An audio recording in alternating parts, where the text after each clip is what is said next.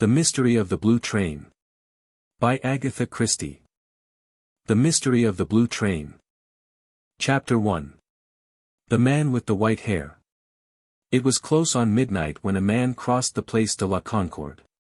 In spite of the handsome fur coat which garbed his meager form, there was something essentially weak and paltry about him.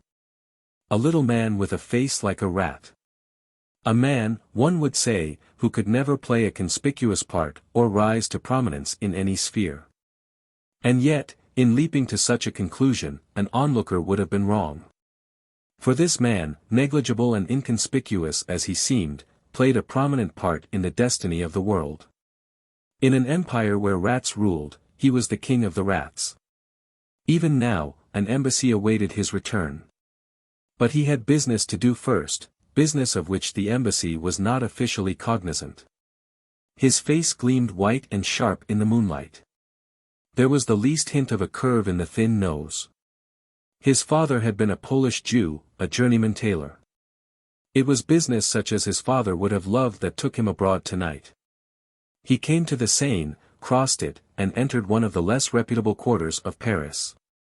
Here he stopped before a tall, dilapidated house and made his way up to an apartment on the 4th floor. He had barely time to knock before the door was opened by a woman who had evidently been awaiting his arrival. She gave him no greeting, but helped him off with his overcoat and then led the way into the tawdrily furnished sitting room. The electric light was shaded with dirty pink festoons, and it softened, but could not disguise, the girl's face with its mask of crude paint. Could not disguise, either, the broad Mongolian cast of her countenance. There was no doubt of Olga Demirov's profession, nor of her nationality. "All is well, little one." "All is well, Boris Ivanovitch." He nodded, murmuring, "I do not think I have been followed."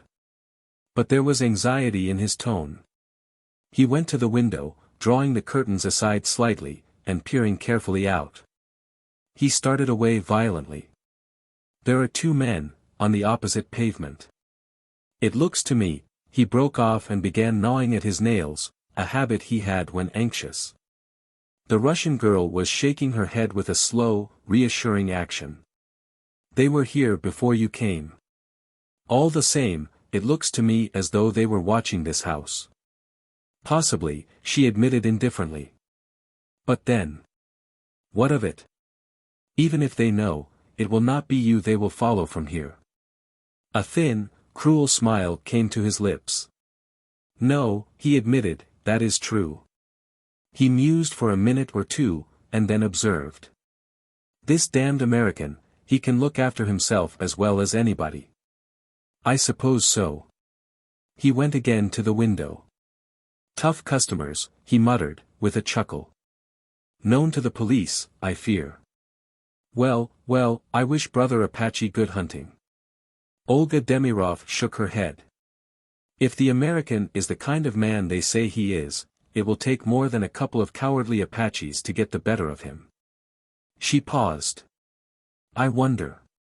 "Well, nothing.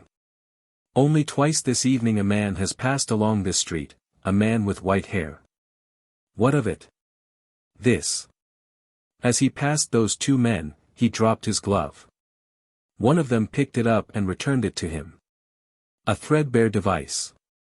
"You mean, that the white-haired man is, their employer?" "Something of the kind." The Russian looked alarmed and uneasy.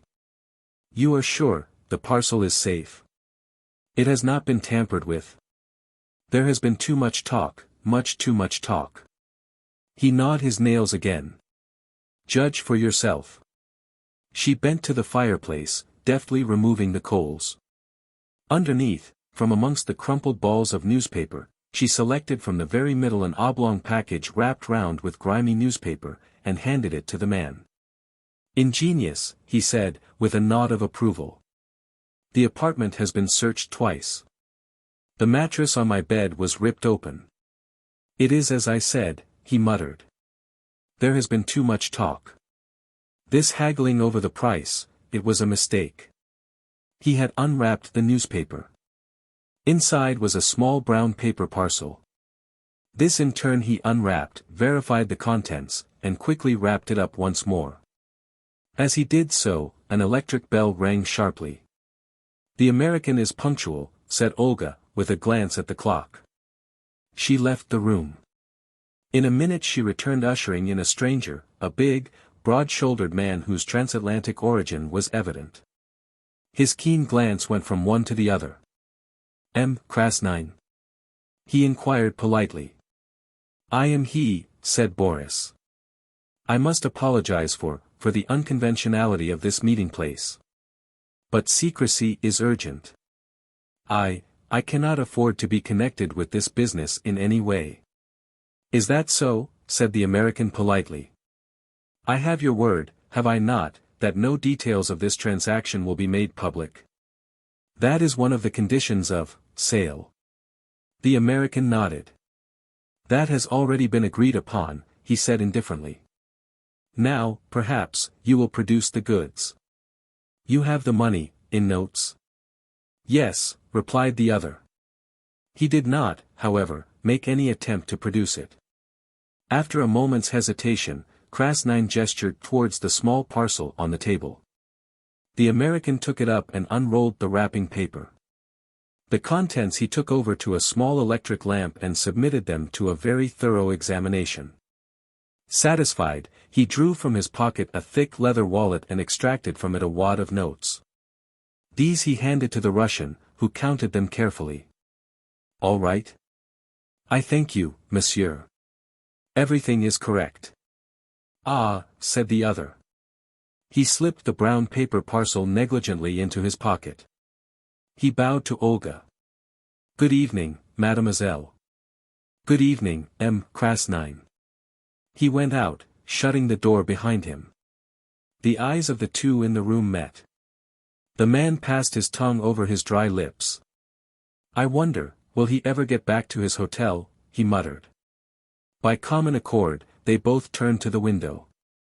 They were just in time to see the American emerge into the street below. He turned to the left and marched along at a good pace without once turning his head. Two shadows stole from a doorway and followed noiselessly. Pursuers and pursued vanished into the night. Olga Demirov spoke. "He will get back safely," she said. "You need not fear, or hope, whichever it is." "Why do you think he will be safe?" asked XXIX curiously. "A man who has made as much money as he has could not possibly be a fool," said Olga. "And talking of money." She looked significantly at XXIX. "My share, Boris Ivanovitch." With some reluctance, XXIX handed over 2 of the notes. She nodded her thanks, with a complete lack of emotion, and tucked them away in her stocking. "That is good," she remarked, with satisfaction. He looked at her curiously. "You have no regrets, Olga Vasilovna?" "Regrets? For what?" "For what has been in your keeping. There are women, most women, I believe, who go mad over such things." She nodded reflectively. "Yes, you speak truth there. Most women have that madness. I have not. I wonder now," she broke off. "Well?" asked the other curiously. "The American will be safe with them, yes, I am sure of that. But afterwards? What are you thinking of?" "He will give them, of course, to some woman," said Olga thoughtfully. "I wonder what will happen then." She shook herself impatiently and went over to the window. Suddenly she uttered an exclamation and called to her companion. "See, he is going down the street now, the man I mean." They both gazed down together. A slim, elegant figure was progressing along at a leisurely pace. He wore an opera hat and a cloak. As he passed a street lamp, the light illumined a thatch of thick white hair. "How do you find this book? Any thoughts about the book or the author? Any suggestion for improvement? Please take a moment to share your thoughts in a comment. If you like it, share it with your friends who might enjoy it as well. Subscribe to keep in touch. Visit CompleteAudiobooks.com for more quality content. Chapter 2. Le Marquis. The man with the white hair continued on his course, unhurried, and seemingly indifferent to his surroundings. He took a side turning to the right and another one to the left. Now and then he hummed a little air to himself. Suddenly he stopped dead and listened intently. He had heard a certain sound. It might have been the bursting of a tire or it might have been a shot. A curious smile played round his lips for a minute. Then he resumed his leisurely walk. On turning a corner he came upon a scene of some activity. A representative of the law was making notes in a pocketbook, and one or two late passers-by had collected on the spot. To one of these the man with the white hair made a polite request for information. "Something has been happening, yes." "Mais oui, monsieur." Two Apaches set upon an elderly American gentleman. "They did him no injury." "No, indeed." The man laughed. The American, he had a revolver in his pocket, and before they could attack him, he fired shots so closely round them that they took alarm and fled. The police, as usual, arrived too late. "Ah," said the inquirer. He displayed no emotion of any kind. Placidly and unconcernedly he resumed his nocturnal strolling. Presently he crossed the Seine and came into the richer areas of the city. It was some 20 minutes later that he came to a stop before a certain house in a quiet but aristocratic thoroughfare. The shop, for shop it was a restrained and unpretentious one. D. Papopolous, dealer in antiques, was so known to fame that he needed no advertisement, and indeed most of his business was not done over a counter. M. Papopolous had a very handsome apartment of his own overlooking the Champs-Élysées. And it might reasonably be supposed that he would have been found there and not at his place of business at such an hour. But the man with the white hair seemed confident of success as he pressed the obscurely placed bell, having first given a quick glance up and down the deserted street. His confidence was not misplaced. The door opened and a man stood in the aperture. He wore gold rings in his ears and was of a swarthy cast of countenance. "Good evening," said the stranger. "Your master is within."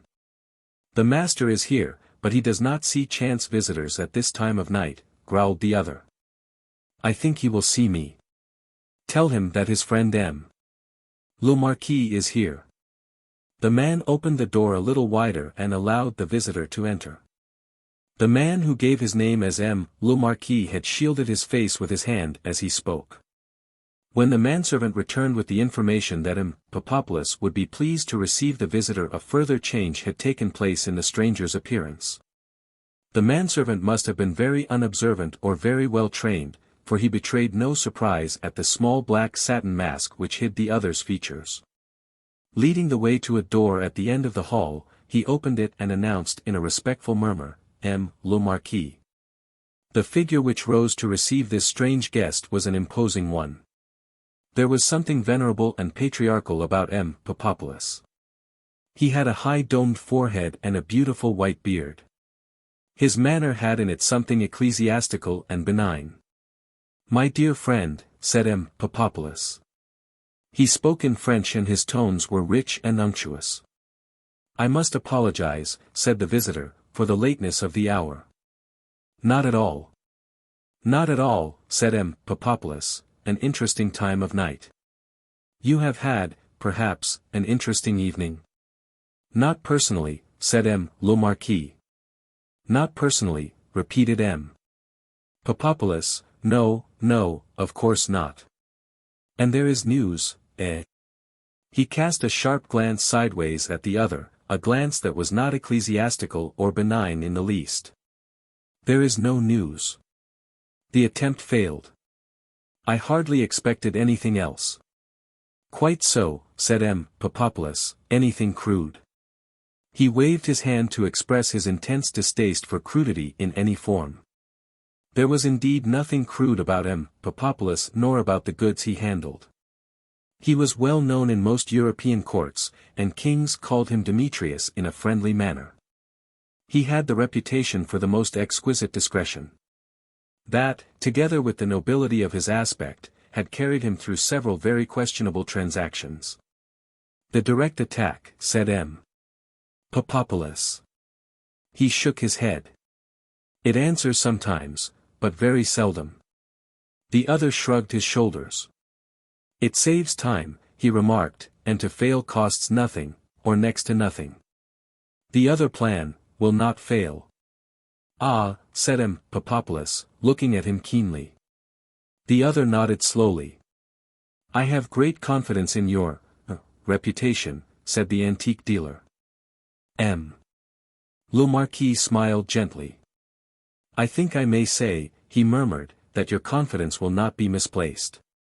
You have unique opportunities, said the other, with a note of envy in his voice. I make them, said M. Le Marquis. He rose and took up the cloak which he had thrown carelessly on the back of a chair. I will keep you informed, M. Papopolous, through the usual channels, but there must be no hitch in your arrangements. M. Papopolous was pained. There is never a hitch in my arrangements, he complained. The other smiled, and without any further word of adieu he left the room, closing the door behind him. M. Papopolous remained in thought for a moment, stroking his venerable white beard, and then moved across to a second door which opened inwards. As he turned the handle, a young woman, who only too clearly had been leaning against it with her ear to the keyhole, stumbled headlong into the room. M. Papopolous displayed neither surprise nor concern. It was evidently all quite natural to him. Well, Zia? He asked. I did not hear him go, explained Zia. She was a handsome young woman, built on Junoesque lines, with dark flashing eyes and such a general air of resemblance to M. Papopolous that it was easy to see they were father and daughter. It is annoying, she continued vexedly, that one cannot see through a keyhole and hear through it at the same time. It has often annoyed me, said M. Papopolous, with great simplicity. So that is M. Le Marquis, said Zia slowly. Does he always wear a mask, father? Always. There was a pause. It is the rubies, I suppose? Asked Zia. Her father nodded. What do you think, my little one? He inquired, with a hint of amusement in his beady black eyes. Of M. Le Marquis? Yes. I think, said Zia slowly, that it is a very rare thing to find a well-bred Englishman who speaks French as well as that. Ah, said M. Papopolous, so that is what you think. As usual, he did not commit himself, but he regarded Zia with benign approval. I thought, too, said Zia, that his head was an odd shape. Massive, said her father, a trifle massive. But then that effect is always created by a wig. They both looked at each other and smiled. Chapter 3. Heart of Fire. Rufus Van Aldin passed through the revolving doors of the Savoy, and walked to the reception desk. The desk clerk smiled a respectful greeting. Pleased to see you back again, Mr. Van Aldin, he said. The American millionaire nodded his head in a casual greeting. Everything all right? He asked. Yes, sir. Major Knighton is upstairs in the suite now. Van Aldin nodded again. Any mail? He vouchsafed. They have all been sent up, Mr. Van Aldin. Oh. Wait a minute. He dived into a pigeon-hole, and produced a letter. Just come this minute, he explained. Rufus Van Aldin took the letter from him, and as he saw the handwriting, a woman's flowing hand, his face was suddenly transformed. The harsh contours of it softened, and the hard line of his mouth relaxed. He looked a different man. He walked across to the lift with the letter in his hand and the smile still on his lips. In the drawing-room of his suite, a young man was sitting at a desk nimbly sorting correspondence with the ease born of long practice. He sprang up as Van Aldin entered. Hello, Knighton. Glad to see you back, sir. Had a good time? So, said the millionaire unemotionally. Paris is rather a one-horse city nowadays. Still, I got what I went over for. He smiled to himself rather grimly. You usually do, I believe, said the secretary, laughing. That's so, agreed the other. He spoke in a matter-of-fact manner, as one stating a well-known fact. Throwing off his heavy overcoat, he advanced to the desk. Anything urgent? I don't think so, sir. Mostly the usual stuff. I have not quite finished sorting it out.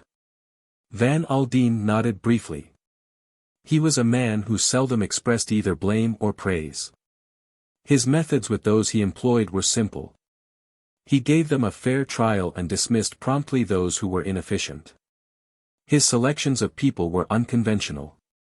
Knighton, for instance, he had met casually at a Swiss resort 2 months previously. He had approved of the fellow, looked up his war record, and found in it the explanation of the limp with which he walked. Knighton had made no secret of the fact that he was looking for a job, and indeed diffidently asked the millionaire if he knew of any available post. Van Aldin remembered, with a grim smile of amusement, the young man's complete astonishment when he had been offered the post of secretary to the great man himself. But I have no experience of business," he had stammered. "That doesn't matter a cuss," Van Aldin had replied. "I have got 3 secretaries already to attend to that kind of thing. But I am likely to be in England for the next 6 months, and I want an Englishman who, well, knows the ropes, and can attend to the social side of things for me." So far, Van Aldin had found his judgment confirmed. Knighton had proved quick, intelligent, and resourceful, and he had a distinct charm of manner. The secretary indicated 3 or 4 letters placed by themselves on the top of the desk. "It might perhaps be as well, sir, if you glanced at these," he suggested. "The top one is about the Colton agreement." But Rufus Van Aldin held up a protesting hand. "I am not going to look at a darn thing tonight," he declared. "They can all wait till the morning. Except this one," he added, looking down at the letter he held in his hand. And again that strange transforming smile stole over his face. Richard Knighton smiled sympathetically. "Mrs. Kettering?" he murmured.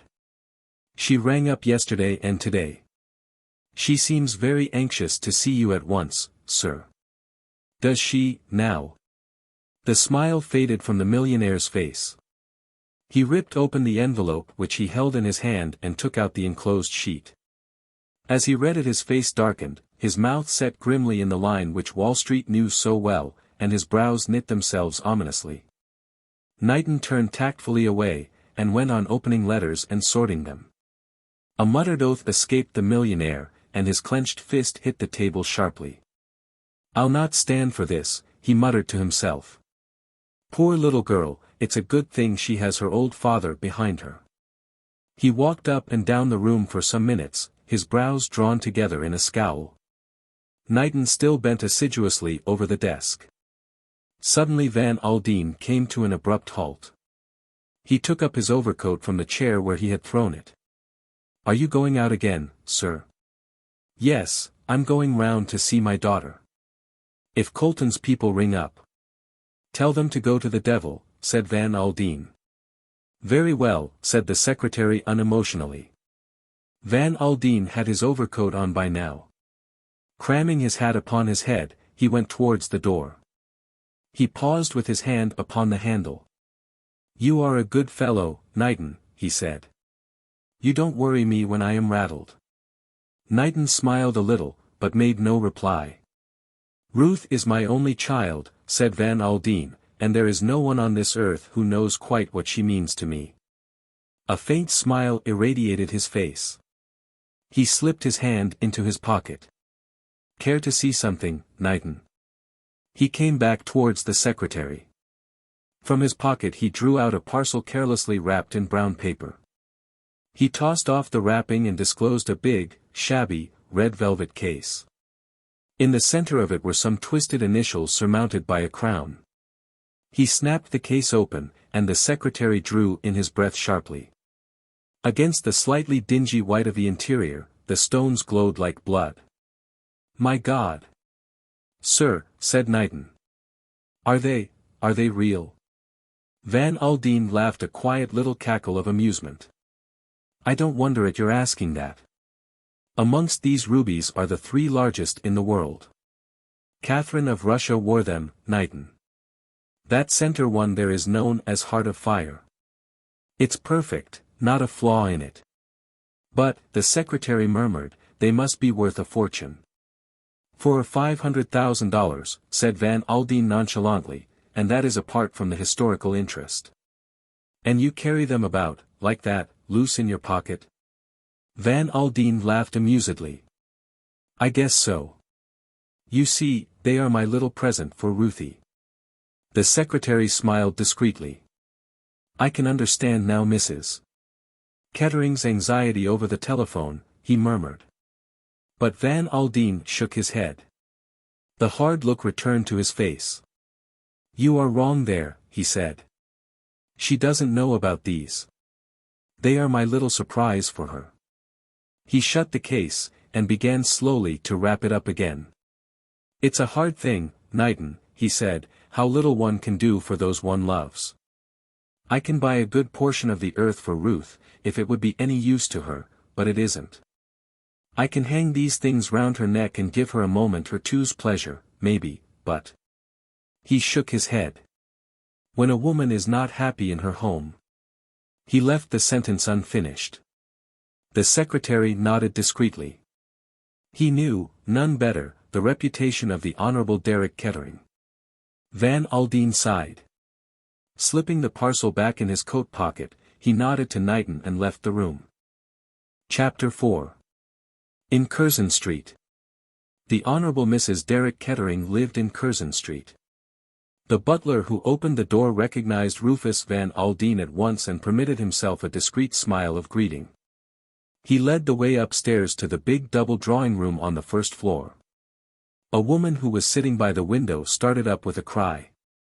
Why, Dad, if that isn't too good for anything. I've been telephoning Major Knighton all day to try and get hold of you, but he couldn't say for sure when you were expected back. Ruth Kettering was 28 years of age. Without being beautiful, or in the real sense of the word even pretty, she was striking looking because of her coloring. Van Aldin had been called carrots and ginger in his time, and Ruth's hair was almost pure auburn. With it went dark eyes and very black lashes, the effect somewhat enhanced by art. She was tall and slender, and moved well. At a careless glance it was the face of a Raphael Madonna.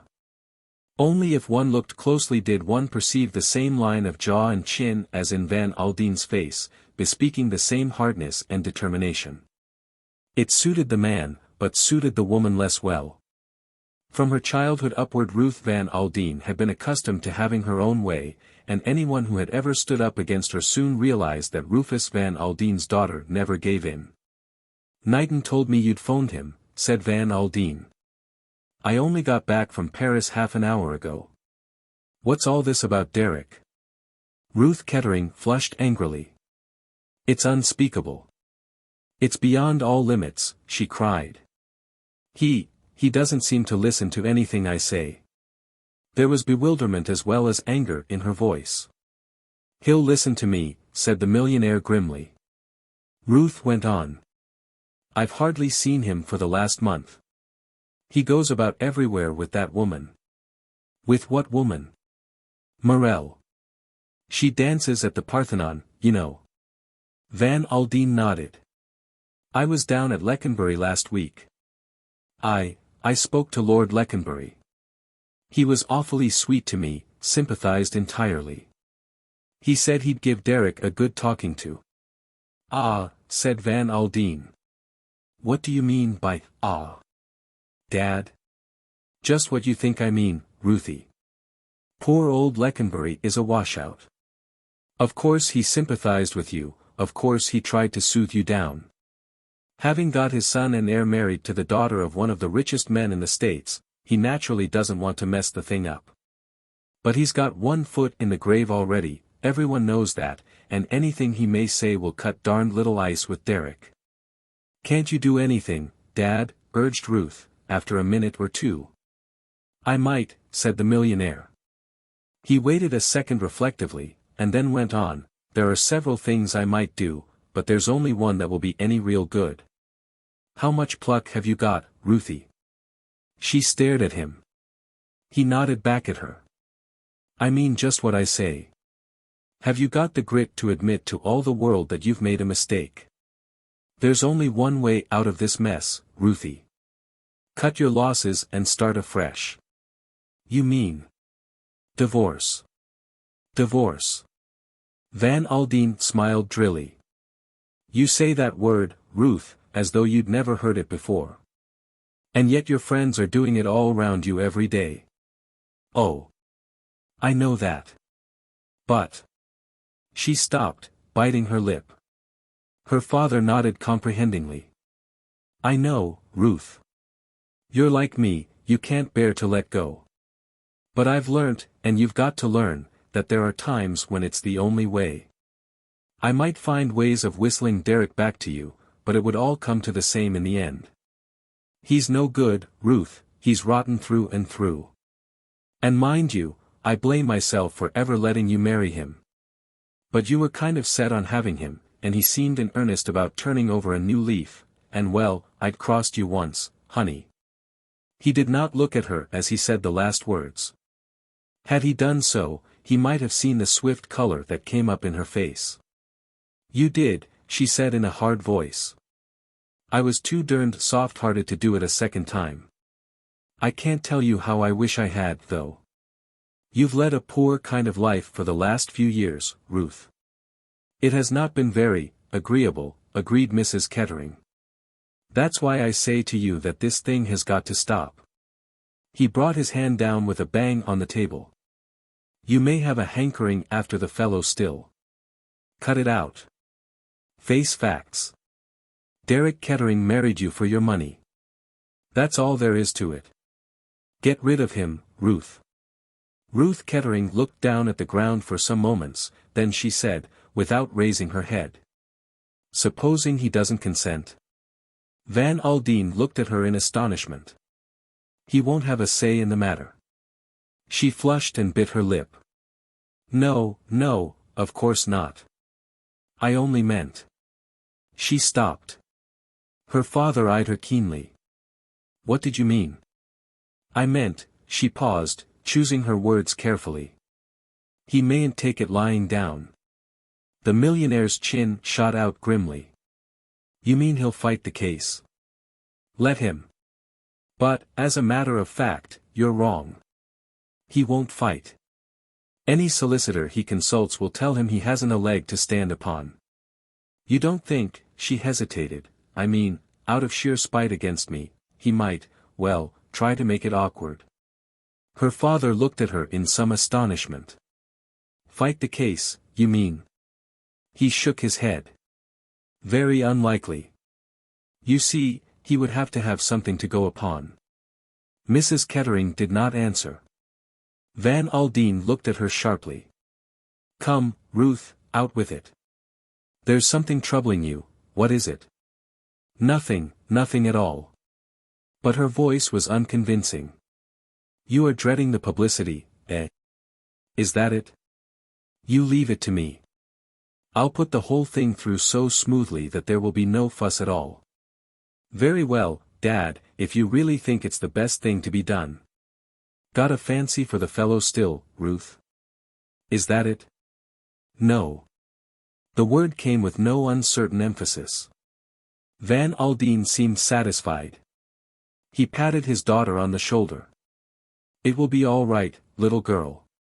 Don't you worry any. Now let's forget about all this. I have brought you a present from Paris. For me. Something very nice. I hope you'll think so, said Van Aldin, smiling. He took the parcel from his coat pocket and handed it to her. She unwrapped it eagerly, and snapped open the case. A long-drawn "oh" came from her lips. Ruth Kettering loved jewels, always had done so. Dad, how wonderful. Rather in a class by themselves, aren't they? Said the millionaire with satisfaction. You like them, eh? Like them? Dad, they're unique. How did you get hold of them? Van Aldin smiled. Ah. That's my secret. They had to be bought privately, of course. They are rather well known. See that big stone in the middle? You have heard of it, maybe, that's the historic Heart of Fire. Heart of Fire, repeated Mrs. Kettering. She had taken the stones from the case and was holding them against her breast. The millionaire watched her. He was thinking of the series of women who had worn the jewels. The heartaches, the despairs, the jealousies. Heart of Fire, like all famous stones, had left behind it a trail of tragedy and violence. Held in Ruth Kettering's assured hand, it seemed to lose its potency of evil. With her cool, equable poise, this woman of the Western world seemed a negation to tragedy or heartburnings. Ruth returned the stones to their case, then, jumping up, she flung her arms round her father's neck. Thank you, Dad. They are wonderful. You do give me the most marvelous presents always. That's all right, said Van Aldin, patting her shoulder. You are all I have, you know, Ruthie. You will stay to dinner, won't you, father? I don't think so. You were going out, weren't you? Yes, but I can easily put that off. Nothing very exciting. No, said Van Aldin. Keep your engagement. I have got a good deal to attend to. See you tomorrow, my dear. Perhaps if I phone you, we can meet at Galbraith's. Messrs. Galbraith, Cuthbertson and Galbraith were Van Aldin's London solicitors. Very well, Dad. She hesitated. I suppose this won't keep me from going to the Riviera? When are you off? On the 14th. Oh, that will be all right. These things take a long time to mature. By the way, Ruth, I shouldn't take those rubies abroad if I were you. Leave them at the bank. Mrs. Kettering nodded. We don't want to have you robbed and murdered for the sake of Heart of Fire, said the millionaire jocosely. And yet you carried it about in your pocket loose, retorted his daughter, smiling. Yes. Some hesitation, caught her attention. What is it, Dad? Nothing. He smiled. Thinking of a little adventure of mine in Paris. An adventure? Yes, the night I bought these things. He made a gesture towards the jewel case. Oh, do tell me. Nothing to tell, Ruthie.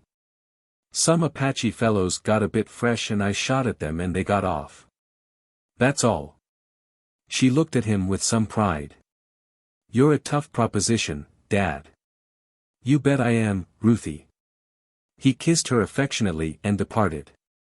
On arriving back at the Savoy, he gave a curt order to Knighton. Get hold of a man called Goby, you'll find his address in my private book.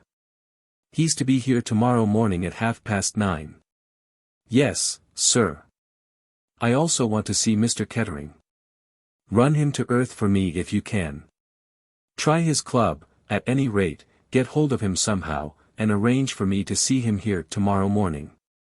Better make it latish, about 12. His sort aren't early risers. The secretary nodded in comprehension of these instructions. Van Aldin gave himself into the hands of his valet. His bath was prepared, and as he lay luxuriating in the hot water, his mind went back over the conversation with his daughter. On the whole he was well satisfied. His keen mind had long since accepted the fact that divorce was the only possible way out. Ruth had agreed to the proposed solution with more readiness than he had hoped for. Yet, in spite of her acquiescence, he was left with a vague sense of uneasiness. Something about her manner, he felt, had not been quite natural. He frowned to himself. Maybe I'm fanciful, he muttered, and yet, I bet there's something she has not told me. Chapter 5. A Useful Gentleman. Rufus Van Aldin had just finished the sparse breakfast of coffee and dry toast, which was all he ever allowed himself, when Knighton entered the room. Mr. Goby is below, sir, waiting to see you. The millionaire glanced at the clock. It was just 9:30. All right, he said curtly. He can come up. A minute or two later, Mr. Goby entered the room. He was a small, elderly man, shabbily dressed, with eyes that looked carefully all round the room, and never at the person he was addressing. "Good morning, Goby," said the millionaire. "Take a chair." "Thank you, Mr. Van Aldin." Mr. Goby sat down with his hands on his knees, and gazed earnestly at the radiator. "I have got a job for you." "Yes, Mr. Van Aldin. My daughter is married to the Honourable Derek Kettering, as you may perhaps know." Mr. Goby transferred his gaze from the radiator to the left-hand drawer of the desk, and permitted a deprecating smile to pass over his face. Mr. Goby knew a great many things, but he always hated to admit the fact. "By my advice, she is about to file a petition for divorce. That, of course, is a solicitor's business. But, for private reasons, I want the fullest and most complete information." Mr. Goby looked at the cornice and murmured. "About Mr. Kettering?" "About Mr. Kettering." "Very good, sir." Mr. Goby rose to his feet. "When will you have it ready for me?" "Are you in a hurry, sir?" "I'm always in a hurry," said the millionaire. Mr. Goby smiled understandingly at the fender. "Shall we say 2 o'clock this afternoon, sir?" he asked. "Excellent," approved the other. "Good morning, Goby." "Good morning, Mr. Van Aldin." "That's a very useful man," said the millionaire as Goby went out and his secretary came in. "In his own line he's a specialist." "What is his line?" "Information. Give him 24 hours and he would lay the private life of the Archbishop of Canterbury bare for you." "A useful sort of chap," said Knighton, with a smile. "He has been useful to me once or twice," said Van Aldin. "Now then, Knighton, I'm ready for work." The next few hours saw a vast quantity of business rapidly transacted.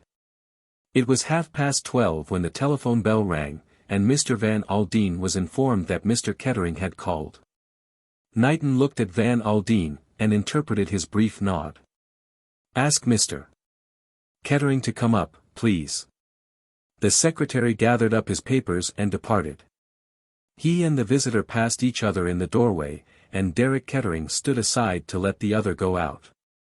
Then he came in, shutting the door behind him. "Good morning, sir. You are very anxious to see me, I hear." The lazy voice with its slightly ironic inflection roused memories in Van Aldin. There was charm in it, there had always been charm in it.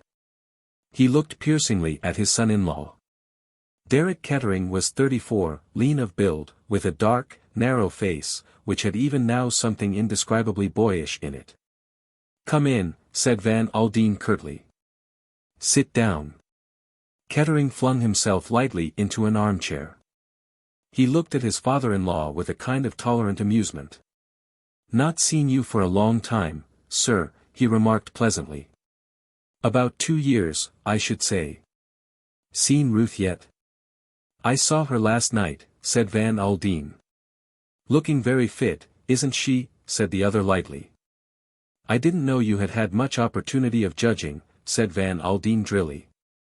Derek Kettering raised his eyebrows.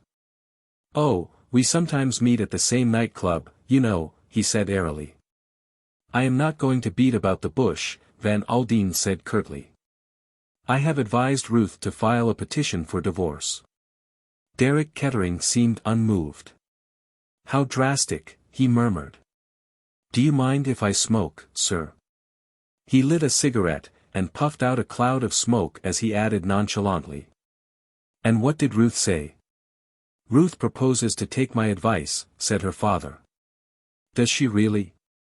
"Is that all you have got to say?" demanded Van Aldin sharply. Kettering flicked his ash into the grate. "I think, you know," he said, with a detached air, "that she's making a great mistake." "From your point of view she doubtless is," said Van Aldin grimly. "Oh, come now," said the other. "Don't let's be personal. I really wasn't thinking of myself at the moment. I was thinking of Ruth. You know my poor old governor really can't last much longer, all the doctors say so. Ruth had better give it a couple more years, then I shall be Lord Leconbury, and she can be chatelaine of Leconbury, which is what she married me for. I won't have any of your darned impudence, roared Van Aldin. Derek Kettering smiled at him quite unmoved. I agree with you. It's an obsolete idea, he said. There's nothing in a title nowadays. Still, Leconbury is a very fine old place, and, after all, we are one of the oldest families in England. It will be very annoying for Ruth if she divorces me to find me marrying again, and some other woman queening it at Leconbury instead of her. I am serious, young man, said Van Aldin. Oh, so am I, said Kettering. I am in very low water financially. It will put me in a nasty hole if Ruth divorces me, and, after all, if she has stood it for 10 years, why not stand it a little longer? I give you my word of honor that the old man can't possibly last out another 18 months, and, as I said before, it's a pity Ruth shouldn't get what she married me for. You suggest that my daughter married you for your title and position? Derek Kettering laughed a laugh that was not all amusement. You don't think it was a question of a love match? He asked. I know, said Van Aldin slowly, that you spoke very differently in Paris 10 years ago. Did I? Perhaps I did. Ruth was very beautiful, you know, rather like an angel or a saint, or something that had stepped down from a niche in a church. I had fine ideas, I remember, of turning over a new leaf, of settling down and living up to the highest traditions of English home life with a beautiful wife who loved me. He laughed again, rather more discordantly. But you don't believe that, I suppose, he said. I have no doubt at all that you married Ruth for her money, said Van Aldin unemotionally. And that she married me for love? Asked the other ironically. Certainly, said Van Aldin. Derek Kettering stared at him for a minute or two, then he nodded reflectively. I see you believe that, he said. So did I at the time. I can assure you, my dear father-in-law, I was very soon undeceived. I don't know what you are getting at, said Van Aldin, and I don't care. You have treated Ruth darned badly.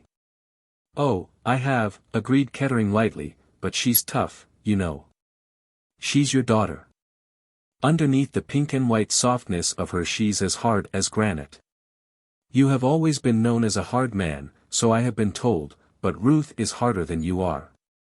You, at any rate, love one person better than yourself. Ruth never has and never will. That is enough, said Van Aldin. I asked you here so that I could tell you fair and square what I meant to do. My girl has got to have some happiness, and remember this, I am behind her. Derek Kettering got up and stood by the mantelpiece. He tossed away his cigarette. When he spoke, his voice was very quiet. What exactly do you mean by that, I wonder, he said. I mean, said Van Aldin, that you had better not try to defend the case. Oh, said Kettering. Is that a threat? You can take it any way you please, said Van Aldin. Kettering drew a chair up to the table. He sat down fronting the millionaire. And supposing, he said softly, that, just for argument's sake, I did defend the case. Van Aldin shrugged his shoulders. You have not got a leg to stand upon, you young fool. Ask your solicitors, they will soon tell you. Your conduct has been notorious, the talk of London. Ruth has been kicking up a row about Mirelle, I suppose. Very foolish of her. I don't interfere with her friends. What do you mean? Said Van Aldin sharply. Derek Kettering laughed. I see you don't know everything, sir, he said. You are, perhaps naturally, prejudiced. He took up his hat and stick and moved towards the door. Giving advice is not much in my line. He delivered his final thrust. But, in this case, I should advise most strongly perfect frankness between father and daughter. He passed quickly out of the room and shut the door behind him just as the millionaire sprang up. Now, what the hell did he mean by that? Said Van Aldin as he sank back into his chair again. All his uneasiness returned in full force. There was something here that he had not yet got to the bottom of. The telephone was by his elbow. He seized it, and asked for the number of his daughter's house. Hello. Hello.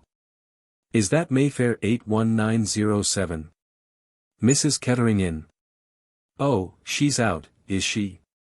Yes, out to lunch. What time will she be in? You don't know. Oh, very good, no, there's no message. He slammed the receiver down again angrily. At 2 o'clock he was pacing the floor of his room waiting expectantly for Goby. The latter was ushered in at 10 minutes past 2. Well, barked the millionaire sharply. But little Mr. Goby was not to be hurried. He sat down at the table, produced a very shabby pocketbook, and proceeded to read from it in a monotonous voice. The millionaire listened attentively, with an increasing satisfaction. Goby came to a full stop, and looked attentively at the wastepaper basket. Said Van Aldin. That seems pretty definite. The case will go through like winking. The hotel evidence is all right, I suppose. Cast iron, said Mr. Goby, and looked malevolently at a gilt armchair. And financially he's in very low water. He's trying to raise a loan now, you say? Has already raised practically all he can upon his expectations from his father. Once the news of the divorce gets about, he won't be able to raise another cent, and not only that, his obligations can be bought up and pressure can be put upon him from that quarter. We have got him, Goby, we have got him in a cleft stick. He hit the table a bang with his fist. His face was grim and triumphant. The information, said Mr. Goby in a thin voice, seems satisfactory. I have got to go round to Curzon Street now, said the millionaire. I am much obliged to you, Goby. You are the goods all right. A pale smile of gratification showed itself on the little man's face. Thank you, Mr. Van Aldin, he said, I try to do my best. Van Aldin did not go direct to Curzon Street. He went first to the city, where he had 2 interviews which added to his satisfaction. From there he took the tube to Down Street. As he was walking along Curzon Street, a figure came out of No. 160, and turned up the street towards him, so that they passed each other on the pavement. For a moment, the millionaire had fancied it might be Derek Kettering himself. The height and build were not unlike. But as they came face to face, he saw that the man was a stranger to him. At least, no, not a stranger. His face awoke some call of recognition in the millionaire's mind, and it was associated definitely with something unpleasant. He cudgelled his brains in vain, but the thing eluded him. He went on, shaking his head irritably. He hated to be baffled. Ruth Kettering was clearly expecting him. She ran to him and kissed him when he entered. Well, Dad, how are things going? Very well, said Van Aldin, but I have got a word or two to say to you, Ruth. Almost insensibly he felt the change in her. Something shrewd and watchful replaced the impulsiveness of her greeting. She sat down in a big armchair. Well, Dad, she asked. What is it? I saw your husband this morning, said Van Aldin. You saw Derek? I did. He said a lot of things, most of which were darn cheek. Just as he was leaving, he said something that I didn't understand. He advised me to be sure that there was perfect frankness between father and daughter. What did he mean by that, Ruthie? Mrs. Kettering moved a little in her chair. I don't know, Dad. How should I? Of course you know, said Van Aldin. He said something else, about his having his friends and not interfering with yours. What did he mean by that? I don't know, said Ruth Kettering again. Van Aldin sat down. His mouth set itself in a grim line. See here, Ruth. I am not going into this with my eyes closed. I am not at all sure that that husband of yours doesn't mean to make trouble. Now, he can't do it, I am sure of that. I have got the means to silence him, to shut his mouth for good and all, but I have got to know if there's any need to use those means. What did he mean by your having your own friends? Mrs. Kettering shrugged her shoulders. I have got lots of friends, she said uncertainly. I don't know what he meant, I am sure. You do, said Van Aldin. He was speaking now as he might have spoken to a business adversary. I will put it plainer. Who is the man? What man? The man. That's what Derek was driving at. Some special man who is a friend of yours. You needn't worry, honey, I know there is nothing in it, but we have got to look at everything as it might appear to the court. They can twist these things about a good deal, you know. I want to know who the man is, and just how friendly you have been with him. Ruth didn't answer. Her hands were kneading themselves together in intense nervous absorption. Come, honey, said Van Aldin in a softer voice. Don't be afraid of your old dad. I was not too harsh, was I, even that time in Paris, by gosh. He stopped, thunderstruck. That's who it was, he murmured to himself. I thought I knew his face. What are you talking about, Dad? I don't understand. The millionaire strode across to her and took her firmly by the wrist. See here, Ruth, have you been seeing that fellow again? What fellow? The one we had all that fuss about years ago. You know who I mean well enough. You mean, she hesitated, you mean the Comte de la Roche? Comte de la Roche. Snorted Van Aldin. I told you at the time that the man was no better than a swindler. You had entangled yourself with him then very deeply, but I got you out of his clutches. Yes, you did, said Ruth bitterly. And I married Derek Kettering. You wanted to, said the millionaire sharply. She shrugged her shoulders. And now, said Van Aldin slowly, you have been seeing him again, after all I told you. He has been in the house today. I met him outside, and couldn't place him for the moment. Ruth Kettering had recovered her composure. I want to tell you one thing, Dad, you are wrong about Armand, the Comte de la Roche, I mean. Oh, I know there were several regrettable incidents in his youth, he has told me about them, but, well, he has cared for me always. It broke his heart when you parted us in Paris, and now. She was interrupted by the snort of indignation her father gave. So you fell for that stuff, did you? You, a daughter of mine. My God. He threw up his hands. That women can be such darn fools. Chapter 6. Mirelle. Derek Kettering emerged from Van Aldin's suite so precipitately that he collided with a lady passing across the corridor. He apologized, and she accepted his apologies with a smiling reassurance and passed on, leaving with him a pleasant impression of a soothing personality and rather fine gray eyes. For all his nonchalance, his interview with his father-in-law had shaken him more than he cared to show. He had a solitary lunch, and after it, frowning to himself a little, he went round to the sumptuous flat that housed the lady known as Mirelle. A trim Frenchwoman received him with smiles. But enter then, monsieur. Madame reposes herself.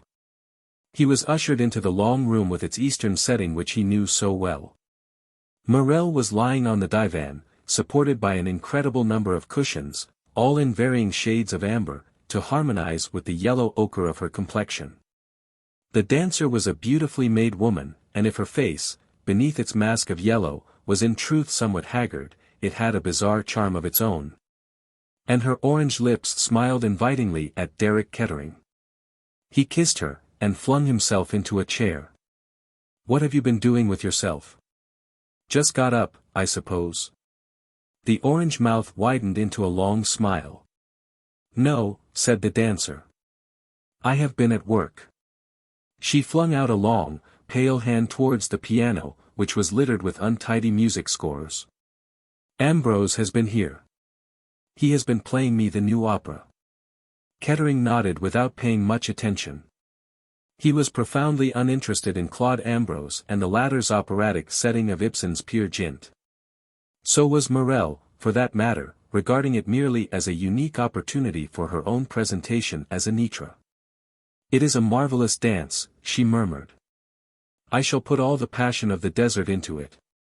I shall dance hung over with jewels, ah. And, by the way, mon ami, there is a pearl that I saw yesterday in Bond Street, a black pearl. She paused, looking at him invitingly. My dear girl, said Kettering, it's no use talking of black pearls to me. At the present minute, as far as I am concerned, the fat is in the fire. She was quick to respond to his tone. She sat up, her big black eyes widening. What is that you say, Derek? What has happened? My esteemed father-in-law, said Kettering, is preparing to go off the deep end. In other words, he wants Ruth to divorce me. How stupid, said Mirelle. Why should she want to divorce you? Derek Kettering grinned. Mainly because of you, Sherry, he said. Mirelle shrugged her shoulders. That is foolish, she observed in a matter-of-fact voice. Very foolish, agreed Derek. What are you going to do about it? Demanded Mirelle. My dear girl, what can I do? On the one side, the man with unlimited money. On the other side, the man with unlimited debts. There is no question as to who will come out on top. They are extraordinary, these Americans, commented Mirelle. It is not as though your wife were fond of you. Well, said Derek, what are we going to do about it? She looked at him inquiringly. He came over and took both her hands in his. Are you going to stick to me? What do you mean? After. Yes, said Kettering. After, when the creditors come down like wolves on the fold. I am damned fond of you, Mirelle. Are you going to let me down? She pulled her hands away from him. You know I adore you, Derek. He caught the note of evasion in her voice. So that's that, is it? The rats will leave the sinking ship. Ah, Derek. Out with it, he said violently. You will fling me over, is that it? She shrugged her shoulders. I am fond of you, mon ami, indeed I am fond of you. You are very charming, un beau garçon, but ce n'est pas pratique. You are a rich man's luxury, eh? Is that it? If you like to put it that way. She leaned back on the cushions, her head flung back. All the same, I am fond of you, Derek. He went over to the window and stood there some time looking out, with his back to her. Presently the dancer raised herself on her elbow and stared at him curiously. What are you thinking of, mon ami? He grinned at her over his shoulder, a curious grin, that made her vaguely uneasy. As it happened, I was thinking of a woman, my dear. A woman, eh? Mirelle pounced on something that she could understand. You are thinking of some other woman, is that it? Oh, you needn't worry, it is purely a fancy portrait. Portrait of a lady with grey eyes. Mirelle said sharply, when did you meet her? Derek Kettering laughed, and his laughter had a mocking, ironical sound. I ran into the lady in the corridor of the Savoy Hotel. Well. What did she say? As far as I can remember, I said, I beg your pardon, and she said, it doesn't matter, or words to that effect. And then, persisted the dancer. Kettering shrugged his shoulders. And then, nothing. That was the end of the incident. I don't understand a word of what you are talking about, declared the dancer. Portrait of a lady with grey eyes, murmured Derek reflectively. Just as well I am never likely to meet her again. Why? She might bring me bad luck. Women do. Mirelle slipped quietly from her couch, and came across to him, laying one long, snake-like arm round his neck. You are foolish, Derek, she murmured. You are very foolish. You are beau garçon, and I adore you, but I am not made to be poor, no, decidedly I am not made to be poor. Now listen to me, everything is very simple. You must make it up with your wife. I am afraid that's not going to be actually in the sphere of practical politics, said Derek drily. How do you say? I do not understand. Van Aldin, my dear, is not taking any. He is the kind of man who makes up his mind and sticks to it. I have heard of him, nodded the dancer. He is very rich, is he not? Almost the richest man in America. A few days ago, in Paris, he bought the most wonderful ruby in the world, Heart of Fire, it is called. Kettering did not answer. The dancer went on musingly. It is a wonderful stone, a stone that should belong to a woman like me. I love jewels, Diric, they say something to me. Ah! To wear a ruby like Heart of Fire. She gave a little sigh, and then became practical once more. You don't understand these things, Diric, you are only a man. Van Aldin will give these rubies to his daughter, I suppose. Is she his only child? Yes. Then when he dies, she will inherit all his money. She will be a rich woman. She is a rich woman already, said Kettering drily. He settled a couple of millions on her at her marriage. A couple of million. But that is immense. And if she died suddenly, that would all come to you. As things stand at present, said Kettering slowly, it would. As far as I know she has not made a will. Mon Dieu, said the dancer. If she were to die, what a solution that would be. There was a moment's pause, and then Derek Kettering laughed outright. I like your simple, practical mind, Mirelle, but I am afraid what you desire won't come to pass. My wife is an extremely healthy person.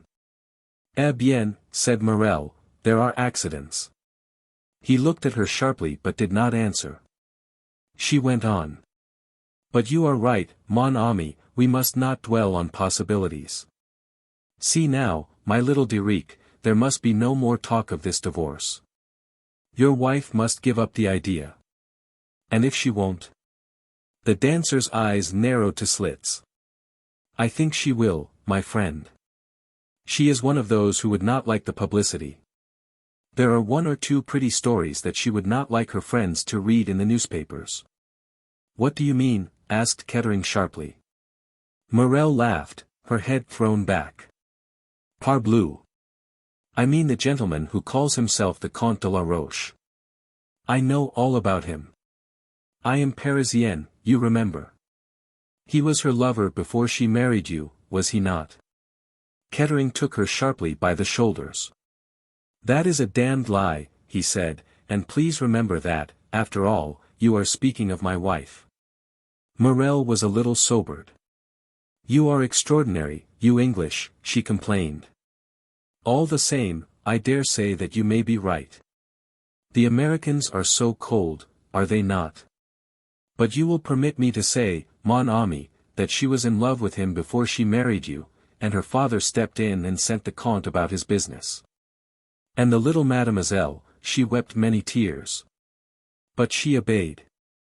Still, you must know as well as I do, Diric, that it is a very different story now.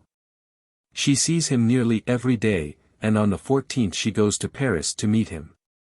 How do you know all this? Demanded Kettering. Me? I have friends in Paris, my dear Diric, who know the Comte intimately. It is all arranged. She is going to the Riviera, so she says, but in reality the Comte meets her in Paris and, who knows? Yes, yes, you can take my word for it, it is all arranged. Derek Kettering stood motionless. You see, purred the dancer, if you are clever, you have her in the hollow of your hand. You can make things very awkward for her. Oh, for God's sake be quiet, cried Kettering. Shut your cursed mouth. Mirelle flung herself down again on the divan with a laugh. Kettering caught up his hat and coat and left the flat, banging the door violently. And still the dancer sat on the divan and laughed softly to herself. She was not displeased with her work. Chapter 7. Letters. Mrs. Samuel Harfield presents her compliments to Miss Catherine Grey and wishes to point out that under the circumstances Miss Grey may not be aware. Mrs. Harfield, having written so far fluently, came to a dead stop, held up by what has proved an insuperable difficulty to many other people, namely, the difficulty of expressing oneself fluently in the third person. After a minute or two of hesitation, Mrs. Harfield tore up the sheet of notepaper and started afresh. Dear Miss Grey, whilst fully appreciating the adequate way you discharged your duties to my cousin Emma, whose recent death has indeed been a severe blow to us all. I cannot but feel. Again Mrs. Harfield came to a stop. Once more the letter was consigned to the wastepaper basket. It was not until 4 false starts had been made that Mrs. Harfield at last produced an epistle that satisfied her. It was duly sealed and stamped and addressed to Miss Katherine Grey, Little Crampton Street, Mary Mead, Kent, and it lay beside the lady's plate on the following morning at breakfast time in company with a more important-looking communication in a long blue envelope. Katherine Grey opened Mrs. Harfield's letter first. The finished production ran as follows. Dear Miss Grey, my husband and I wish to express our thanks to you for your services to my poor cousin, Emma. Her death has been a great blow to us, though we were, of course, aware that her mind has been failing for some time past. I understand that her latter testamentary dispositions have been of a most peculiar character, and they would not hold good, of course, in any court of law. I have no doubt that, with your usual good sense, you have already realized this fact. If these matters can be arranged privately, it is always so much better, my husband says. We shall be pleased to recommend you most highly for a similar post, and hope that you will also accept a small present. Believe me, dear Miss Grey, yours cordially, Mary Ann Harfield. Katherine Grey read the letter through, smiled a little, and read it a second time. Her face as she laid the letter down after the second reading was distinctly amused. Then she took up the second letter. After one brief perusal she laid it down and stared very straight in front of her. This time she did not smile. Indeed, it would have been hard for anyone watching her to guess what emotions lay behind that quiet, reflective gaze. Katherine Grey was 33. She came of good family, but her father had lost all his money, and Katherine had had to work for her living from an early age. She had been just 23 when she had come to old Mrs. Harfield as companion. It was generally recognized that old Mrs. Harfield was difficult. Companions came and went with startling rapidity. They arrived full of hope and they usually left in tears. But from the moment Katherine Grey set foot in Little Crampton, 10 years ago, perfect peace had reigned. No one knows how these things come about.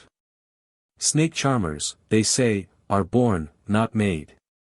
Katherine Grey was born with the power of managing old ladies, dogs, and small boys, and she did it without any apparent sense of strain. At 23 she had been a quiet girl with beautiful eyes. At 33 she was a quiet woman, with those same grey eyes, shining steadily out on the world with a kind of happy serenity that nothing could shake. Moreover, she had been born with, and still possessed, a sense of humor. As she sat at the breakfast table, staring in front of her, there was a ring at the bell, accompanied by a very energetic rat-a-tat-tat at the knocker. In another minute the little maidservant opened the door and announced rather breathlessly, Dr. Harrison. The big, middle-aged doctor came bustling in with the energy and breeziness that had been foreshadowed by his onslaught on the knocker. Good morning, Miss Grey. Good morning, Dr. Harrison. I dropped in early, began the doctor, in case you should have heard from one of those Harfield cousins. Mrs. Samuel, she calls herself, a perfectly poisonous person. Without a word, Katherine picked up Mrs. Harfield's letter from the table and gave it to him. With a good deal of amusement she watched his perusal of it, the drawing together of the bushy eyebrows, the snorts and grunts of violent disapproval. He dashed it down again on the table. Perfectly monstrous, he fumed. Don't you let it worry you, my dear. They're talking through their hat. Mrs. Harfield's intellect was as good as yours or mine, and you won't get anyone to say the contrary. They wouldn't have a leg to stand upon, and they know it. All that talk of taking it into court is pure bluff. Hence this attempt to get round you in a hole-and-corner way. And look here, my dear, don't let them get round you with soft soap either. Don't get fancying it's your duty to hand over the cash, or any tomfoolery of conscientious scruples. I'm afraid it hasn't occurred to me to have scruples, said Katherine. All these people are distant relatives of Mrs. Harfield's husband, and they never came near her or took any notice of her in her lifetime. You're a sensible woman, said the doctor. I know, none better, that you've had a hard life of it for the last 10 years. You're fully entitled to enjoy the old lady's savings, such as they were. Katherine smiled thoughtfully. Such as they were, she repeated. You've no idea of the amount, doctor. Well, enough to bring in 500 a year or so, I suppose. Katherine nodded. That's what I thought, she said. Now read this. She handed him the letter she had taken from the long blue envelope. The doctor read and uttered an exclamation of utter astonishment. Impossible, he muttered. Impossible. She was one of the original shareholders in Mortals. 40 years ago she must have had an income of 8 or 10,000 a year. She has never, I am sure, spent more than 400 a year. She was always terribly careful about money. I always believed that she was obliged to be careful about every penny. And all the time the income has accumulated at compound interest. My dear, you're going to be a very rich woman. Catherine Grey nodded. Yes, she said, I am. She spoke in a detached, impersonal tone, as though she were looking at the situation from outside. Well, said the doctor, preparing to depart, you have all my congratulations. He flicked Mrs. Samuel Harfield's letter with his thumb. Don't worry about that woman and her odious letter. It really isn't an odious letter, said Miss Grey tolerantly. Under the circumstances, I think it's really quite a natural thing to do. I have the gravest suspicions of you sometimes, said the doctor.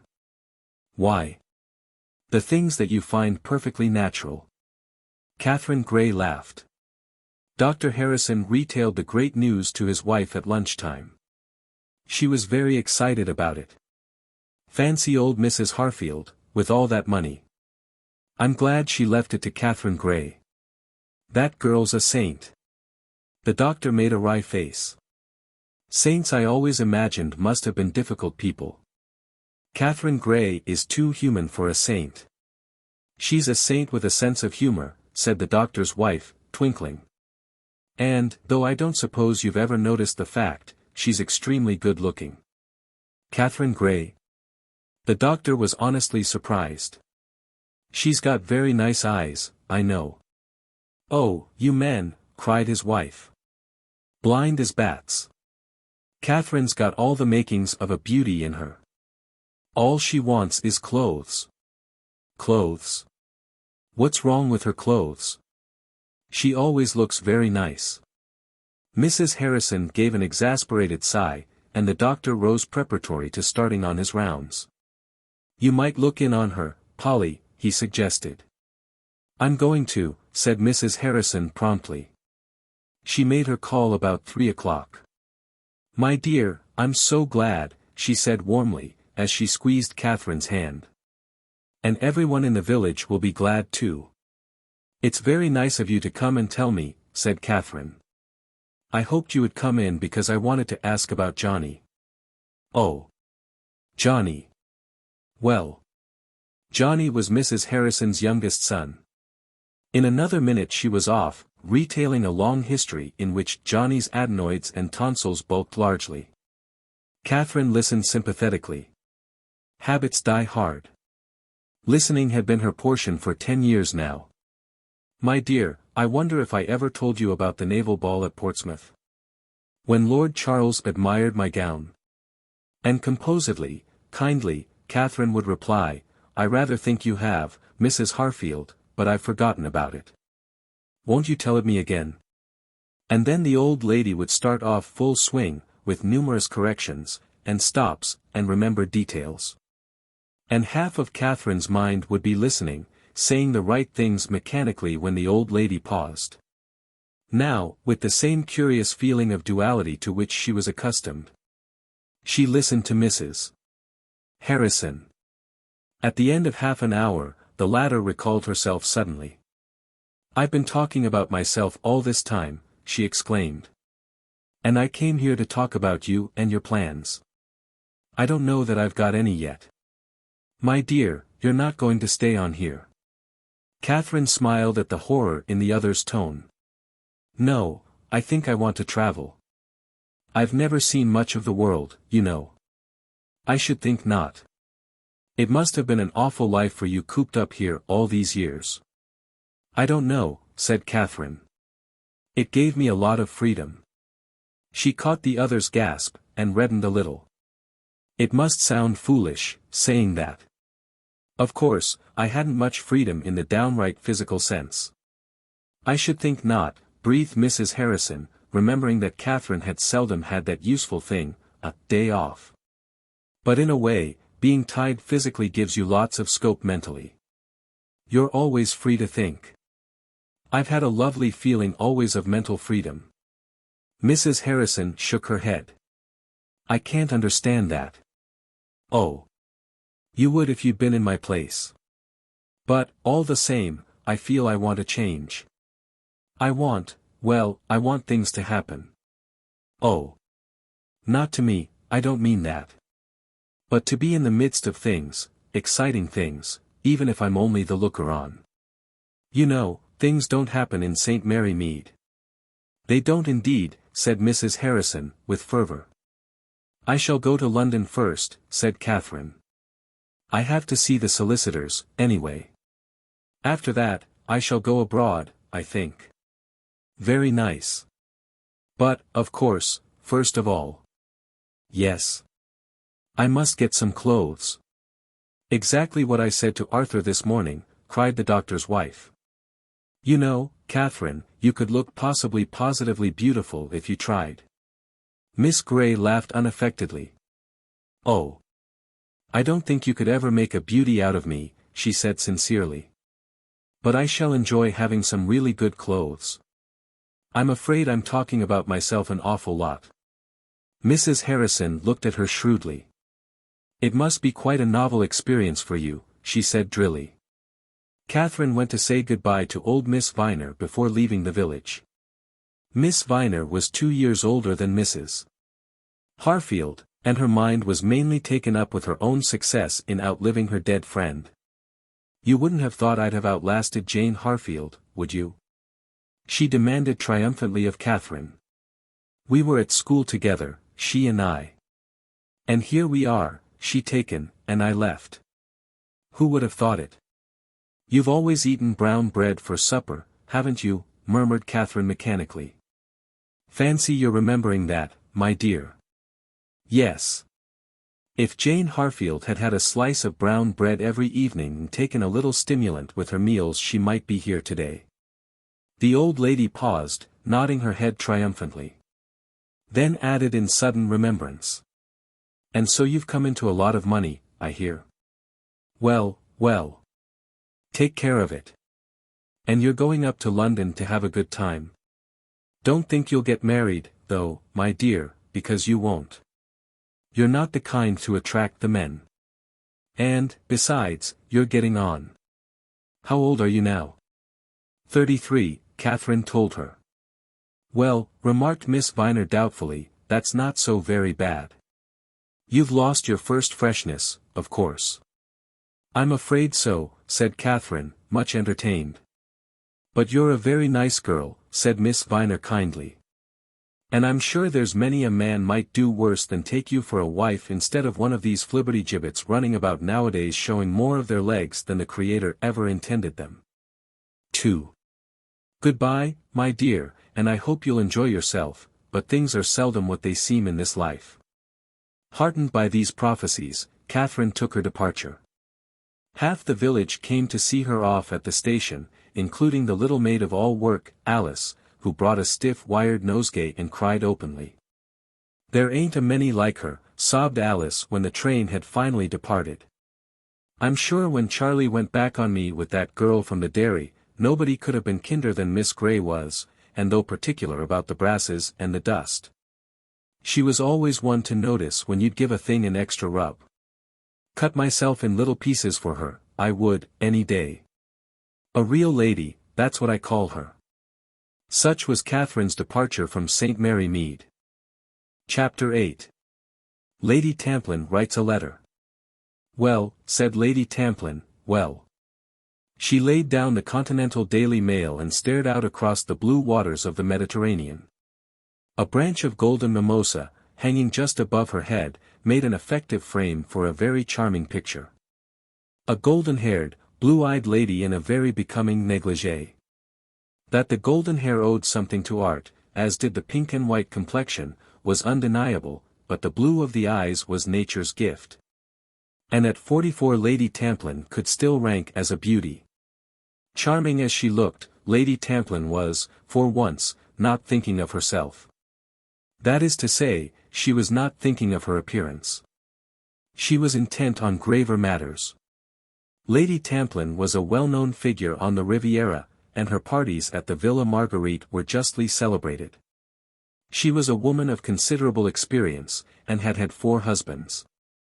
The first had been merely an indiscretion, and so was seldom referred to by the lady. He had had the good sense to die with commendable promptitude, and his widow thereupon espoused a rich manufacturer of buttons. He too had departed for another sphere after 3 years of married life, it was said after a congenial evening with some boon companions. After him came Viscount Tamplin, who had placed Rosalie securely on those heights where she wished to tread. She retained her title when she married for a 4th time. This 4th venture had been undertaken for pure pleasure. Mr. Charles Evans, an extremely good-looking young man of 27, with delightful manners, a keen love of sport, and an appreciation of this world's goods, had no money of his own whatsoever. Lady Tamplin was very pleased and satisfied with life generally, but she had occasional faint preoccupations about money.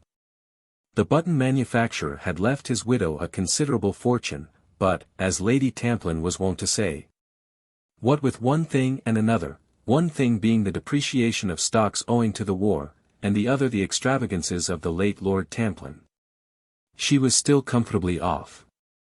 But to be merely comfortably off was hardly satisfactory to one of Rosalie Tamplin's temperament. So, on this particular January morning, she opened her blue eyes extremely wide as she read a certain item of news and uttered that non-committal monosyllable, well. The only other occupant of the balcony was her daughter, the Honourable Lennox Tamplin. A daughter such as Lennox was a sad thorn in Lady Tamplin's side, a girl with no kind of tact, who actually looked older than her age, and whose peculiar sardonic form of humour was, to say the least of it, uncomfortable. "Darling," said Lady Tamplin, "just fancy." "What is it?" Lady Tamplin picked up the Daily Mail, handed it to her daughter, and indicated with an agitated forefinger the paragraph of interest. Lennox read it without any of the signs of agitation shown by her mother. She handed back the paper. "What about it?" she asked. "It is the sort of thing that is always happening. Cheese-paring old women are always dying in villages and leaving fortunes of millions to their humble companions." "Yes, dear, I know," said her mother, "and I dare say the fortune is not anything like as large as they say it is, newspapers are so inaccurate. But even if you cut it down by half—" "Well," said Lennox, "it has not been left to us." "Not exactly, dear," said Lady Tamplin, "but this girl, this Katherine Grey, is actually a cousin of mine. One of the Worcestershire Greys, the Edgeworth lot. My very own cousin. Fancy." "Ah," said Lennox. "And I was wondering," said her mother. "What there is in it for us," finished Lennox, with that sideways smile that her mother always found difficult to understand. "Oh, darling," said Lady Tamplin, on a faint note of reproach. It was very faint, because Rosalie Tamplin was used to her daughter's outspokenness and to what she called Lennox's uncomfortable way of putting things. "I was wondering," said Lady Tamplin, again drawing her artistically penciled brows together, "whether, oh, good morning, Chubby darling, are you going to play tennis?" "How nice."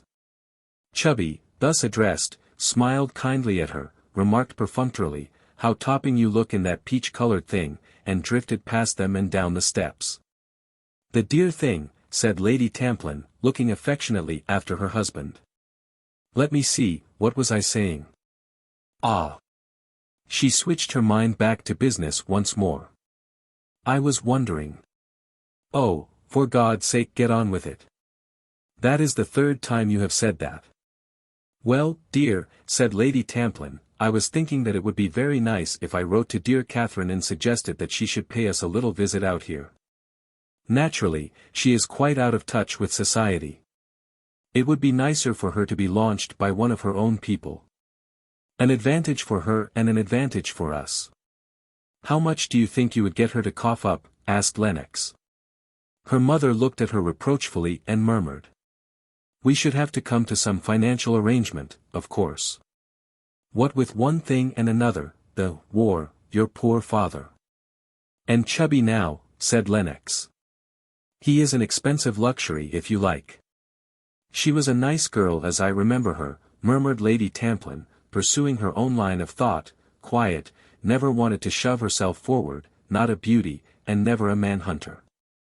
She will leave Chubby alone, then, said Lennox. Lady Tamplin looked at her in protest. Chubby would never, she began. No, said Lennox, I don't believe he would. He knows a jolly sight too well which way his bread is buttered. Darling, said Lady Tamplin, you have such a coarse way of putting things. Sorry, said Lennox. Lady Tamplin gathered up the Daily Mail and her negligee, a vanity bag, and various odd letters. I shall write to dear Katherine at once, she said, and remind her of the dear old days at Edgeworth. She went into the house, a light of purpose shining in her eyes. Unlike Mrs. Samuel Harfield, correspondence flowed easily from her pen. She covered 4 sheets without pause or effort, and on rereading it found no occasion to alter a word. Katherine received it on the morning of her arrival in London. Whether she read between the lines of it or not is another matter. She put it in her handbag and started out to keep the appointment she had made with Mrs. Harfield's lawyers. The firm was an old established one in Lincoln's Inn Fields, and after a few minutes' delay Katherine was shown into the presence of the senior partner, a kindly, elderly man with shrewd blue eyes and a fatherly manner. They discussed Mrs. Harfield's will and various legal matters for some 20 minutes, then Katherine handed the lawyer Mrs. Samuel's letter. I had better show you this, I suppose, she said, though it is really rather ridiculous. He read it with a slight smile. Rather a crude attempt, Miss Grey. I need hardly tell you, I suppose, that these people have no claim of any kind upon the estate, and if they endeavour to contest the will no court will uphold them. I thought as much. Human nature is not always very wise. In Mrs. Samuel Harfield's place, I should have been more inclined to make an appeal to your generosity. That is one of the things I want to speak to you about. I should like a certain sum to go to these people. There is no obligation. I know that. And they will not take it in the spirit it is meant. They will probably regard it as an attempt to pay them off, though they will not refuse it on that account. I can see that, and it can't be helped. I should advise you, Miss Grey, to put that idea out of your mind. Katherine shook her head. You are quite right, I know, but I should like it done all the same. They will grab at the money and abuse you all the more afterwards. Well, said Katherine, let them if they like. We all have our own ways of enjoying ourselves. They were, after all, Mrs. Harfield's only relatives, and though they despised her as a poor relation and paid no attention to her when she was alive, it seems to me unfair that they should be cut off with nothing. She carried her point, though the lawyer was still unwilling. And she presently went out into the streets of London with a comfortable assurance that she could spend money freely and make what plans she liked for the future. Her first action was to visit the establishment of a famous dressmaker. A slim, elderly Frenchwoman, rather like a dreaming duchess, received her, and Katherine spoke with a certain naïveté. I want, if I may, to put myself in your hands. I have been very poor all my life and know nothing about clothes, but now I have come into some money and want to look really well dressed. The Frenchwoman was charmed. She had an artist's temperament, which had been soured earlier in the morning by a visit from an Argentine meat queen, who had insisted on having those models least suited to her flamboyant type of beauty. She scrutinized Katherine with keen, clever eyes. Yes, yes, it will be a pleasure. Mademoiselle has a very good figure, for her the simple lines will be best. She is also très anglaise. Some people it would offend them if I said that, but Mademoiselle no. En belle anglaise, there is no style more delightful. The demeanor of a dreaming duchess was suddenly put off.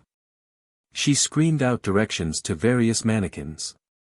Clotilde, Virginie, quickly, my little ones, the little tail gris clair and the robe de soirée, super d'automne. Marcel, my child, the little mimosa suit of crêpe de chine. It was a charming morning. Marcel, Clotilde, Virginie, bored and scornful, passed slowly round, squirming and wriggling in the time-honored fashion of mannequins. The Duchess stood by Katherine and made entries in a small notebook. An excellent choice, Mademoiselle. Mademoiselle has great gout. Yes, indeed. Mademoiselle cannot do better than those little suits if she is going to the Riviera, as I suppose, this winter. Let me see that evening dress once more, said Katherine, the pinky mauve one.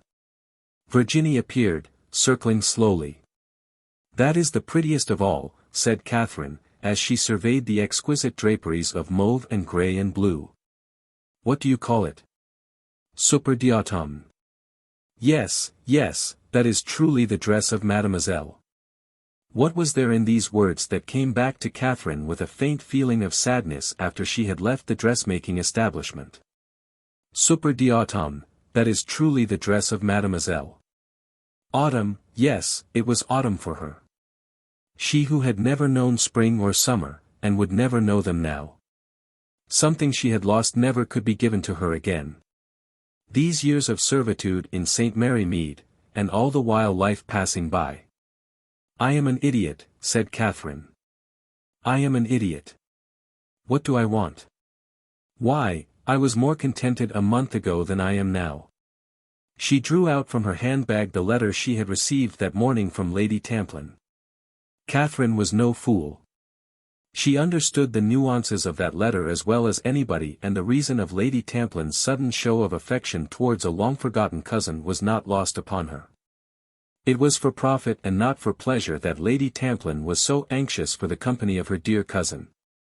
Well, why not? There would be profit on both sides. I will go, said Katherine. She was walking down Piccadilly at the moment, and turned into Cook's to clinch the matter then and there. She had to wait for a few minutes. The man with whom the clerk was engaged was also going to the Riviera. Everyone, she felt, was going.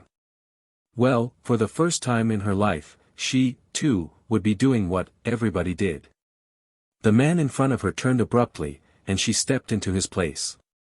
She made her demand to the clerk, but at the same time half of her mind was busy with something else. That man's face, in some vague way it was familiar to her. Where had she seen him before?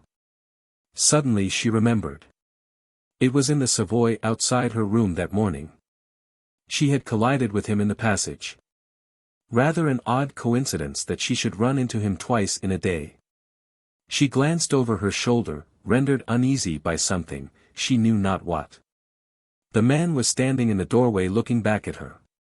A cold shiver passed over Katherine. She had a haunting sense of tragedy, of doom impending. Then she shook the impression from her with her usual good sense and turned her whole attention to what the clerk was saying.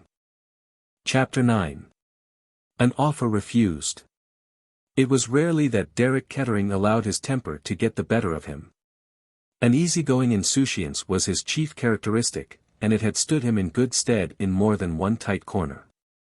Even now, by the time he had left Mirelle's flat, he had cooled down. He had need of coolness. The corner he was in now was a tighter one than he had ever been in before, and unforeseen factors had arisen with which, for the moment, he did not know how to deal. He strolled along deep in thought. His brow was furrowed, and there was none of the easy, jaunty manner which sat so well upon him. Various possibilities floated through his mind. It might have been said of Derek Kettering that he was less of a fool than he looked. He saw several roads that he might take, one in particular. If he shrank from it, it was for the moment only. Desperate ills need desperate remedies. He had gauged his father-in-law correctly. A war between Ruth Kettering and Rufus Van Aldin could end only one way. Derek damned money and the power of money vehemently to himself. He walked up St. James's Street, across Piccadilly, and strolled along it in the direction of Piccadilly Circus. As he passed the offices of Messrs. Thomas Cook and Sons his footsteps slackened. He walked on, however, still turning the matter over in his mind. Finally, he gave a brief nod of his head, turned sharply, so sharply as to collide with a couple of pedestrians who were following in his footsteps, and went back the way he had come. This time he did not pass Cook's, but went in. The office was comparatively empty, and he got attended to at once.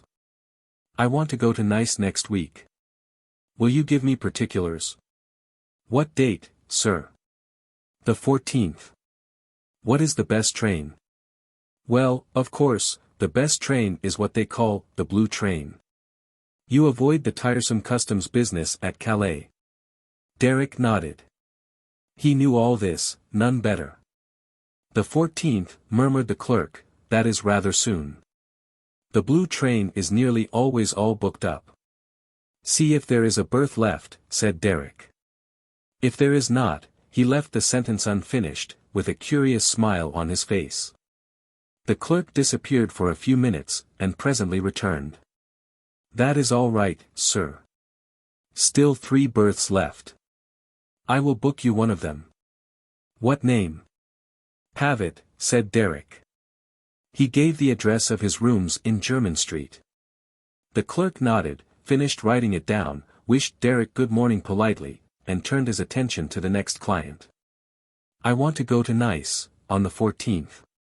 Isn't there a train called the Blue Train?" Derek looked round sharply. Coincidence, a strange coincidence. He remembered his own half-whimsical words to Mirelle. "Portrait of a lady with grey eyes. I don't suppose I shall ever see her again."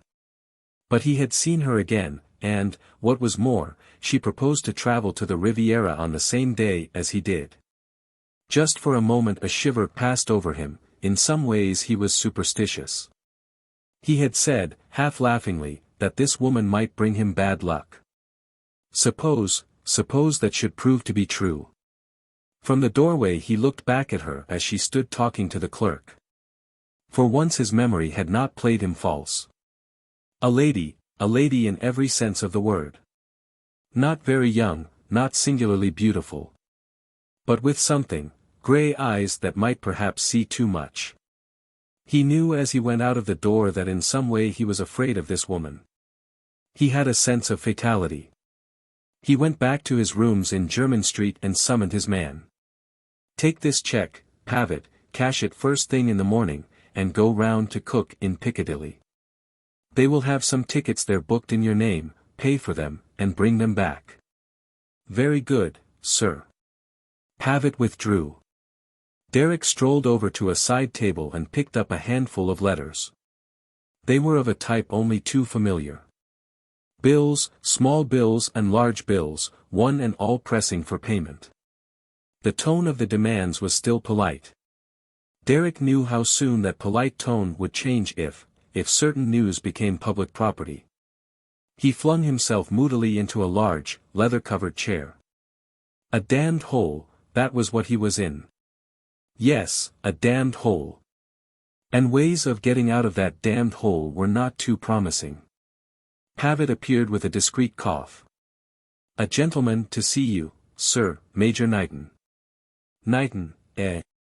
Derek sat up, frowned, became suddenly alert. He said in a softer tone, almost to himself, "Knighton, I wonder what is in the wind now. Shall I, show him in, sir?" His master nodded. When Knighton entered the room he found a charming and genial host awaiting him. "Very good of you to look me up," said Derek. Knighton was nervous. The other's keen eyes noticed that at once.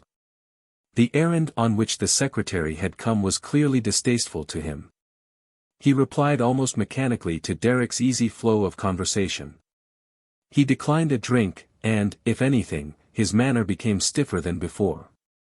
Derek appeared at last to notice it. "Well," he said cheerfully, "what does my esteemed father-in-law want with me?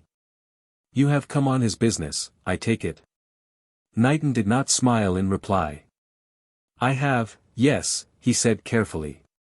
I wish Mr. Van Aldin had chosen someone else." Derek raised his eyebrows in mock dismay. "Is it as bad as all that?"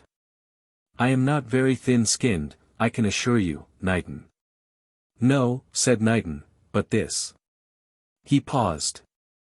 Derek eyed him keenly. "Go on, out with it," he said kindly. "I can imagine my dear father-in-law's errands might not always be pleasant ones." Knighton cleared his throat.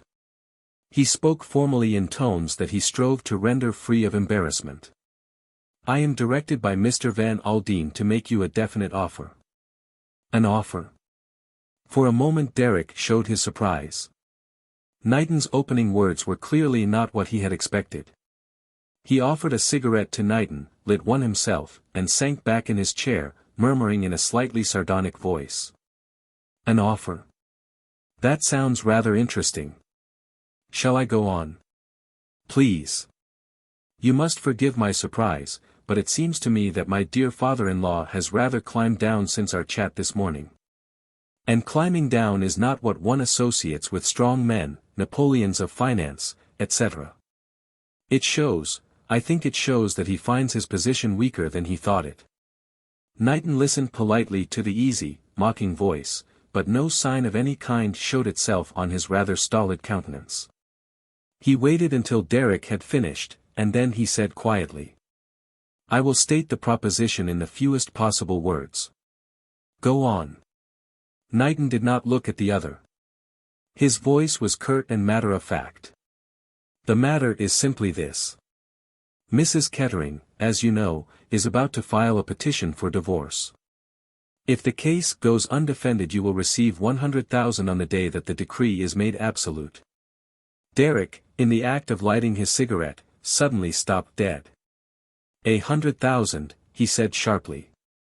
"Dollars? Pounds?" There was dead silence for at least 2 minutes. Kettering had his brows together thinking. 100,000 pounds. It meant Mirelle and a continuance of his pleasant, careless life. It meant that Van Aldin knew something. Van Aldin did not pay for nothing. He got up and stood by the chimney-piece. "And in the event of my refusing his handsome offer?" he asked, with a cold, ironical politeness. Knighton made a deprecating gesture. "I can assure you, Mr. Kettering," he said earnestly, "that it is with the utmost unwillingness that I came here with this message." "That's all right," said Kettering. "Don't distress yourself, it's not your fault. Now then, I asked you a question, will you answer it?" Knighton also rose. He spoke more reluctantly than before. "In the event of your refusing this proposition," he said, "Mr. Van Aldin wished me to tell you in plain words that he proposes to break you." "Just that." Kettering raised his eyebrows, but he retained his light, amused manner. "Well, well," he said, "I suppose he can do it. I certainly should not be able to put up much of a fight against America's man of many millions. 100,000. If you are going to bribe a man there is nothing like doing it thoroughly. Supposing I were to tell you that for 200,000 I'd do what he wanted, what then?" "I would take your message back to Mr. Van Aldin," said Knighton unemotionally.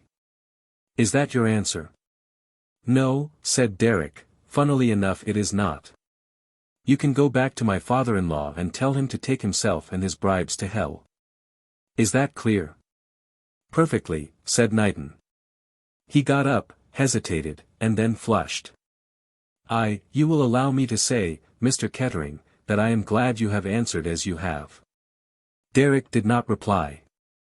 When the other had left the room he remained for a minute or two lost in thought. A curious smile came to his lips. "And that is that," he said softly.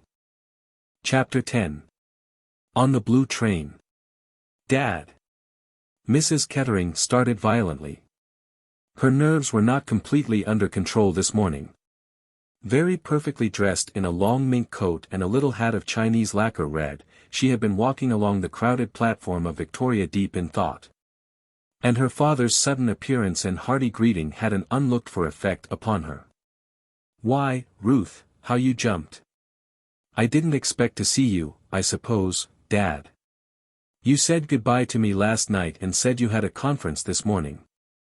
"So I have," said Van Aldin, "but you are more to me than any number of darned conferences. I came to take a last look at you, since I am not going to see you for some time." "That is very sweet of you, Dad. I wish you were coming too. What would you say if I did?" The remark was merely a joking one.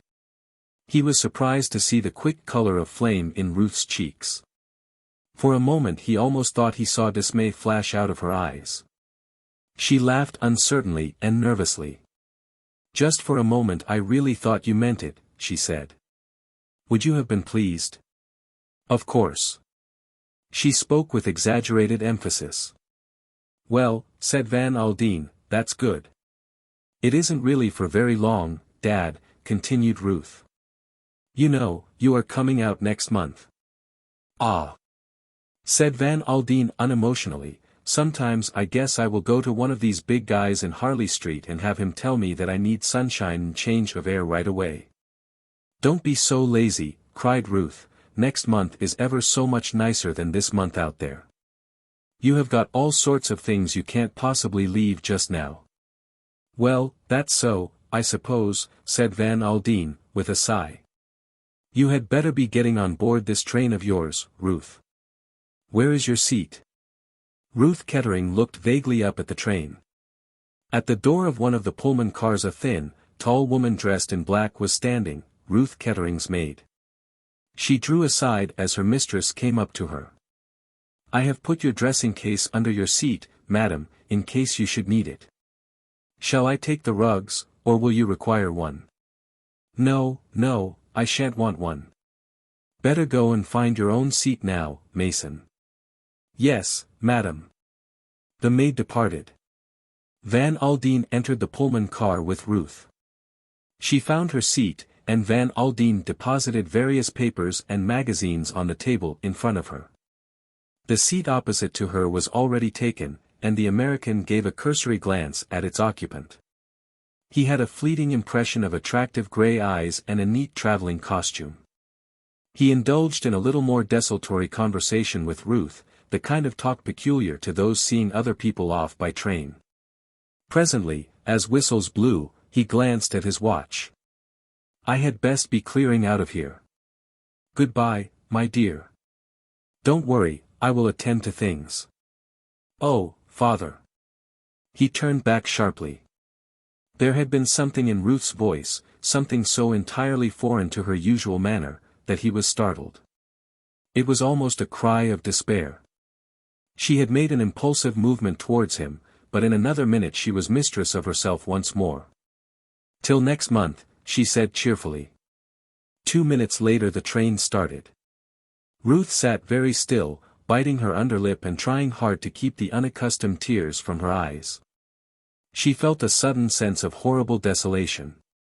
There was a wild longing upon her to jump out of the train and to go back before it was too late. She, so calm, so self-assured, for the first time in her life felt like a leaf swept by the wind. If her father knew, what would he say? Madness. Yes, just that, madness. For the first time in her life she was swept away by emotion, swept away to the point of doing a thing which even she knew to be incredibly foolish and reckless. She was enough Van Aldin's daughter to realize her own folly, and level-headed enough to condemn her own action. But she was his daughter in another sense also. She had that same iron determination that would have what it wanted, and once it had made up its mind would not be balked. From her cradle she had been self-willed. The very circumstances of her life had developed that self-will in her. It drove her now remorselessly. Well, the die was cast. She must go through with it now. She looked up, and her eyes met those of the woman sitting opposite. She had a sudden fancy that in some way this other woman had read her mind.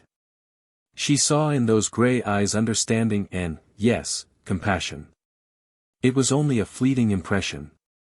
The faces of both women hardened to well-bred impassiveness. Mrs.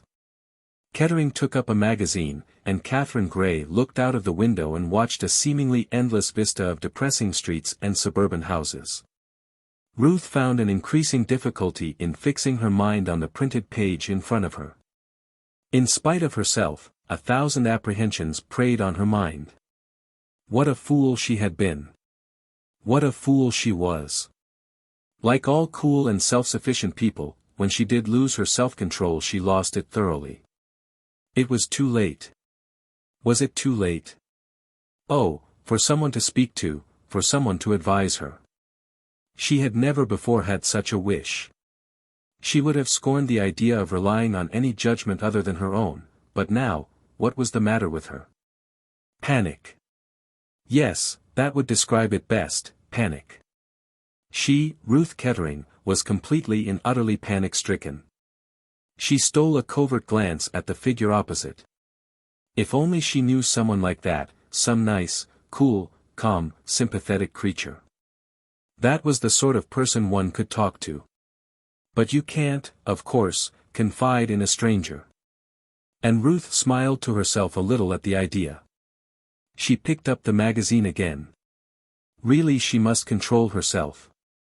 After all she had thought all this out. She had decided of her own free will. What happiness had she ever had in her life up to now? She said to herself restlessly, why shouldn't I be happy? No one will ever know. It seemed no time before Dover was reached. Ruth was a good sailor. She disliked the cold, and was glad to reach the shelter of the private cabin she had telegraphed for. Although she would not have admitted the fact, Ruth was in some ways superstitious. She was of the order of people to whom coincidence appeals. After disembarking at Calais and settling herself down with her maid in her double compartment in the blue train, she went along to the luncheon car. It was with a little shock of surprise that she found herself set down to a small table with, opposite her, the same woman who had been her vis-a-vis in the Pullman. A faint smile came to the lips of both women. "This is quite a coincidence," said Mrs. Kettering. "I know," said Katherine, "it is odd the way things happen."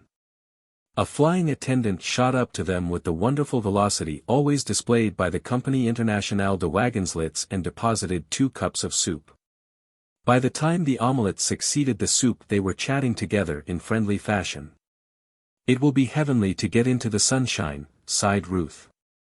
"I am sure it will be a wonderful feeling. You know the Riviera well?" "No, this is my first visit." "Fancy that. You go every year, I expect." "Practically.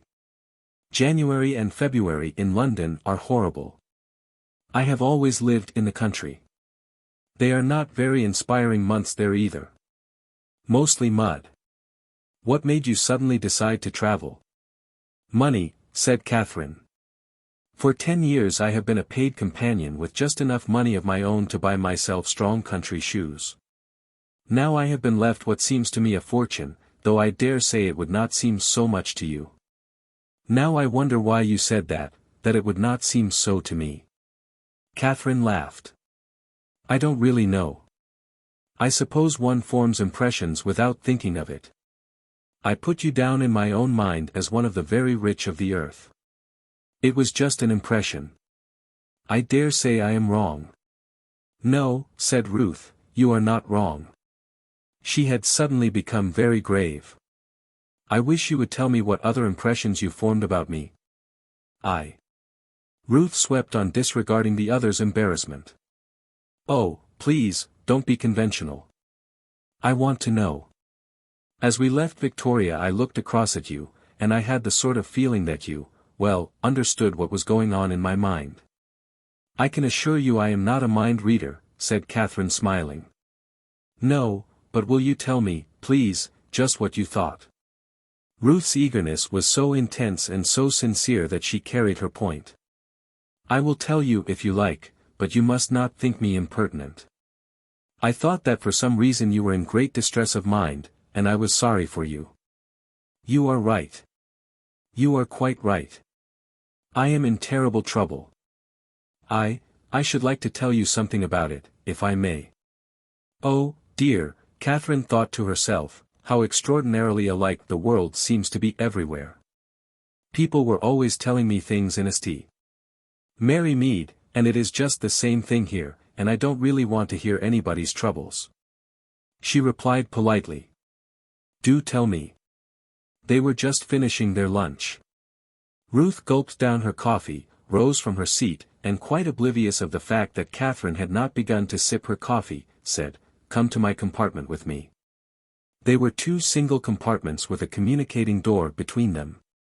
In the second of them a thin maid, whom Katherine had noticed at Victoria, was sitting very upright on the seat, clutching a big scarlet morocco case with the initials R.V.K. on it.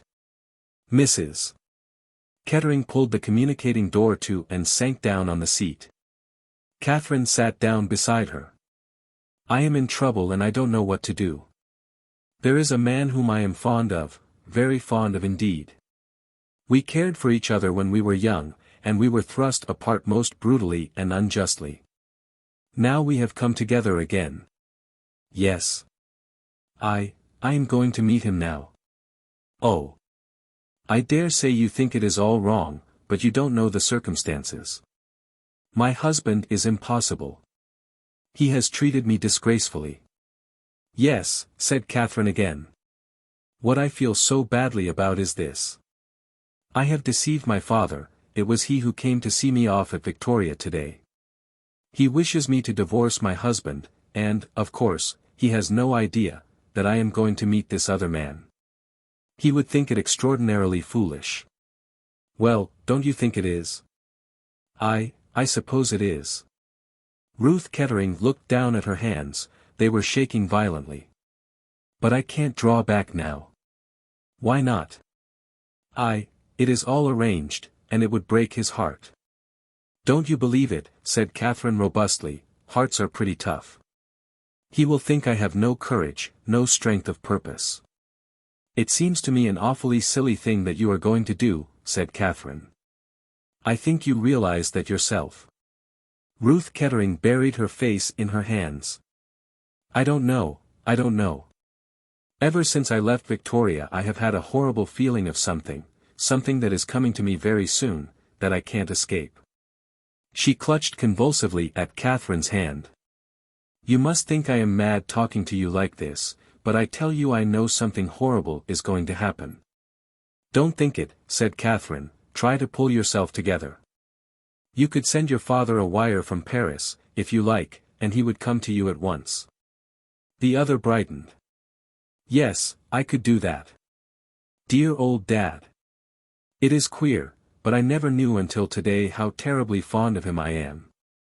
She sat up and dried her eyes with a handkerchief. I have been very foolish. Thank you so much for letting me talk to you. I don't know why I got into such a queer, hysterical state. She got up. I am quite all right now. I suppose, really, I just needed someone to talk to. I can't think now why I have been making such an absolute fool of myself. Katherine got up too. I am glad you feel better, she said, trying to make her voice sound as conventional as possible. She was only too well aware that the aftermath of confidences is embarrassment. She added tactfully. I must be going back to my own compartment. She emerged into the corridor at the same time as the maid was also coming out from the next door. The latter looked towards Katherine, over her shoulder, and an expression of intense surprise showed itself on her face. Katherine turned also, but by that time whoever it was who had aroused the maid's interest had retreated into his or her compartment, and the corridor was empty. Katherine walked down it to regain her own place, which was in the next coach. As she passed the end compartment the door opened and a woman's face looked out for a moment and then pulled the door to sharply. It was a face not easily forgotten, as Katherine was to know when she saw it again. A beautiful face, oval and dark, very heavily made up in a bizarre fashion. Katherine had a feeling that she had seen it before somewhere. She regained her own compartment without other adventure and sat for some time thinking of the confidence which had just been made to her. She wondered idly who the woman in the mink coat might be, wondered also how the end of her story would turn out.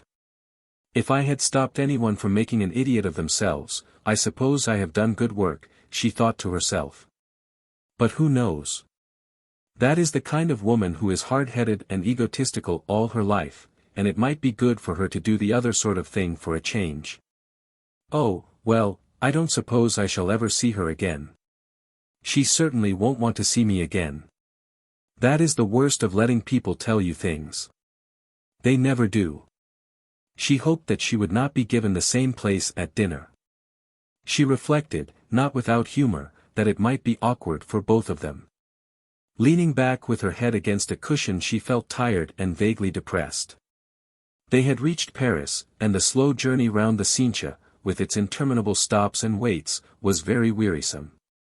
When they arrived at the Gare de Lyon, she was glad to get out and walk up and down the platform.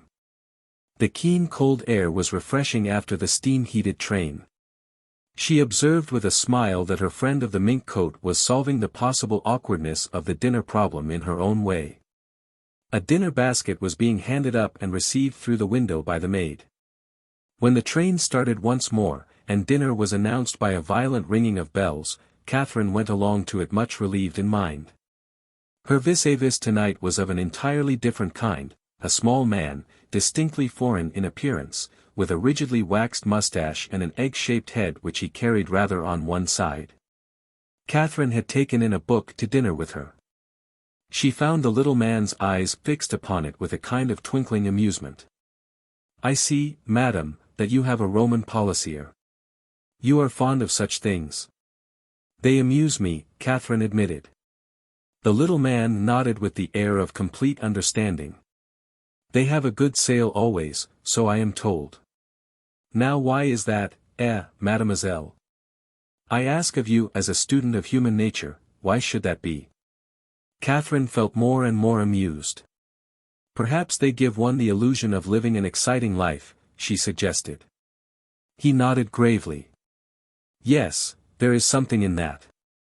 Of course, one knows that such things don't really happen," Katherine was continuing, but he interrupted her sharply. "Sometimes, mademoiselle. Sometimes. I who speak to you, they have happened to me." She threw him a quick, interested glance. "Some day, who knows, you might be in the thick of things," he went on. "It is all chance."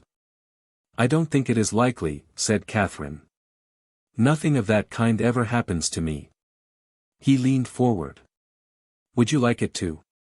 The question startled her, and she drew in her breath sharply.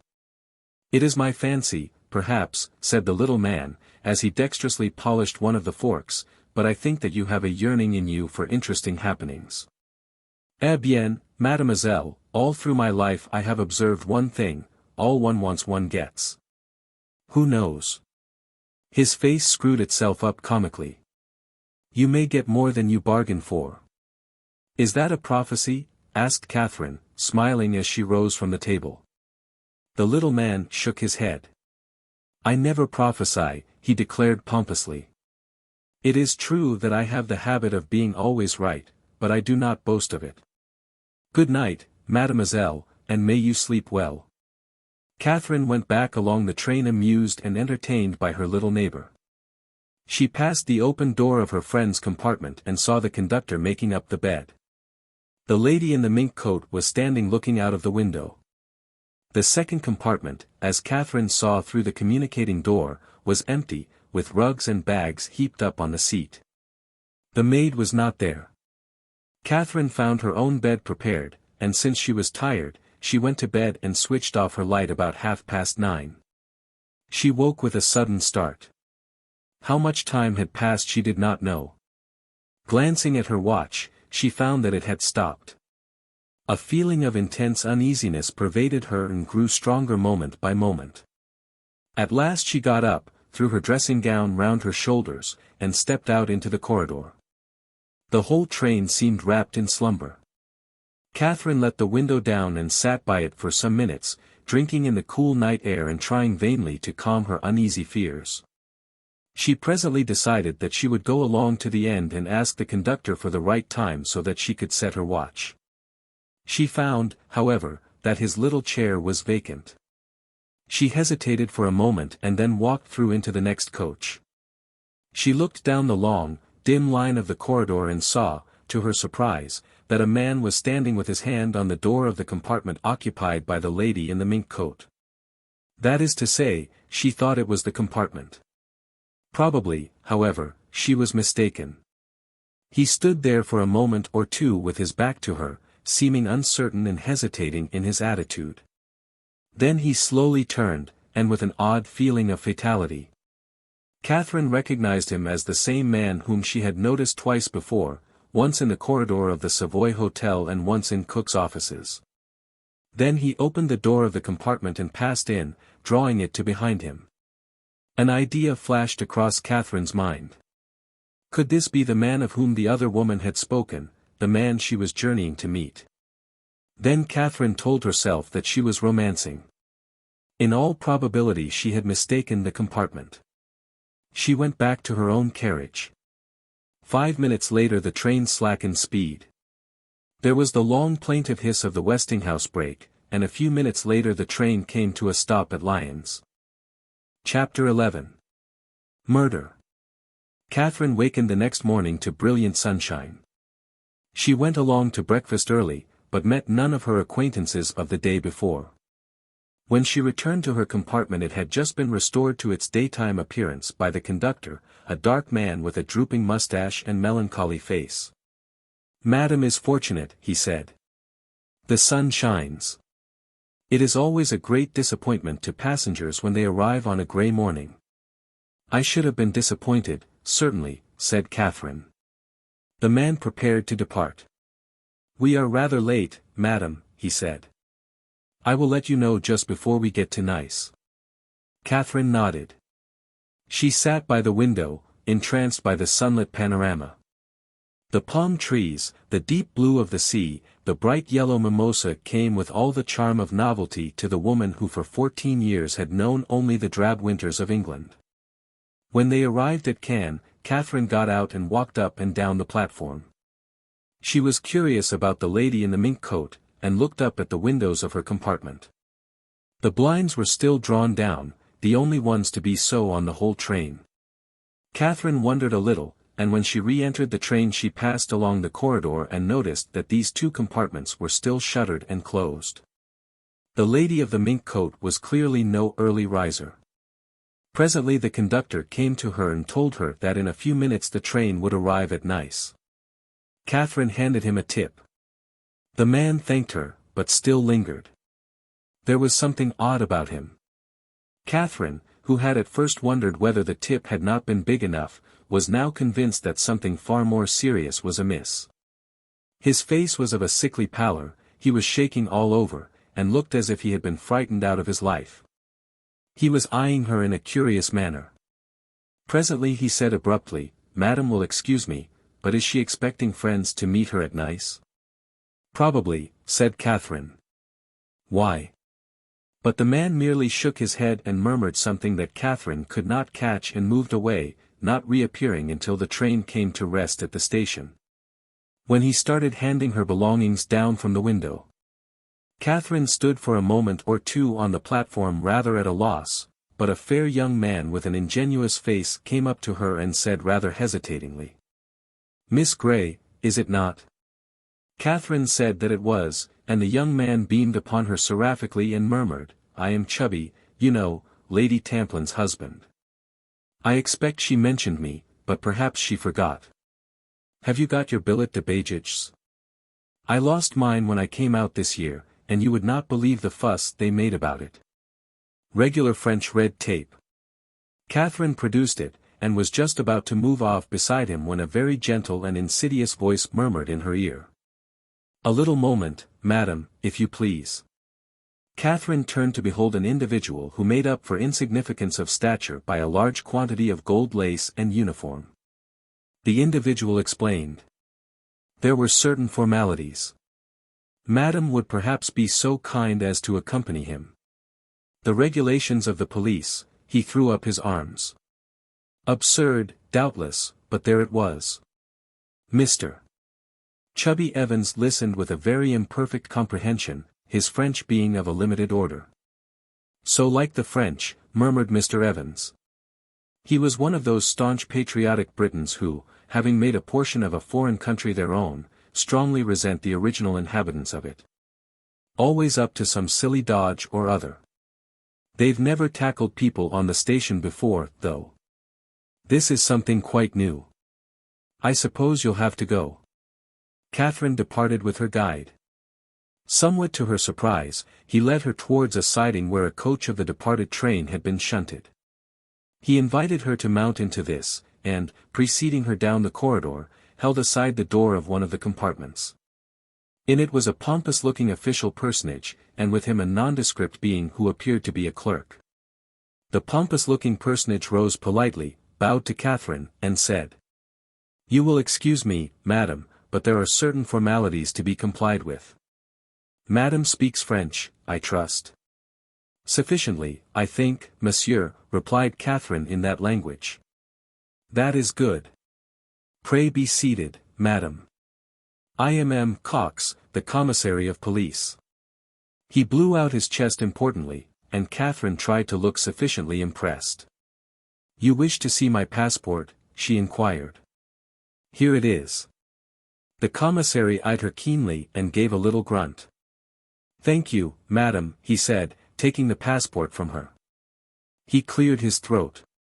"But what I really desire is a little information." "Information?"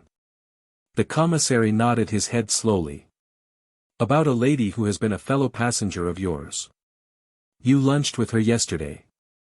"I am afraid I can't tell you anything about her. We fell into conversation over our meal, but she is a complete stranger to me. I have never seen her before." "And yet," said the commissary sharply, "you returned to her compartment with her after lunch and sat talking for some time?" "Yes," said Katherine, "that is true." The commissary seemed to expect her to say something more. He looked at her encouragingly. "Yes, madam." "Well, monsieur," said Katherine. "You can, perhaps, give me some kind of idea of that conversation?" "I could," said Katherine, "but at the moment I see no reason to do so." In a somewhat British fashion she felt annoyed. This foreign official seemed to her impertinent. "No reason?" cried the commissary. "Oh yes, madam, I can assure you that there is a reason." "Then perhaps you will give it to me." The commissary rubbed his chin thoughtfully for a minute or two without speaking. "Madam," he said at last, "the reason is very simple. The lady in question was found dead in her compartment this morning." "Dead?" gasped Katherine. "What was it, heart failure?" "No," said the commissary in a reflective, dreamy voice. "No, she was murdered." "Murdered?" cried Katherine. "So you see, madam, why we are anxious for any information we can possibly get." "But surely her maid." "The maid has disappeared." "Oh." Katherine paused to assemble her thoughts. Since the conductor had seen you talking with her in her compartment, he quite naturally reported the fact to the police, and that is why, madam, we have detained you. In the hope of gaining some information. "I am very sorry," said Katherine, "I don't even know her name." "Her name is Kettering. That we know from her passport and from the labels on her luggage." "If we—" There was a knock on the compartment door. M. Cox frowned. He opened it about 6 inches. "What is the matter?" he said peremptorily. "I cannot be disturbed." The egg-shaped head of Katherine's dinner acquaintance showed itself in the aperture. On his face was a beaming smile. "My name," he said, "is Hercule Poirot." "Not," the commissary stammered, "not the Hercule Poirot." "The same," said M. Poirot. "I remember meeting you once, M. Cox, at the Charite in Paris, though doubtless you have forgotten me."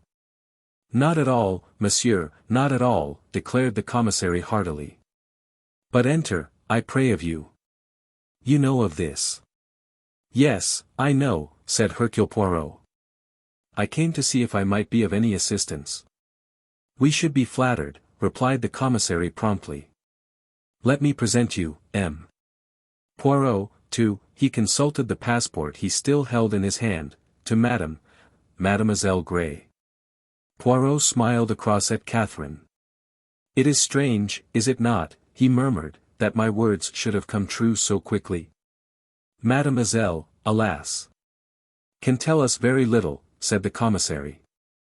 I have been explaining, said Katherine, that this poor lady was a complete stranger to me. Poirot nodded. But she talked to you, did she not? He said gently. You formed an impression, is it not so?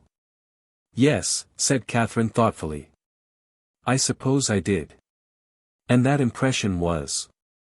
Yes, mademoiselle, the commissary jerked himself forward, let us by all means have your impressions. Katherine sat turning the whole thing over in her mind. She felt in a way as if she were betraying a confidence, but with that ugly word, murder, ringing in her ears she dared not keep anything back. Too much might hang upon it. So, as nearly as she could, she repeated word for word the conversation she had had with the dead woman. That is interesting, said the commissary, glancing at the other. M. Poirot, that is interesting. Whether it has anything to do with the crime, he left the sentence unfinished. I suppose it could not be suicide, said Katherine, rather doubtfully. No, said the commissary, it could not be suicide. She was strangled with a length of black cord. Oh. Katherine shivered. M. Cox spread out his hands apologetically. It is not nice, no. I think that our train robbers are more brutal than they are in your country. It is horrible. Yes, yes, he was soothing and apologetic, but you have great courage, mademoiselle. At once, as soon as I saw you, I said to myself, Mademoiselle has great courage. That is why I am going to ask you to do something more, something distressing, but I assure you very necessary. Katherine looked at him apprehensively. He spread out his hands apologetically. I am going to ask you, mademoiselle, to be so good as to accompany me to the next compartment. Must I? Asked Katherine in a low voice. Someone must identify her, said the commissary, and since the maid has disappeared, he coughed significantly, you appear to be the person who has seen most of her since she joined the train. Very well, said Katherine quietly, if it is necessary. She rose. Poirot gave her a little nod of approval. Mademoiselle is sensible, he said. May I accompany you, M. Cox? Enchanted, my dear M. Poirot. They went out into the corridor, and M. Cox unlocked the door of the dead woman's compartment. The blinds on the far side had been drawn halfway up to admit light. The dead woman lay on the berth to their left, in so natural a posture that one could have thought her asleep. The bedclothes were drawn up over her, and her head was turned to the wall, so that only the red auburn curls showed. Very gently M. Cox laid a hand on her shoulder and turned the body back so that the face came into view. Katherine flinched a little and dug her nails into her palms. A heavy blow had disfigured the features almost beyond recognition. Poirot gave a sharp exclamation. When was that done, I wonder, he demanded. Before death or after? The doctor says after, said M. Cox. Strange, said Poirot, drawing his brows together. He turned to Katherine. Be brave, mademoiselle, look at her well. Are you sure that this is the woman you talked to in the train yesterday? Katherine had good nerves. She steeled herself to look long and earnestly at the recumbent figure. Then she leaned forward and took up the dead woman's hand. I am quite sure, she replied at length. The face is too disfigured to recognize, but the build and carriage and hair are exact. And besides I noticed this, she pointed to a tiny mole on the dead woman's wrist, while I was talking to her. Bon, approved Poirot. You are an excellent witness, mademoiselle. There is, then, no question as to the identity, but it is strange, all the same. He frowned down on the dead woman in perplexity. Cox shrugged his shoulders. The murderer was carried away by rage, doubtless, he suggested. If she had been struck down, it would have been comprehensible, mused Poirot, but the man who strangled her slipped up behind and caught her unawares. A little choke, a little gurgle, that is all that would be heard, and then afterwards, that smashing blow on her face. Now why? Did he hope that if the face were unrecognizable she might not be identified? Or did he hate her so much that he could not resist striking that blow even after she was dead? Katherine shuddered, and he turned at once to her kindly. "You must not let me distress you, mademoiselle," he said. "To you this is all very new and terrible. To me, alas! It is an old story. One moment, I pray of you both." They stood against the door watching him as he went quickly round the compartment. He noted the dead woman's clothes neatly folded on the end of the berth, the big fur coat that hung from a hook, and the little red lacquer hat tossed on the rack. Then he passed through into the adjoining compartment, that in which Katherine had seen the maid sitting. Here the berth had not been made up. 3 or 4 rugs were piled loosely on the seat. There was a hat-box and a couple of suitcases. He turned suddenly to Katherine. "You were in here yesterday," he said. "Do you see anything changed, anything missing?" Katherine looked carefully round both compartments. "Yes," she said, "there is something missing, a scarlet morocco case. It had the initials R.V.K. on it. It might have been a small dressing case or a big jewel case. When I saw it, the maid was holding it." "Ah," said Poirot. "But, surely," said Katherine, of course, I don't know anything about such things, but surely it is plain enough, if the maid and the jewel case are missing." "You mean that it was the maid who was the thief?" "No, mademoiselle, there is a very good reason against that." "What?" "The maid was left behind in Paris." He turned to Poirot. "I should like you to hear the conductor's story yourself," he murmured confidentially. "It is very suggestive." "Mademoiselle would doubtless like to hear it also," said Poirot. "You do not object, monsieur le commissaire?" "No," said the commissary, who clearly did object very much. "No, certainly, Poirot, if you say so. You have finished here?" "I think so. One little minute." He had been turning over the rugs, and now he took one to the window and looked at it, picking something off it with his fingers. "What is it?" demanded Cox sharply. "4 auburn hairs." He bent over the dead woman. "Yes, they are from the head of Madame." "And what of it? Do you attach importance to them?" Poirot let the rug drop back on the seat. "What is important? What is not? One cannot say at this stage. But we must note each little fact carefully." They went back again into the first compartment, and in a minute or two the conductor of the carriage arrived to be questioned.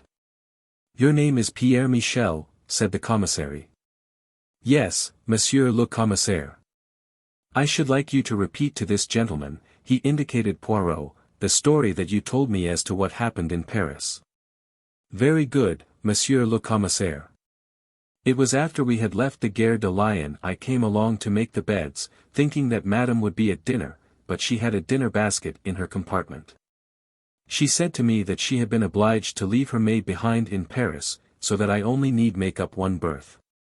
She took her dinner basket into the adjoining compartment, and sat there while I made up the bed. Then she told me that she did not wish to be wakened early in the morning, that she liked to sleep on. I told her I quite understood, and she wished me good night." "You yourself did not go into the adjoining compartment?" "No, monsieur." "Then you did not happen to notice if a scarlet morocco case was amongst the luggage there?" "No, monsieur, I did not." "Would it have been possible for a man to have been concealed in the adjoining compartment?" The conductor reflected. "The door was half open," he said.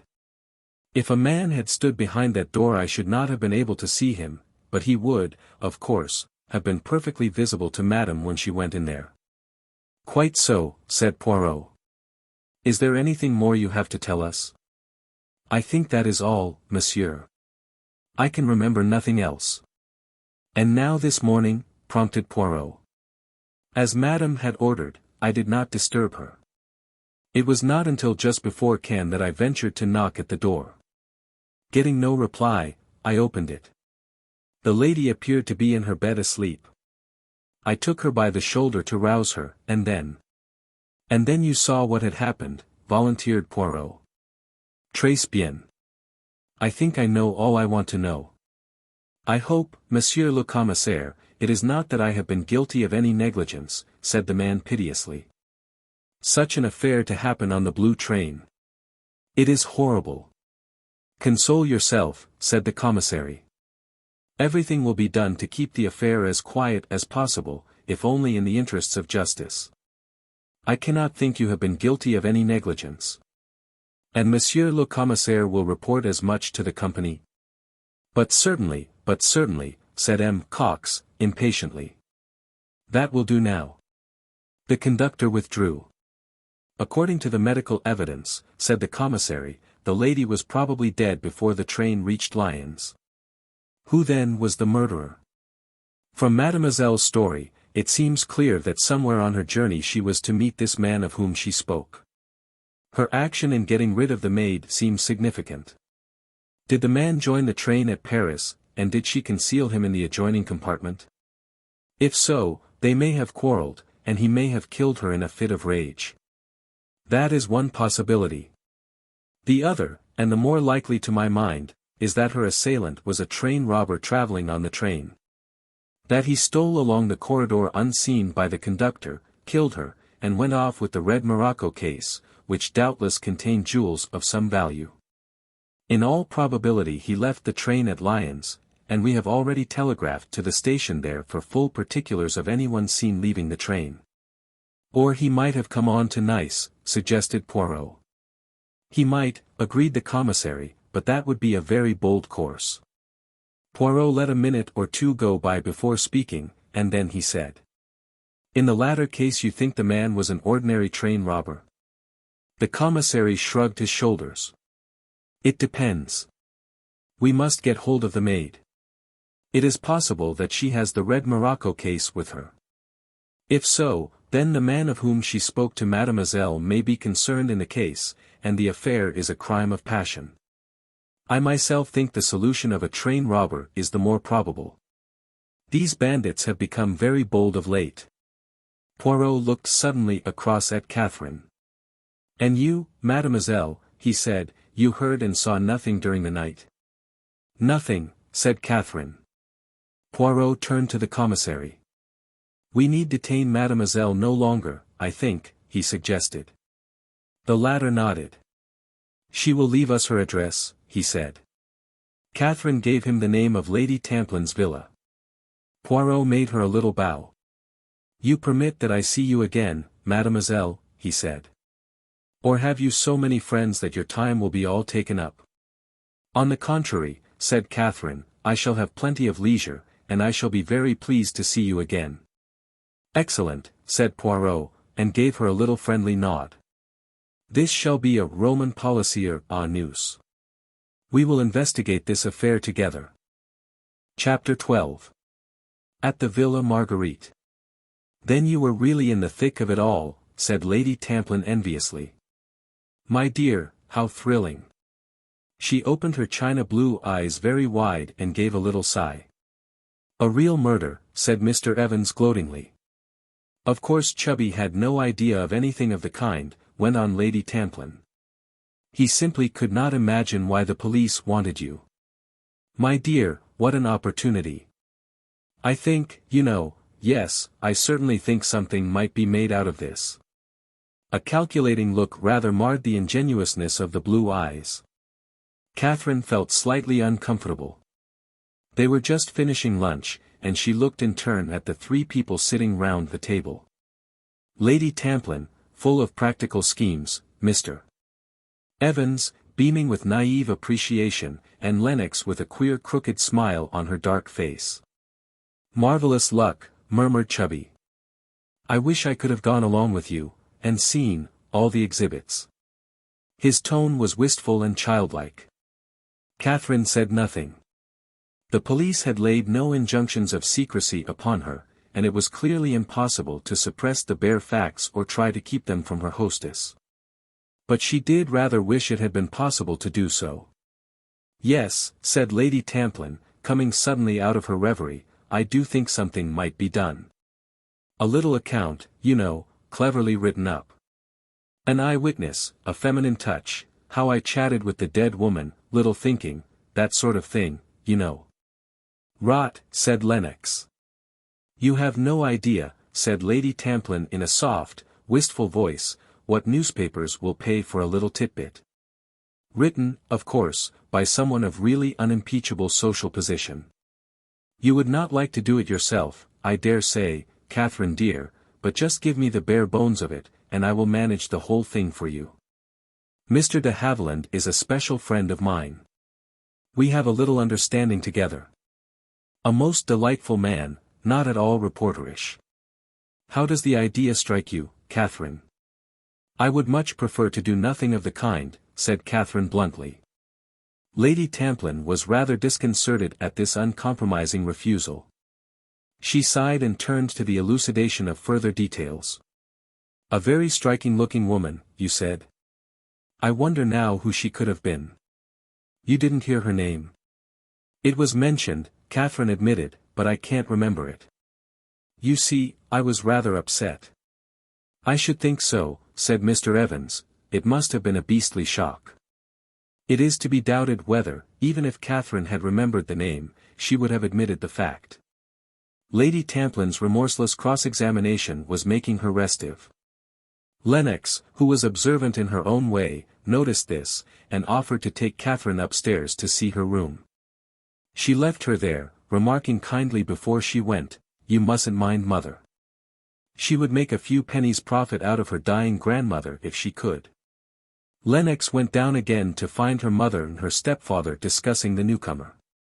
"Presentable," said Lady Tamplin, "quite presentable. Her clothes are all right. That grey thing is the same model that Gladys Cooper wore in palm trees in Egypt." "Have you noticed her eyes?" "What?" interposed Mr. Evans. "Never mind her eyes, Chubby," said Lady Tamplin tartly, "we are discussing the things that really matter." "Oh, quite," said Mr. Evans, and retired into his shell. "She doesn't seem to me very malleable," said Lady Tamplin, rather hesitating to choose the right word. "She has all the instincts of a lady, as they say in books," said Lennox, with a grin. "Narrow-minded," murmured Lady Tamplin. "Inevitable under the circumstances, I suppose." "I expect you will do your best to broaden her," said Lennox, with a grin, "but you will have your work cut out. Just now, you noticed, she stuck down her 4 feet and laid back her ears and refused to budge. Anyway," said Lady Tamplin hopefully, "she doesn't look to me at all mean. Some people, when they come into money, seem to attach undue importance to it." "Oh, you'll easily touch her for what you want," said Lennox, "and, after all, that is all that matters, isn't it? That is what she is here for." "She is my own cousin," said Lady Tamplin, with dignity. "Cousin, eh?" said Mr. Evans, waking up again. "I suppose I call her Katherine, don't I?" "It is of no importance at all what you call her, Chubby," said Lady Tamplin. "Good," said Mr. Evans, "then I will. Do you suppose she plays tennis?" he added hopefully. "Of course not," said Lady Tamplin. "She has been a companion, I tell you. Companions don't play tennis, or golf. They might possibly play golf croquet, but I have always understood that they wind wool and wash dogs most of the day." "Oh God," said Mr. Evans, "do they really?" Lennox drifted upstairs again to Katherine's room. "Can I help you?" she asked rather perfunctorily. On Katherine's disclaimer, Lennox sat on the edge of the bed and stared thoughtfully at her guest. "Why did you come?" she said at last. "To us, I mean. We're not your sort." "Oh, I am anxious to get into society." "Don't be an ass," said Lennox promptly, detecting the flicker of a smile. "You know what I mean well enough. You are not a bit what I thought you would be. I say, you have got some decent clothes. She sighed. Clothes are no good to me. I was born awkward. It's a pity, because I love them. I love them too, said Katherine, but it has not been much use my loving them up to now. Do you think this is nice? She and Lennox discussed several models with artistic fervor. I like you, said Lennox suddenly. I came up to warn you not to be taken in by mother, but I think now that there is no need to do that. You are frightfully sincere and upright and all those queer things, but you are not a fool. Oh hell! What is it now? Lady Tamplin's voice was calling plaintively from the hall. Lennox, Derek has just rung up. He wants to come to dinner tonight. Will it be all right? I mean, we haven't got anything awkward, like quails, have we? Lennox reassured her and came back into Katherine's room. Her face looked brighter and less sullen. I'm glad old Derek is coming, she said, you'll like him. Who is Derek? He is Lord Leconbury's son, married a rich American woman. Women are simply potty about him. Why? Oh, the usual reason, very good-looking and a regular bad lot. Everyone goes off their head about him. Do you? Sometimes I do, said Lennox, and sometimes I think I would like to marry a nice curate and live in the country and grow things in frames. She paused a minute, and then added, an Irish curate would be best, and then I should hunt. After a minute or two she reverted to her former theme. There is something queer about Derek. All that family are a bit potty, mad gamblers, you know. In the old days they used to gamble away their wives and their estates, and did most reckless things just for the love of it. Derek would have made a perfect highwayman, debonair and gay, just the right manner.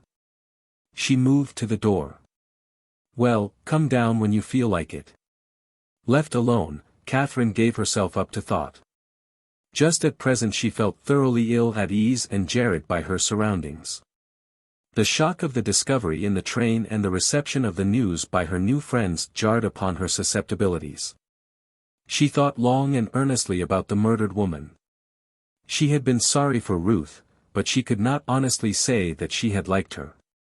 She had divined only too well the ruthless egoism that was the keynote of her personality, and it repelled her. She had been amused and a trifle hurt by the other's cool dismissal of her when she had served her turn. That she had come to some decision, Katherine was quite certain, but she wondered now what that decision had been. Whatever it was, death had stepped in and made all decisions meaningless. Strange that it should have been so, and that a brutal crime should have been the ending of that fateful journey. But suddenly Katherine remembered a small fact that she ought, perhaps, to have told the police, a fact that had for the moment escaped her memory. Was it of any real importance? She had certainly thought that she had seen a man going into that particular compartment, but she realized that she might easily have been mistaken. It might have been the compartment next door, and certainly the man in question could be no train robber. She recalled him very clearly as she had seen him on those two previous occasions, once at the Savoy and once at Cook's office. No, doubtless she had been mistaken.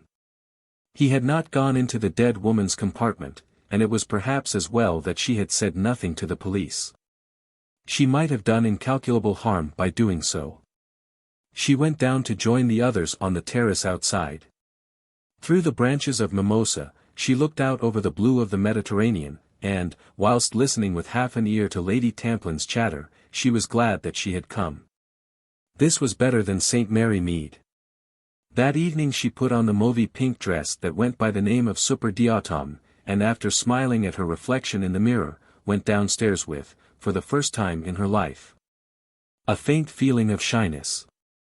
Most of Lady Tamplin's guests had arrived, and since noise was the essential of Lady Tamplin's parties, the din was already terrific. Chubby rushed up to Katherine, pressed a cocktail upon her, and took her under his wing. "Oh, here you are, Derek," cried Lady Tamplin, as the door opened to admit the last comer. "Now at last we can have something to eat. I am starving." Katherine looked across the room. She was startled. So this was Derek, and she realized that she was not surprised. She had always known that she would someday meet the man whom she had seen 3 times by such a curious chain of coincidences. She thought, too, that he recognized her. He paused abruptly in what he was saying to Lady Tamplin, and went on again as though with an effort. They all went in to dinner, and Katherine found that he was placed beside her. He turned to her at once with a vivid smile. "I knew I was going to meet you soon," he remarked, "but I never dreamt that it would be here. It had to be, you know. Once at the Savoy and once at Cook's, never twice without 3 times. Don't say you can't remember me or never noticed me. I insist upon your pretending that you noticed me, anyway." "Oh, I did," said Katherine, "but this is not the 3rd time. It is the 4th. I saw you on the blue train." "On the blue train." Something undefinable came over his manner. She could not have said just what it was. It was as though he had received a check, a setback. Then he said carelessly, "What was the rumpus this morning? Somebody had died, hadn't they?" "Yes," said Katherine slowly, "somebody had died." "You shouldn't die on a train," remarked Derek flippantly. "I believe it causes all sorts of legal and international complications, and it gives the train an excuse for being even later than usual." "Mr. Kettering." A stout American lady, who was sitting opposite, leaned forward and spoke to him with the deliberate intonation of her race. "Mr. Kettering, I do believe you have forgotten me, and I thought you such a perfectly lovely man." Derek leaned forward, answering her, and Katherine sat almost dazed. Kettering. That was the name, of course. She remembered it now, but what a strange, ironical situation. Here was this man whom she had seen go into his wife's compartment last night, who had left her alive and well, and now he was sitting at dinner, quite unconscious of the fate that had befallen her. Of that there was no doubt. He did not know. A servant was leaning over Derek, handing him a note and murmuring in his ear. With a word of excuse to Lady Tamplin, he broke it open, and an expression of utter astonishment came over his face as he read, then he looked at his hostess. "This is most extraordinary. I say, Rosalie, I am afraid I will have to leave you. The prefect of police wants to see me at once. I can't think what about." "Your sins have found you out," remarked Lennox. "They must have," said Derek, "probably some idiotic nonsense, but I suppose I shall have to push off to the prefecture. How dare the old boy rout me out from dinner? It ought to be something deadly serious to justify that," and he laughed as he pushed back his chair and rose to leave the room. Chapter 13. Van Aldin gets a telegram. On the afternoon of the 15th February a thick yellow fog had settled down on London. Rufus Van Aldin was in his suite at the Savoy and was making the most of the atmospheric conditions by working double time. Knighton was overjoyed. He had found it difficult of late to get his employer to concentrate on the matters in hand. When he had ventured to urge certain courses, Van Aldin had put him off with a curt word. But now Van Aldin seemed to be throwing himself into work with redoubled energy, and the secretary made the most of his opportunities. Always tactful, he plied the spur so unobtrusively that Van Aldin never suspected it. Yet in the middle of this absorption in business matters, one little fact lay at the back of Van Aldin's mind. A chance remark of Knighton's, uttered by the secretary in all unconsciousness, had given rise to it. It now festered unseen, gradually reaching further and further forward into Van Aldin's consciousness, until at last, in spite of himself, he had to yield to its insistence. He listened to what Knighton was saying with his usual air of keen attention, but in reality not one word of it penetrated his mind. He nodded automatically, however, and the secretary turned to some other paper. As he was sorting them out, his employer spoke. "Do you mind telling me that over again, Knighton?" For a moment Knighton was at a loss. "You mean about this, sir?" He held up a closely written company report. "No, no," said Van Aldin.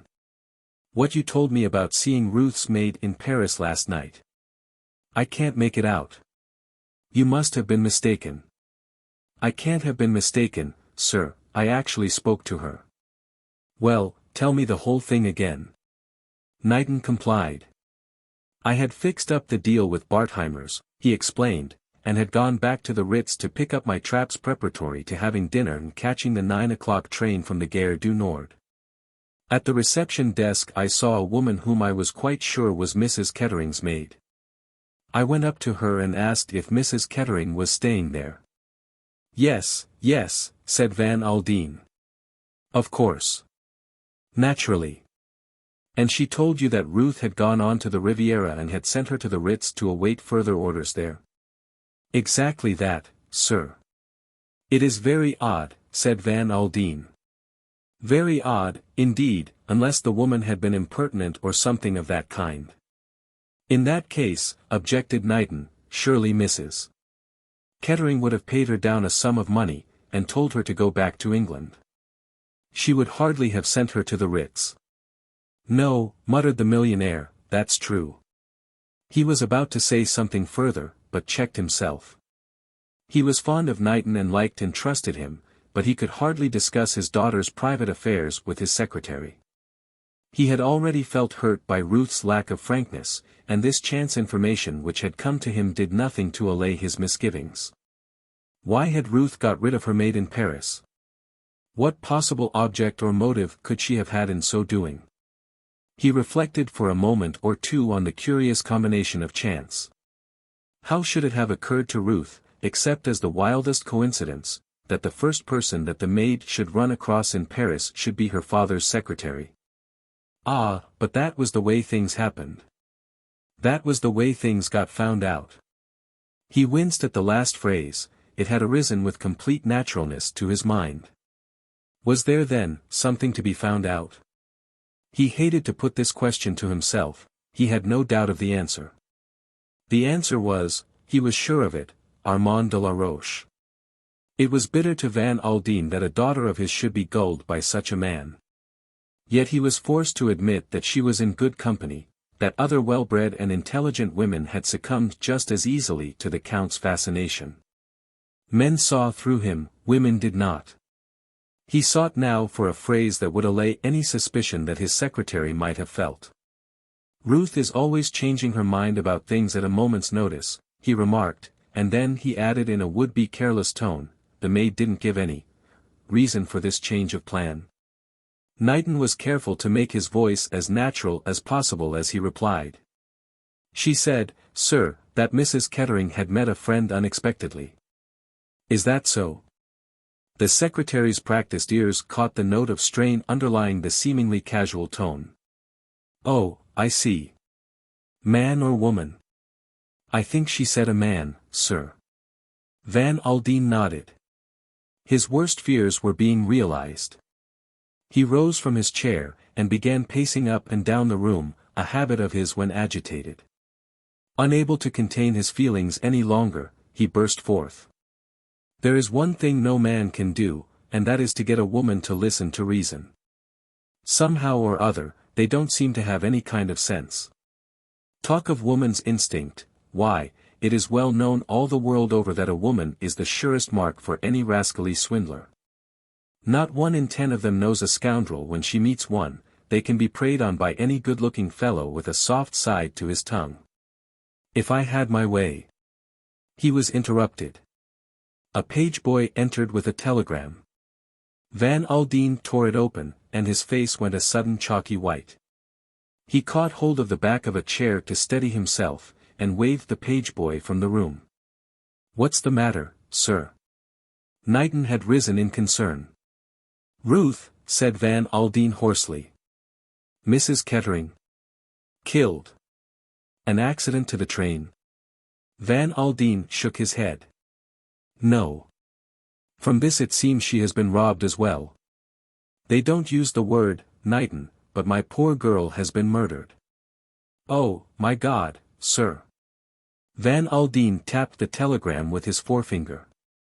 This is from the police at Nice. I must go out there by the first train. Knighton was efficient as ever. He glanced at the clock. 5 o'clock from Victoria, sir. That's right. You will come with me, Knighton. Tell my man, Archer, and pack your own things. See to everything here. I want to go round to Curzon Street.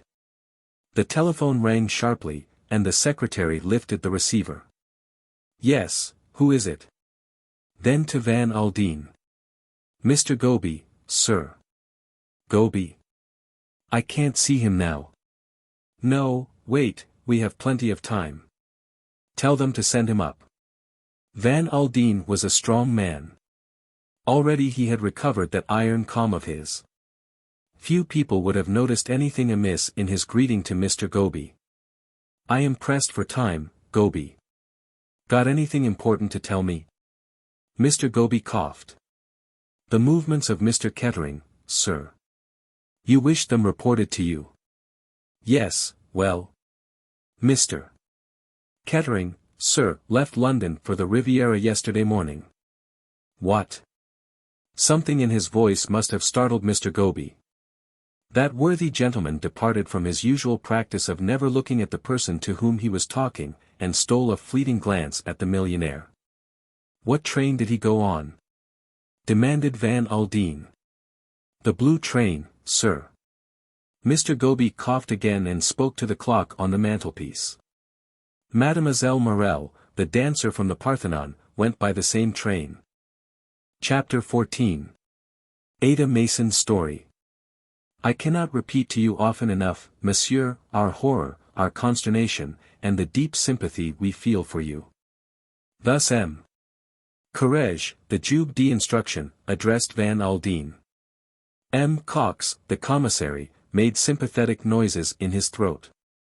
Van Aldin brushed away horror, consternation, and sympathy with an abrupt gesture. The scene was the examining magistrate's room at Nice.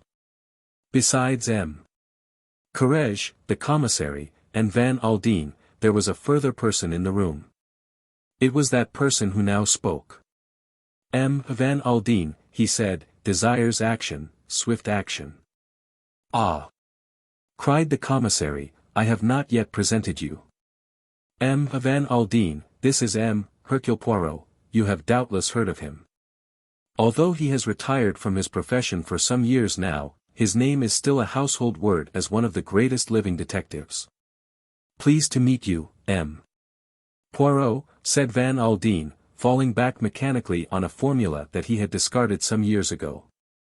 You have retired from your profession? That is so, monsieur. Now I enjoy the world. The little man made a grandiloquent gesture. M. Poirot happened to be traveling on the blue train, explained the commissary, and he has been so kind as to assist us out of his vast experience. The millionaire looked at Poirot keenly. Then he said unexpectedly. I am a very rich man, M. Poirot. It is usually said that a rich man labors under the belief that he can buy everything and everyone. That is not true. I am a big man in my way, and one big man can ask a favor from another big man. Poirot nodded a quick appreciation. That is very well said, M. Van Aldin. I place myself entirely at your service. Thank you, said Van Aldin. I can only say call upon me at any time, and you will not find me ungrateful. And now, gentlemen, to business. I propose, said M. Courage, to interrogate the maid, Ada Mason. You have her here, I understand. Yes, said Van Aldin. We picked her up in Paris in passing through. She was very upset to hear of her mistress's death, but she tells her story coherently enough. We will have her in, then, said M. Courage. He rang the bell on his desk, and in a few minutes Ada Mason entered the room. She was very neatly dressed in black, and the tip of her nose was red. She had exchanged her grey travelling gloves for a pair of black suede ones. She cast a look round the examining magistrate's office in some trepidation, and seemed relieved at the presence of her mistress's father. The examining magistrate prided himself on his geniality of manner, and did his best to put her at her ease. He was helped in this by Poirot, who acted as interpreter, and whose friendly manner was reassuring to the Englishwoman. Your name is Ada Mason, is that right? Ada Beatrice I was christened, sir, said Mason primly. Just so. And we can understand, Mason, that this has all been very distressing. Oh, indeed it has, sir. I have been with many ladies and always given satisfaction, I hope, and I never dreamt of anything of this kind happening in any situation where I was. No, no, said M. Courage. Naturally, I have read of such things, of course, in the Sunday papers. And then I always have understood that those foreign trains, she suddenly checked her flow, remembering that the gentlemen who were speaking to her were of the same nationality as the trains. Now let us talk this affair over, said M. Courage. There was, I understand, no question of your staying in Paris when you started from London? Oh no, sir. We were to go straight through to Nice. Have you ever been abroad with your mistress before? No, sir. I had only been with her 2 months, you see. Did she seem quite as usual when starting on this journey? She was worried like and a bit upset, and she was rather irritable and difficult to please. M. Courage nodded. Now then, Mason, what was the first you heard of your stopping in Paris? It was at the place they call the Gare de Lyon, sir. My mistress was thinking of getting out and walking up and down the platform. She was just going out into the corridor when she gave a sudden exclamation, and came back into her compartment with a gentleman. She shut the door between her carriage and mine, so that I didn't see or hear anything, till she suddenly opened it again and told me that she had changed her plans. She gave me some money and told me to get out and go to the Ritz. They knew her well there, she said, and would give me a room. I was to wait there until I heard from her. She would wire me what she wanted me to do. I had just time to get my things together and jump out of the train before it started off. It was a rush. While Mrs. Kettering was telling you this, where was the gentleman? He was standing in the other compartment, sir, looking out of the window. Can you describe him to us? Well, you see, sir, I hardly saw him. He had his back to me most of the time. He was a tall gentleman and dark, that's all I can say. He was dressed very like another gentleman in a dark blue overcoat and a grey hat. Was he one of the passengers on the train? I don't think so, sir. I took it that he had come to the station to see Mrs. Kettering in passing through. Of course he might have been one of the passengers, I never thought of that. Mason seemed a little flurried by the suggestion. Ah. M. Courage passed lightly to another subject. Your mistress later requested the conductor not to rouse her early in the morning. Was that a likely thing for her to do, do you think? Oh yes, sir. The mistress never ate any breakfast and she didn't sleep well at nights, so that she liked sleeping on in the morning. Again M. Courage passed to another subject. Amongst the luggage there was a scarlet morocco case, was there not? He asked. Your mistress's jewel case? Yes, sir. Did you take that case to the Ritz? Me take the mistress's jewel case to the Ritz? Oh no, indeed, sir. Mason's tones were horrified. You left it behind you in the carriage? Yes, sir. Had your mistress many jewels with her, do you know? A fair amount, sir, made me a bit uneasy sometimes, I can tell you, with those nasty tales you hear of being robbed in foreign countries. They were insured, I know, but all the same it seemed a frightful risk. Why, the rubies alone, the mistress told me, were worth several £100,000. The rubies. What rubies? Barked Van Aldin suddenly. Mason turned to him. I think it was you who gave them to her, sir, not very long ago. My God, cried Van Aldin. You don't say she had those rubies with her? I told her to leave them at the bank. Mason gave once more the discreet cough which was apparently part of her stock-in-trade as a lady's maid. This time it expressed a good deal. It expressed far more clearly than words could have done, that Mason's mistress had been a lady who took her own way. Ruth must have been mad, muttered Van Aldin. What on earth could have possessed her? Courage in turn gave vent to a cough, again a cough of significance. It riveted Van Aldin's attention on him. For the moment, said Courage, addressing Mason, I think that is all. If you will go into the next room, mademoiselle, they will read over to you the questions and answers, and you will sign accordingly. Mason went out escorted by the clerk, and Van Aldin said immediately to the magistrate. Well? Courage opened a drawer in his desk, took out a letter, and handed it across to Van Aldin. This was found in Madame's handbag. Chère Amy, the letter ran, I will obey you, I will be prudent, discreet, all those things that a lover most hates. Paris would perhaps have been unwise, but the Isles d'Or are far away from the world, and you may be assured that nothing will leak out. It is like you and your divine sympathy to be so interested in the work on famous jewels that I am writing. It will, indeed, be an extraordinary privilege to actually see and handle these historic rubies. I am devoting a special passage to Heart of Fire. My wonderful one. Soon I will make up to you for all those sad years of separation and emptiness. Your ever adoring Armand. Chapter 15. The Comte de la Roche. Van Aldin read the letter through in silence. His face turned a dull angry crimson. The men watching him saw the veins start out on his forehead, and his big hands clenched themselves unconsciously. He handed back the letter without a word. Courage was looking with close attention at his desk, Cox's eyes were fixed upon the ceiling, and Hercule Poirot was tenderly brushing a speck of dust from his coat sleeve. With the greatest tact they none of them looked at Van Aldin. It was Courage, mindful of his status and his duties, who tackled the unpleasant subject. Perhaps, monsieur, he murmured, you are aware by whom this letter was written. Yes, I know, said Van Aldin heavily. Ah, said the magistrate inquiringly. A scoundrel who calls himself the Comte de la Roche. There was a pause, then Poirot leaned forward, straightened a ruler on the judge's desk, and addressed the millionaire directly.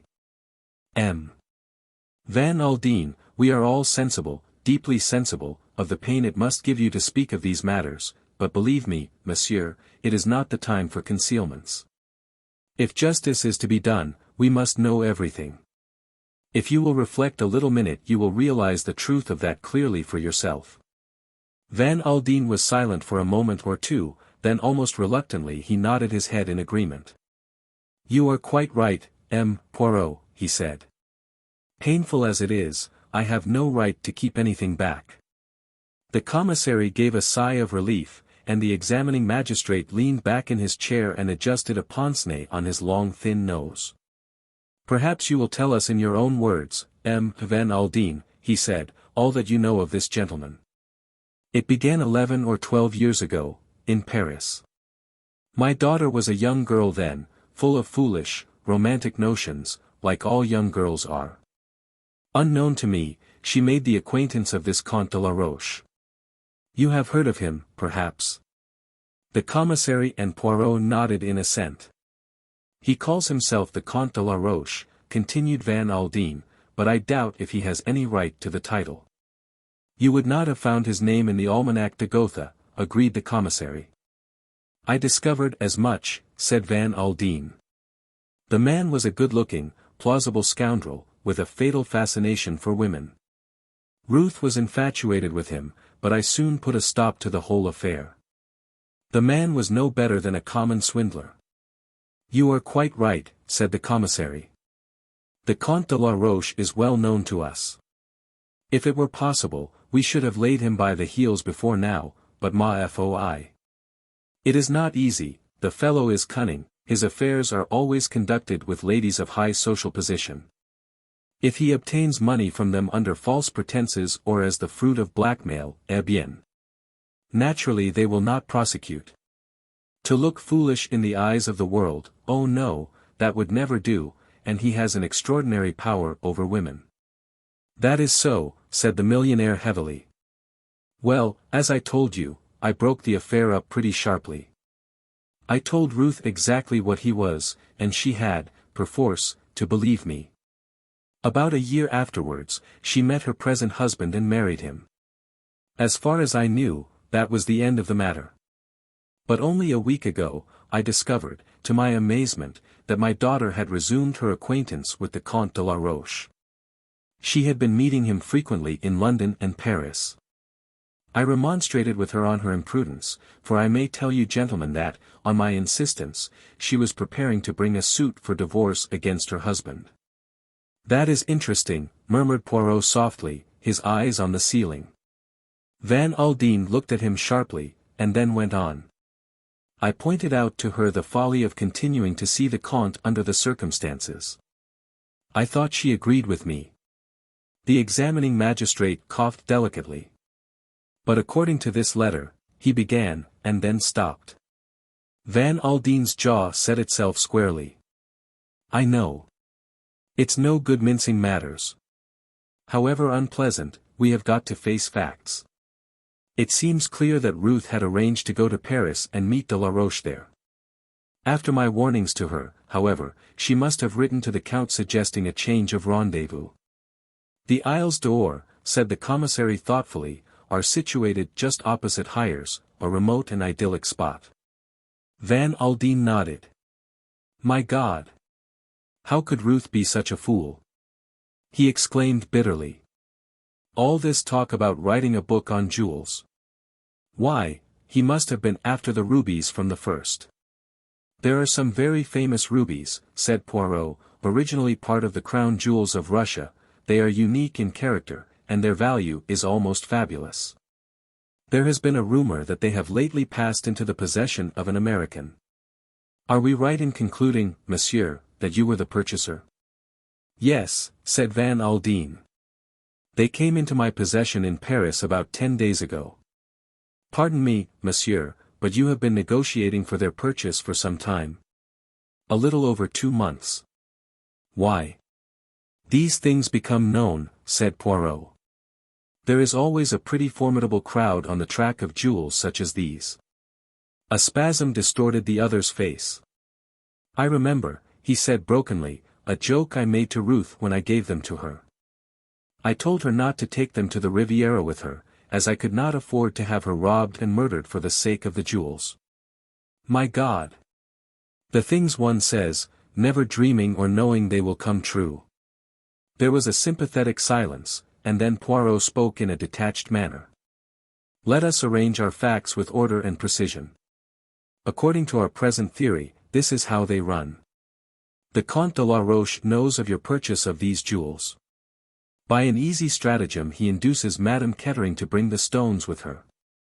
He, then, is the man Mason saw in the train at Paris." The other three nodded in agreement. "Madame is surprised to see him, but he deals with the situation promptly. Mason is got out of the way. A dinner basket is ordered. We know from the conductor that he made up the berth for the first compartment, but he did not go into the second compartment, and that a man could quite well have been concealed from him. So far the Comte could have been hidden to a marvel. No one knows of his presence on the train except Madame. He has been careful that the maid did not see his face. All that she could say is that he was tall and dark. It is all most conveniently vague. They are alone, and the train rushes through the night. There would be no outcry, no struggle, for the man is, so she thinks, her lover." He turned gently to Van Aldin. "Death, monsieur, must have been almost instantaneous. We will pass over that quickly. The Comte takes the jewel case which lies ready to his hand.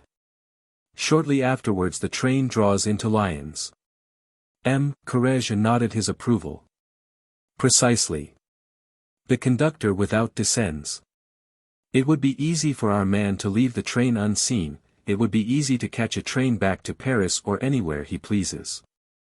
And the crime would be put down as an ordinary train robbery. But for the letter found in Madame's bag, the Comte would not have been mentioned." "It was an oversight on his part not to search that bag," declared the commissary. "Without doubt he thought she had destroyed that letter." "It was, pardon me, monsieur, it was an indiscretion of the first water to keep it." "And yet," murmured Poirot, it was an indiscretion the Comte might have foreseen. You mean? I mean we are all agreed on one point, and that is that the Comte de la Roche knows one subject à fond, women. How was it that, knowing women as he does, he did not foresee that Madame would have kept that letter? Yes, yes, said the examining magistrate doubtfully, there is something in what you say. But at such times, you understand, a man is not master of himself. He does not reason calmly. Mon Dieu! He added, with feeling, if our criminals kept their heads and acted with intelligence, how should we capture them? Poirot smiled to himself. It seems to me a clear case, said the other, but a difficult one to prove. The Comte is a slippery customer, and unless the maid can identify him. Which is most unlikely, said Poirot. True, true. The examining magistrate rubbed his chin. It is going to be difficult. If he did indeed commit the crime, began Poirot. Cox interrupted. If, you say if. Yes, Monsieur le Commissaire, I say if. The other looked at him sharply. You are right, he said at last, we go too fast. It is possible that the Comte may have an alibi. Then we should look foolish. Ah, c'est par exemple, replied Poirot, that is of no importance whatever. Naturally, if he committed the crime he will have an alibi. A man with the Comte's experience does not neglect to take precautions. No, I said if for a very definite reason. And what was that? Poirot wagged an emphatic forefinger. The psychology. Said the commissary. The psychology is at fault. The Comte is a scoundrel, yes. The Comte is a swindler, yes. The Comte preys upon women, yes. He proposes to steal Madame's jewels, again yes. Is he the kind of man to commit murder? I say no. A man of the type of the Comte is always a coward, he takes no risks. He plays the safe, the mean, what the English call the low-down game, but murder, 100 times no. He shook his head in a dissatisfied manner. The examining magistrate, however, did not seem disposed to agree with him. The day always comes when such gentry lose their heads and go too far, he observed sagely. Doubtless that is the case here. Without wishing to disagree with you, Poirot. It was only an opinion, Poirot hastened to explain. The case is, of course, in your hands, and you will do what seems fit to you. I am satisfied in my own mind the Comte de la Roche is the man we need to get hold of, said Courage. You agree with me, Monsieur le Commissaire? Perfectly. And you, Van Aldin? Yes, said the millionaire. Yes, the man is a thorough-paced villain, no doubt about it. It will be difficult to lay hands on him, I am afraid, said the magistrate, but we will do our best. Telegraphed instructions shall go out at once. Permit me to assist you, said Poirot. There need be no difficulty. The others stared at him. The little man smiled beamingly back at them. It is my business to know things, he explained. The Comte is a man of intelligence. He is at present at a villa he has leased, the Villa Marguerite at Antibes. Chapter 16. Poirot discusses the case. Everybody looked respectfully at Poirot. Undoubtedly the little man had scored heavily. The commissary laughed, on a rather hollow note. You teach us all our business, he cried. Poirot knows more than the police. Poirot gazed complacently at the ceiling, adopting a mock-modest air. What will you? It is my little hobby, he murmured, to know things. Naturally I have the time to indulge it. I am not overburdened with affairs. Ah, said the commissary shaking his head portentously. As for me. He made an exaggerated gesture to represent the cares that lay on his shoulders. Poirot turned suddenly to Van Aldin. You agree, monsieur, with this view? You feel certain that the Comte de la Roche is the murderer? Why, it would seem so, yes, certainly. Something guarded in the answer made the examining magistrate look at the American curiously. Van Aldin seemed aware of his scrutiny and made an effort as though to shake off some preoccupation. "What about my son-in-law?" he asked. "You have acquainted him with the news?" "He is in Nice, I understand." "Certainly, monsieur." The commissary hesitated, and then murmured very discreetly, "You are doubtless aware, M. Van Aldin, that M. Kettering was also one of the passengers on the blue train that night?" The millionaire nodded. "Heard it just before I left London," he vouchsafed laconically. "He tells us," continued the commissary, "that he had no idea his wife was traveling on the train."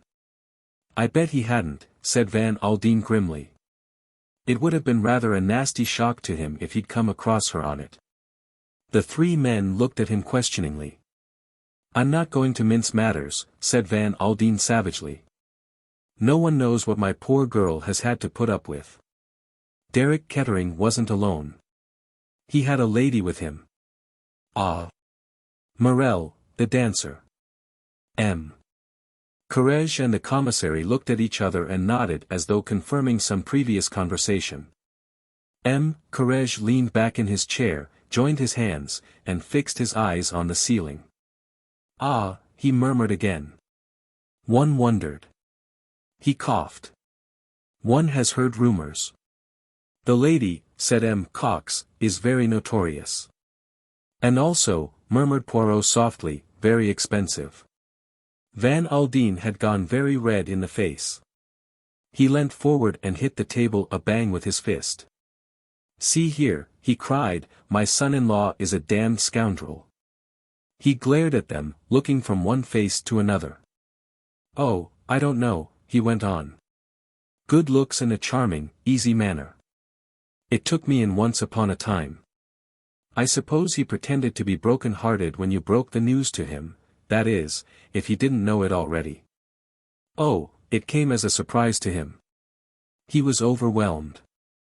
"Darned young hypocrite," said Van Aldin.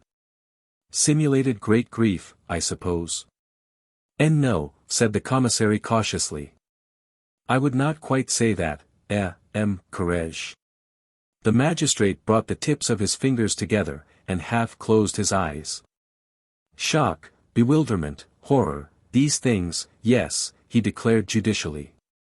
"Great sorrow, no, I should not say that."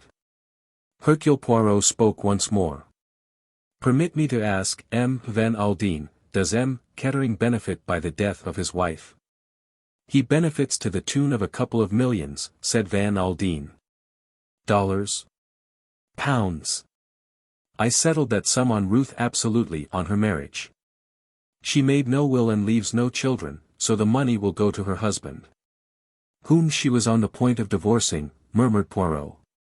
"Ah, yes, precisement."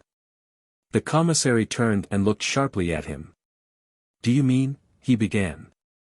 "I mean nothing," said Poirot. "I arranged the facts, that is all." Van Aldin stared at him with awakening interest. The little man rose to his feet. "I do not think I can be of any further service to you, M. le Juge," he said politely, bowing to M. Courage. "You will keep me informed of the course of events?" "It will be a kindness." "But certainly, most certainly." Van Aldin rose also.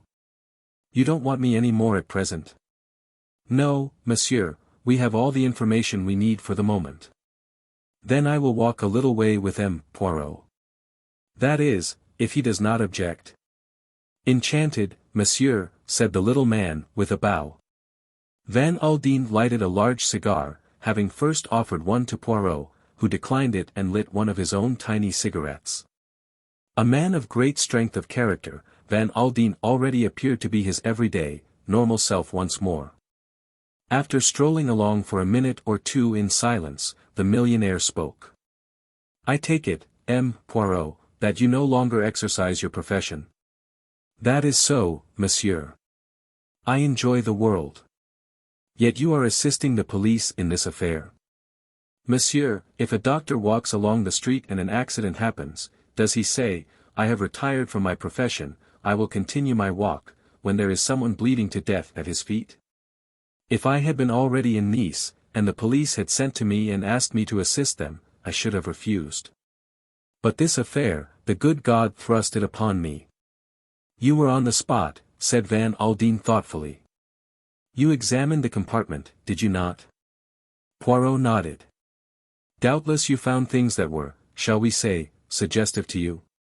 Perhaps, said Poirot. I hope you see what I am leading up to, said Van Aldin. It seems to me that the case against this Comte de la Roche is perfectly clear, but I am not a fool. I have been watching you for this last hour or so, and I realize that for some reason of your own you don't agree with that theory. Poirot shrugged his shoulders. I may be wrong. So we come to the favor I want to ask you. Will you act in this matter for me? For you, personally. That was my meaning. Poirot was silent for a moment or two. Then he said. You realize what you are asking?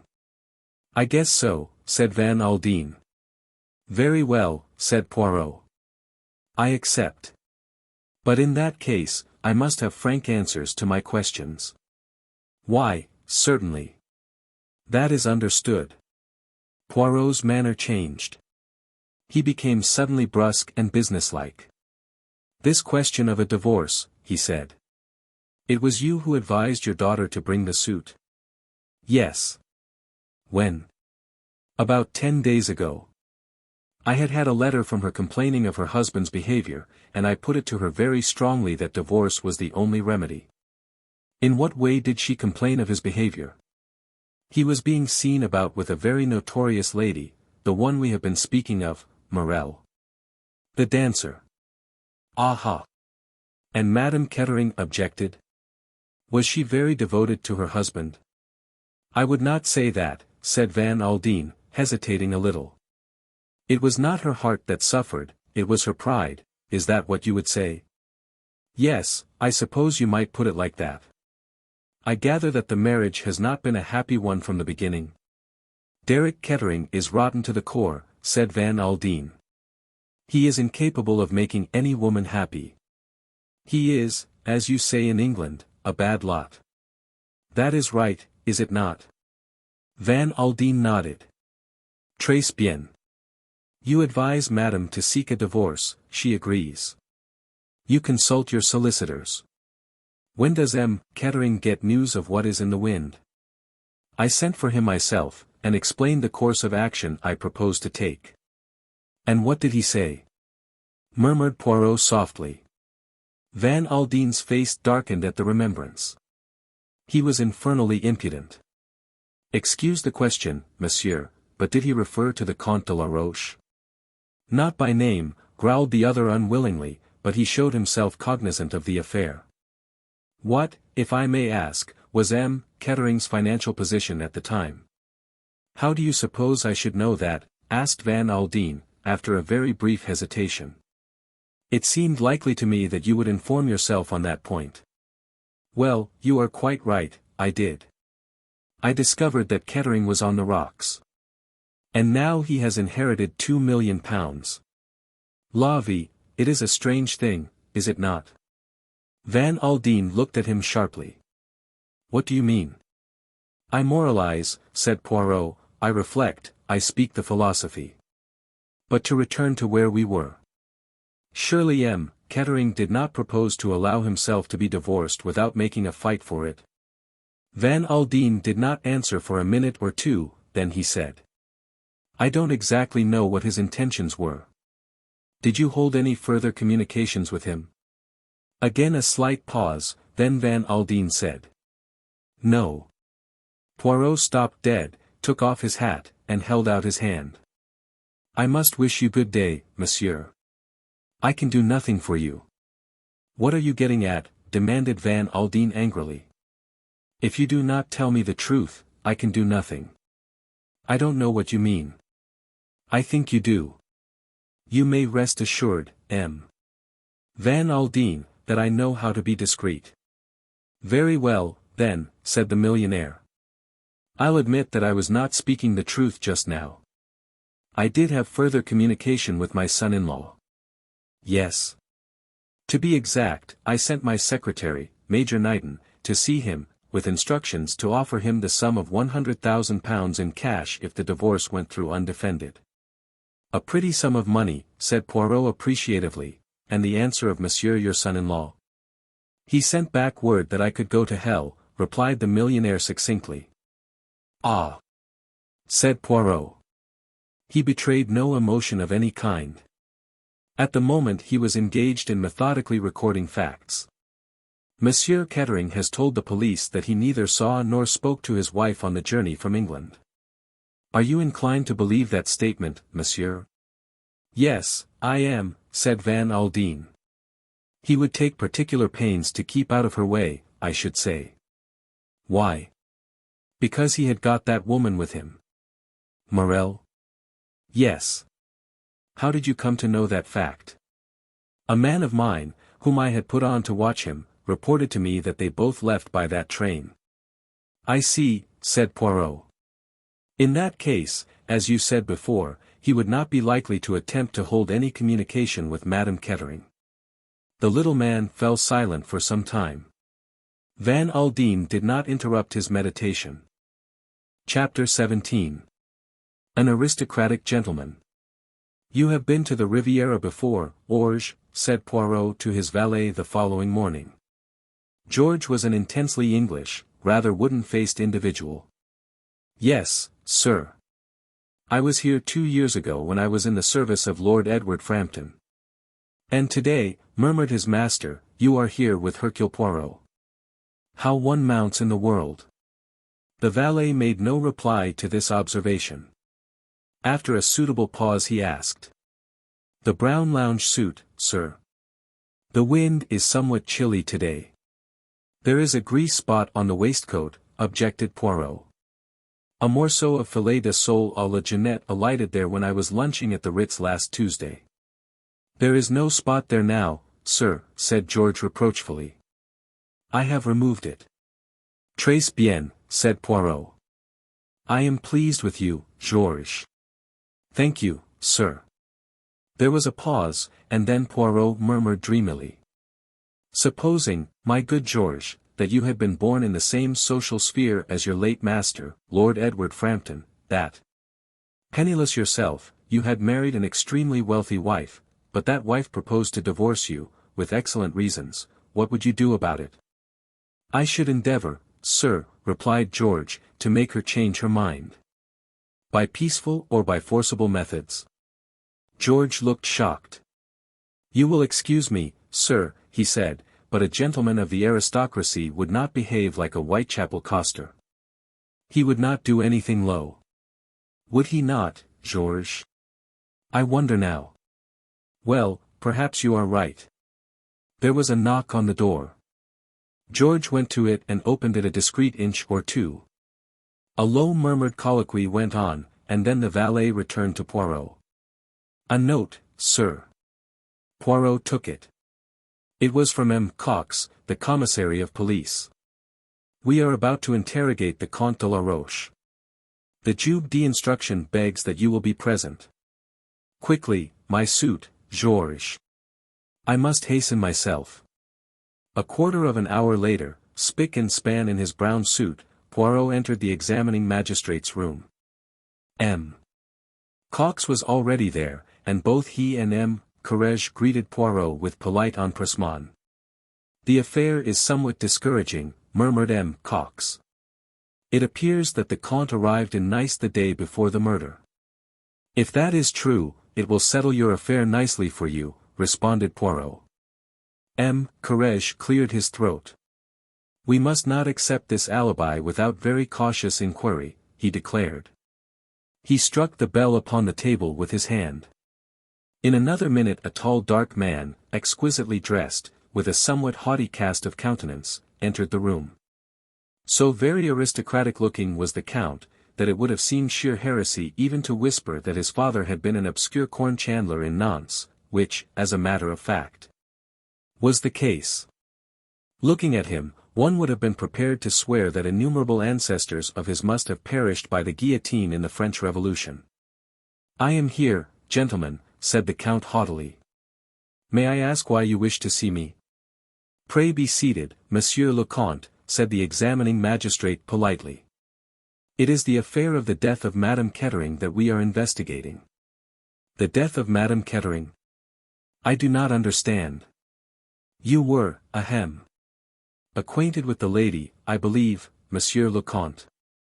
Certainly I was acquainted with her. What has that to do with the matter? Sticking an eyeglass in his eye, he looked coldly round the room, his glance resting longest on Poirot, who was gazing at him with a kind of simple, innocent admiration which was most pleasing to the Count's vanity. Courage leaned back in his chair and cleared his throat. You do not perhaps know, Monsieur le Comte, he paused, that Madame Kettering was murdered? Murdered? Mon Dieu, how terrible! The surprise and the sorrow were excellently done, so well done, indeed, as to seem wholly natural. Madame Kettering was strangled between Paris and Lyons, continued Courage, and her jewels were stolen. It is iniquitous, cried the Count warmly, the police should do something about these train bandits. Nowadays no one is safe. In Madame's handbag, continued the judge, we found a letter to her from you. She had, it seemed, arranged to meet you. The Count shrugged his shoulders and spread out his hands. Of what use are concealments, he said frankly. We are all men of the world. Privately and between ourselves, I admit the affair. You met her in Paris and travelled down with her, I believe. Said Courage. That was the original arrangement, but by Madame's wish it was changed. I was to meet her at Hyères. You did not meet her on the train at Gare de Lyon on the evening of the 14th? On the contrary, I arrived in Nice on the morning of that day, so what you suggest is impossible. Quite so, said Courage. As a matter of form, you would perhaps give me an account of your movements during the evening and night of the 14th. The Count reflected for a minute. I dined in Monte Carlo at the Café de Paris. Afterwards I went to the Le Sporting. I won a few thousand francs, he shrugged his shoulders. I returned home at perhaps 1 o'clock. Pardon me, monsieur, but how did you return home? In my own two-seater car. No one was with you? No one. You could produce witnesses in support of this statement. Doubtless many of my friends saw me there that evening. I dined alone. Your servant admitted you on your return to your villa? I let myself in with my own latchkey. Ah, murmured the magistrate. Again he struck the bell on the table with his hand. The door opened, and a messenger appeared. Bring in the maid, Mason, said Courage. Very good, Monsieur le Juge. Ada Mason was brought in. Will you be so good, mademoiselle, as to look at this gentleman? To the best of your ability, was it he who entered your mistress's compartment in Paris? The woman looked long and searchingly at the Count, who was, Poirot fancied, rather uneasy under this scrutiny. I could not say, sir, I am sure, said Mason at last. It might be and again it might not. Seeing as how I only saw his back, it's hard to say. I rather think it was the gentleman. But you are not sure? No, oh, said Mason unwillingly. And no, I am not sure. You have seen this gentleman before in Curzon Street? Mason shook her head. I should not be likely to see any visitors that come to Curzon Street, she explained, unless they were staying in the house. Very well, that will do, said the examining magistrate sharply. Evidently he was disappointed. One moment, said Poirot. There is a question I would like to put to mademoiselle, if I may. Certainly, Poirot, certainly, by all means. Poirot addressed himself to the maid. What happened to the tickets? The tickets, sir. Yes, the tickets from London to Nice. Did you or your mistress have them? The mistress had her own Pullman ticket, sir, the others were in my charge. What happened to them? I gave them to the conductor on the French train, sir, he said it was usual. I hope I did right, sir. Oh, quite right, quite right. A mere matter of detail. Both M. Cox and the examining magistrate looked at him curiously. Mason stood uncertainly for a minute or two, and then the magistrate gave her a brief nod of dismissal, and she went out. Poirot scribbled something on a scrap of paper and handed it across to M. Courage. The latter read it and his brow cleared. "Well, gentlemen," demanded the Count haughtily, "am I to be detained further?" Assuredly not, M. Courage hastened to say, with a great deal of amiability. "Everything is now cleared up as regards your own position in this affair.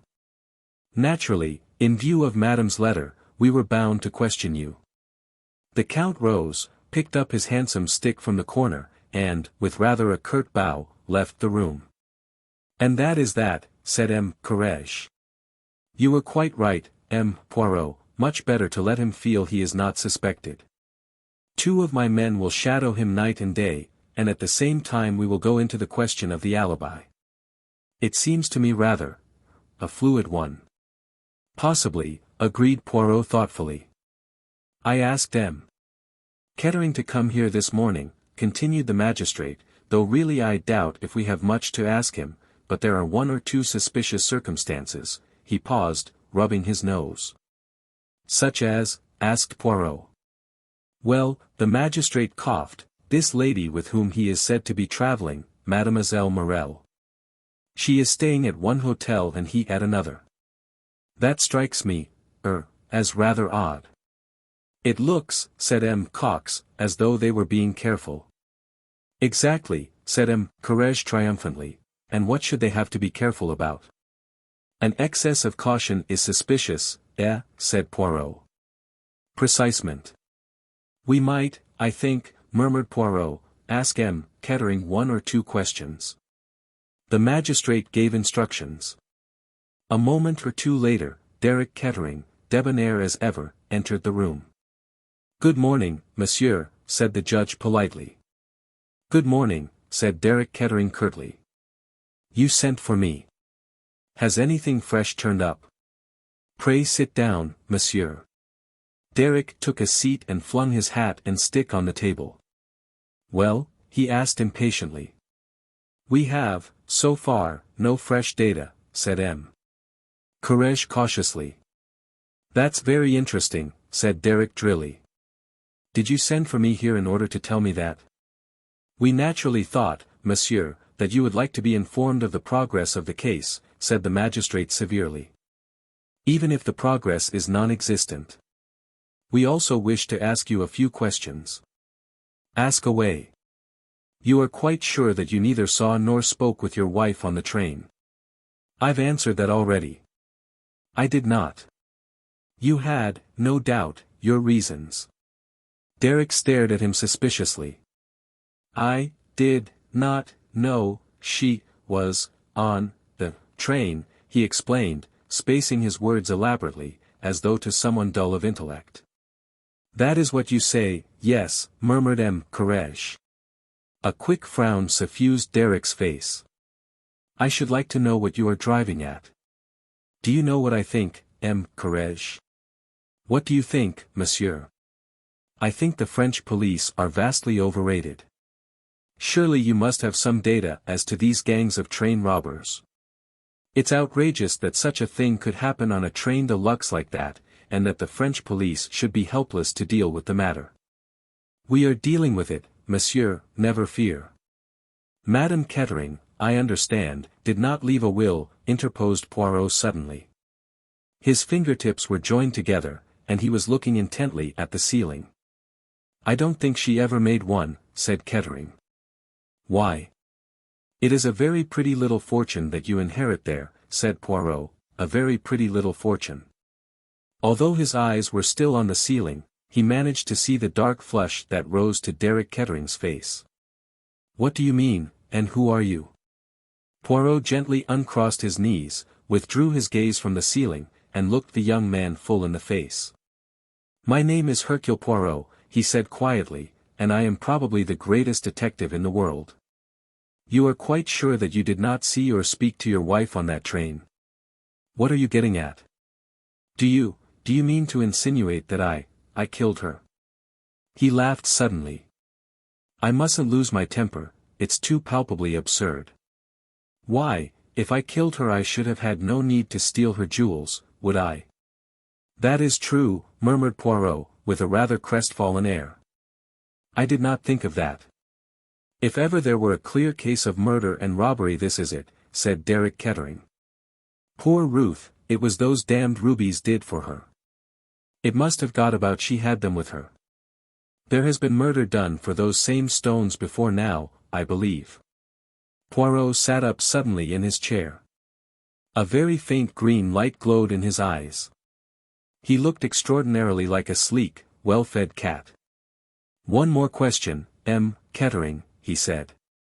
Will you give me the date when you last saw your wife? Let me see, Kettering reflected. It must have been, yes, over 3 weeks ago. I am afraid I can't give you the date exactly. No matter, said Poirot drily, that is all I wanted to know. Well, said Derek Kettering impatiently, anything further? He looked towards M. Courage. The latter sought inspiration from Poirot, and received it in a very faint shake of the head. No, M. Kettering, he said politely, no, I do not think we need trouble you any further. I wish you good morning. Good morning, said Kettering. He went out, banging the door behind him. Poirot leaned forward and spoke sharply, as soon as the young man was out of the room. Tell me, he said peremptorily, when did you speak of these rubies to M. Kettering? I have not spoken of them, said M. Courage. It was only yesterday afternoon that we learned about them from M. Van Aldin. Yes, but there was a mention of them in the Comte's letter. M. Courage looked pained.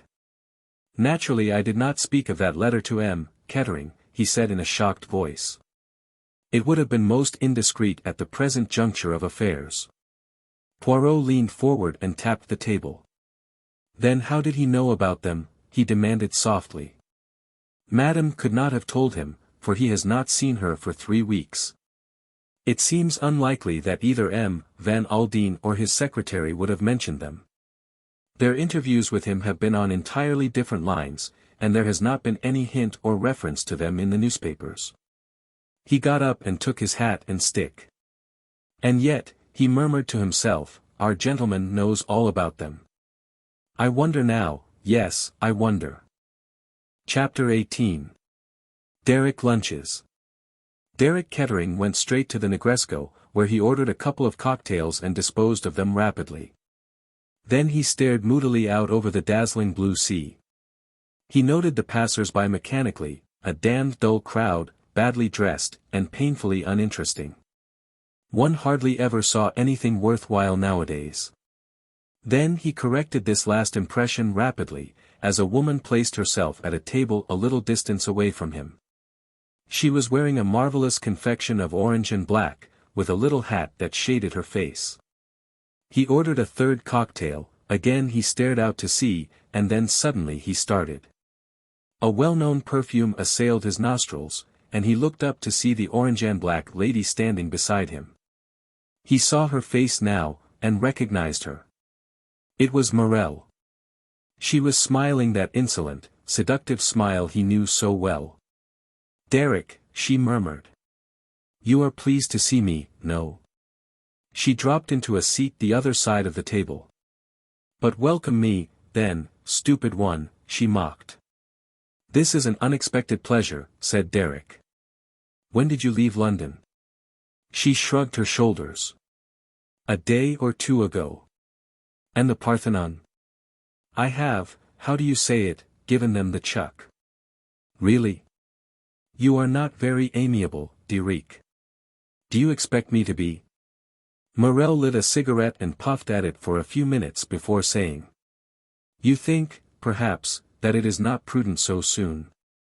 Derek stared at her, then he shrugged his shoulders, and remarked formally. You are lunching here. Mais oui. I am lunching with you. I am exceedingly sorry, said Derek. I have a very important engagement. Mon Dieu. But you men are like children, exclaimed the dancer. But yes, it is the spoilt child that you act to me, ever since that day in London when you flung yourself out of my flat, you sulk. Ah! Mais c'est ennui.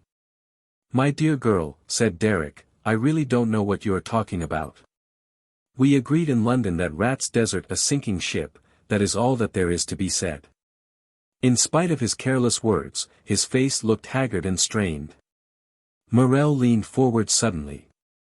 You cannot deceive me, she murmured. I know what you have done for me. He looked up at her sharply. Some undercurrent in her voice arrested his attention. She nodded her head at him. Ah! Have no fear, I am discreet. You are magnificent. You have a superb courage, but, all the same, it was I who gave you the idea that day, when I said to you in London that accidents sometimes happened. And you are not in danger. The police do not suspect you. What the devil? Hush. She held up a slim olive hand with one big emerald on the little finger. You are right, I should not have spoken so in a public place. We will not speak of the matter again, but our troubles are ended, our life together will be wonderful, wonderful. Derek laughed suddenly, a harsh, disagreeable laugh. So the rats come back, do they? 2 million makes a difference, of course it does. I ought to have known that. He laughed again. You will help me to spend that 2 million, won't you, Mirelle? You know how, no woman better. He laughed again. Hush, cried the dancer. What is the matter with you, Derek? See, people are turning to stare at you. Me? I will tell you what is the matter. I have finished with you, Mirelle. Do you hear? Finished. Mirelle did not take it as he expected her to do. She looked at him for a minute or two, and then she smiled softly. But what a child! You are angry, you are sore, and all because I am practical. Did I not always tell you that I adored you? She leaned forward. But I know you, Derek. Look at me, see, it is Mirelle who speaks to you. You cannot live without her, you know it. I loved you before, I will love you 100 times more now. I will make life wonderful for you, but wonderful. There is no one like Mirelle. Her eyes burned into his. She saw him grow pale and draw in his breath, and she smiled to herself contentedly. She knew her own magic and power over men. That is settled, she said softly, and gave a little laugh. And now, Derek, will you give me lunch? No. He drew in his breath sharply and rose to his feet. I am sorry, but I told you, I have got an engagement. You are lunching with someone else. Bah! I don't believe it. I am lunching with that lady over there. He crossed abruptly to where a lady in white had just come up the steps. He addressed her a little breathlessly. Miss Grey, will you have lunch with me? You met me at Lady Tamplin's, if you remember. Katherine looked at him for a minute or two with those thoughtful grey eyes that said so much. Thank you, she said, after a moment's pause, I should like to very much. Chapter 19. An unexpected visitor. The Comte de la Roche had just finished déjeuner, consisting of an omelette fines herbes, an entrecôte béarnaise, and a Saverne au rhum. Wiping his fine black moustache delicately with his table napkin, the Comte rose from the table. He passed through the salon of the villa, noting with appreciation the few objets d'art which were carelessly scattered about. The Louis XV snuff-box, the satin shoe worn by Marie Antoinette, and the other historic trifles were part of the Comte's mise en scène. They were, he would explain to his fair visitors, heirlooms in his family. Passing through onto the terrace, the Comte looked out onto the Mediterranean with an unseeing eye. He was in no mood for appreciating the beauties of scenery. A fully matured scheme had been rudely brought to naught, and his plans had to be cast afresh.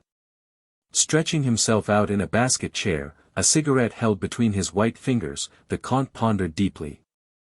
Presently Hippolyte, his manservant, brought out coffee in a choice of liqueurs. The Comte selected some very fine old brandy. As the manservant was preparing to depart, the Comte arrested him with a slight gesture. Hippolyte stood respectfully to attention. His countenance was hardly a prepossessing one, but the correctitude of his demeanor went far to obliterate the fact. He was now the picture of respectful attention. "It is possible," said the Comte, "that in the course of the next few days various strangers may come to the house. They will endeavor to scrape acquaintance with you and with Marie.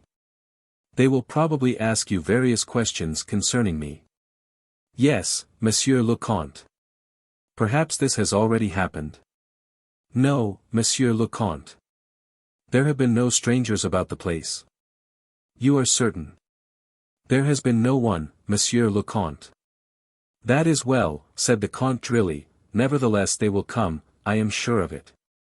They will ask questions." Hippolyte looked at his master in intelligent anticipation.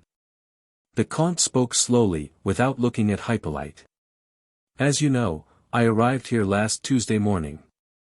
If the police or any other inquirer should question you, do not forget that fact. I arrived on Tuesday, the 14th, not Wednesday, the 15th. You understand?" "Perfectly, Monsieur le Comte. In an affair where a lady is concerned, it is always necessary to be discreet." "I feel certain, Hippolyte, that you can be discreet." "I can be discreet, monsieur." "And Marie?" "Marie also. I will answer for her." "That is well then," murmured the Comte. When Hippolyte had withdrawn, the Comte sipped his black coffee with a reflective air. Occasionally he frowned, once he shook his head slightly, twice he nodded it. Into the midst of these cogitations came Hippolyte once more. "A lady, monsieur." "A lady?" The Comte was surprised. Not that a visit from a lady was an unusual thing at the Villa Marina, but at this particular moment the Comte could not think who the lady was likely to be. "She is, I think, a lady not known to monsieur," murmured the valet helpfully. The Comte was more and more intrigued. "Show her out here, Hippolyte," he commanded. A moment later a marvelous vision in orange and black stepped out on the terrace, accompanied by a strong perfume of exotic blossoms.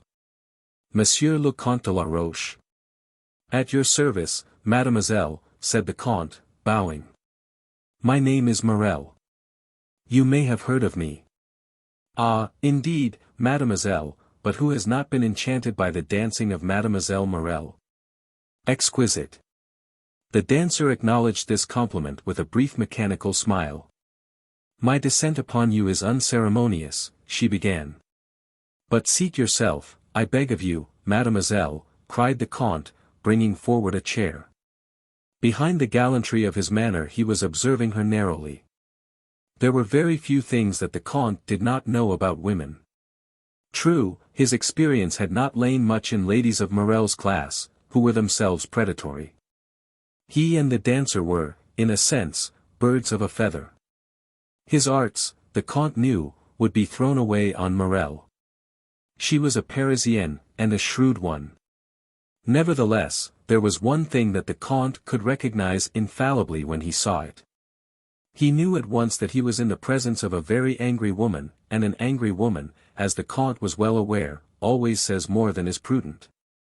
And is occasionally a source of profit to a level-headed gentleman who keeps cool. "It is most amiable of you, mademoiselle, to honor my poor abode thus." "We have mutual friends in Paris," said Mirelle. "I have heard of you from them, but I come to see you today for another reason. I have heard of you since I came to Nice, in a different way, you understand." "Ah," said the Comte softly. "I will be brutal," continued the dancer, "nevertheless, believe that I have your welfare at heart. They are saying in Nice, Monsieur le Comte, that you are the murderer of the English lady, Madame Kettering." "I, the murderer of Madame Kettering? Bah! But how absurd!" He spoke more languidly than indignantly, knowing that he would thus provoke her further. "But yes," she insisted, "it is as I tell you." "It amuses people to talk," murmured the Comte indifferently. "It would be beneath me to take such wild accusations seriously. You do not understand." Mirelle bent forward, her dark eyes flashing. It is not the idle talk of those in the streets. It is the police. The police, ah. The Comte sat up, alert once more. Mirelle nodded her head vigorously several times. Yes, yes. You comprehend me, I have friends everywhere. The prefect himself, she left the sentence unfinished, with an eloquent shrug of the shoulders. Who is not indiscreet where a beautiful woman is concerned, murmured the Count politely. The police believe that you killed Madame Kettering. But they are wrong. Certainly they are wrong, agreed the Comte easily. You say that, but you do not know the truth. I do. The Comte looked at her curiously. You know who killed Madame Kettering? Is that what you would say, mademoiselle? Mirelle nodded vehemently. Yes. Who was it? Asked the Comte sharply. Her husband. She leant across to the Comte, speaking in a low voice that vibrated with anger and excitement. It was her husband who killed her. The Comte leaned back in his chair. His face was a mask. Let me ask you, mademoiselle, how do you know this? How do I know it? Mirelle sprang to her feet, with a laugh. He boasted of it beforehand. He was ruined, bankrupt, dishonored. Only the death of his wife could save him. He told me so. He traveled on the same train, but she was not to know it. Why was that, I ask you? So that he might creep upon her in the night, ah. She shut her eyes, I can see it happening. The Count coughed. Perhaps, he murmured. But surely, mademoiselle, in that case he would not steal the jewels. The jewels, breathed Mirelle. The jewels. Ah. Those rubies. Her eyes grew misty, a faraway light in them. The Comte looked at her curiously, wondering for the 100th time at the magical influence of precious stones on the female sex. He recalled her to practical matters. What do you want me to do, mademoiselle? Mirelle became alert and businesslike once more. Surely it is simple. You will go to the police. You will say to them that M. Kettering committed this crime. And if they do not believe me? If they ask for proof? He was eyeing her closely. Mirelle laughed softly, and drew her orange and black wrap closer round her. Send them to me, Monsieur le Comte, she said softly, I will give them the proof they want. Upon that she was gone, an impetuous whirlwind, her errand accomplished. The Comte looked after her, his eyebrows delicately raised. She is in a fury, he murmured. What has happened now to upset her? But she shows her hand too plainly. Does she really believe that Mr. Kettering killed his wife? She would like me to believe it. She would even like the police to believe it. He smiled to himself. He had no intention whatsoever of going to the police. He saw various other possibilities, to judge by his smile, an agreeable vista of them. Presently, however, his brow clouded. According to Mirelle, he was suspected by the police. That might be true or it might not. An angry woman of the type of the dancer was not likely to bother about the strict veracity of her statements. On the other hand, she might easily have obtained inside information. In that case, his mouth set grimly, in that case he must take certain precautions. He went into the house and questioned Hippolyte closely once more as to whether any strangers had been to the house. The valet was positive in his assurances that this was not the case. The Comte went up to his bedroom and crossed over to an old bureau that stood against the wall. He let down the lid of this, and his delicate fingers sought for a spring at the back of one of the pigeonholes. A secret drawer flew out, in it was a small brown paper package. The Comte took this out and weighed it in his hand carefully for a minute or two. Raising his hand to his head, with a slight grimace he pulled out a single hair. This he placed on the lip of the drawer and shut it carefully. Still carrying the small parcel in his hand, he went downstairs and out of the house to the garage, where stood a scarlet two-seater car. 10 minutes later he had taken the road for Monte Carlo. He spent a few hours at the casino, then sauntered out into the town. Presently he re-entered the car and drove off in the direction of Mentone. Earlier in the afternoon he had noticed an inconspicuous grey car some little distance behind him. He noticed it again now. He smiled to himself. The road was climbing steadily upwards. The Comte's foot pressed hard on the accelerator. The little red car had been specially built to the Comte's design, and had a far more powerful engine than would have been suspected from its appearance. It shot ahead. Presently he looked back and smiled. The grey car was following behind. Smothered in dust, the little red car leaped along the road. It was travelling now at a dangerous pace, but the Comte was a first-class driver. Now they were going downhill, twisting and curving unceasingly. Presently the car slackened speed, and finally came to a standstill before a bureau de poste. The Comte jumped out, lifted the lid of the tool chest, extracted the small brown paper parcel and hurried into the post office. 2 minutes later he was driving once more in the direction of Mentone. When the grey car arrived there, the Comte was drinking English 5 o'clock tea on the terrace of one of the hotels. Later, he drove back to Monte Carlo, dined there, and reached home once more at 11 o'clock. Hippolyte came out to meet him with a disturbed face. "Ah! Monsieur le Comte has arrived. Monsieur le Comte did not telephone me, by any chance?" The Comte shook his head. "And yet at 3 o'clock I received a summons from Monsieur le Comte, to present myself to him at Nice, at the Negresco." "Really," said the Comte, "and you went?" "Certainly, monsieur, but at the Negresco they knew nothing of Monsieur le Comte. He had not been there." "Ah," said the Comte, "doubtless at that hour Marie was out doing her afternoon marketing." "That is so, Monsieur le Comte."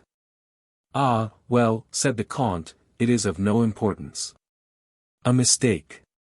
He went upstairs, smiling to himself.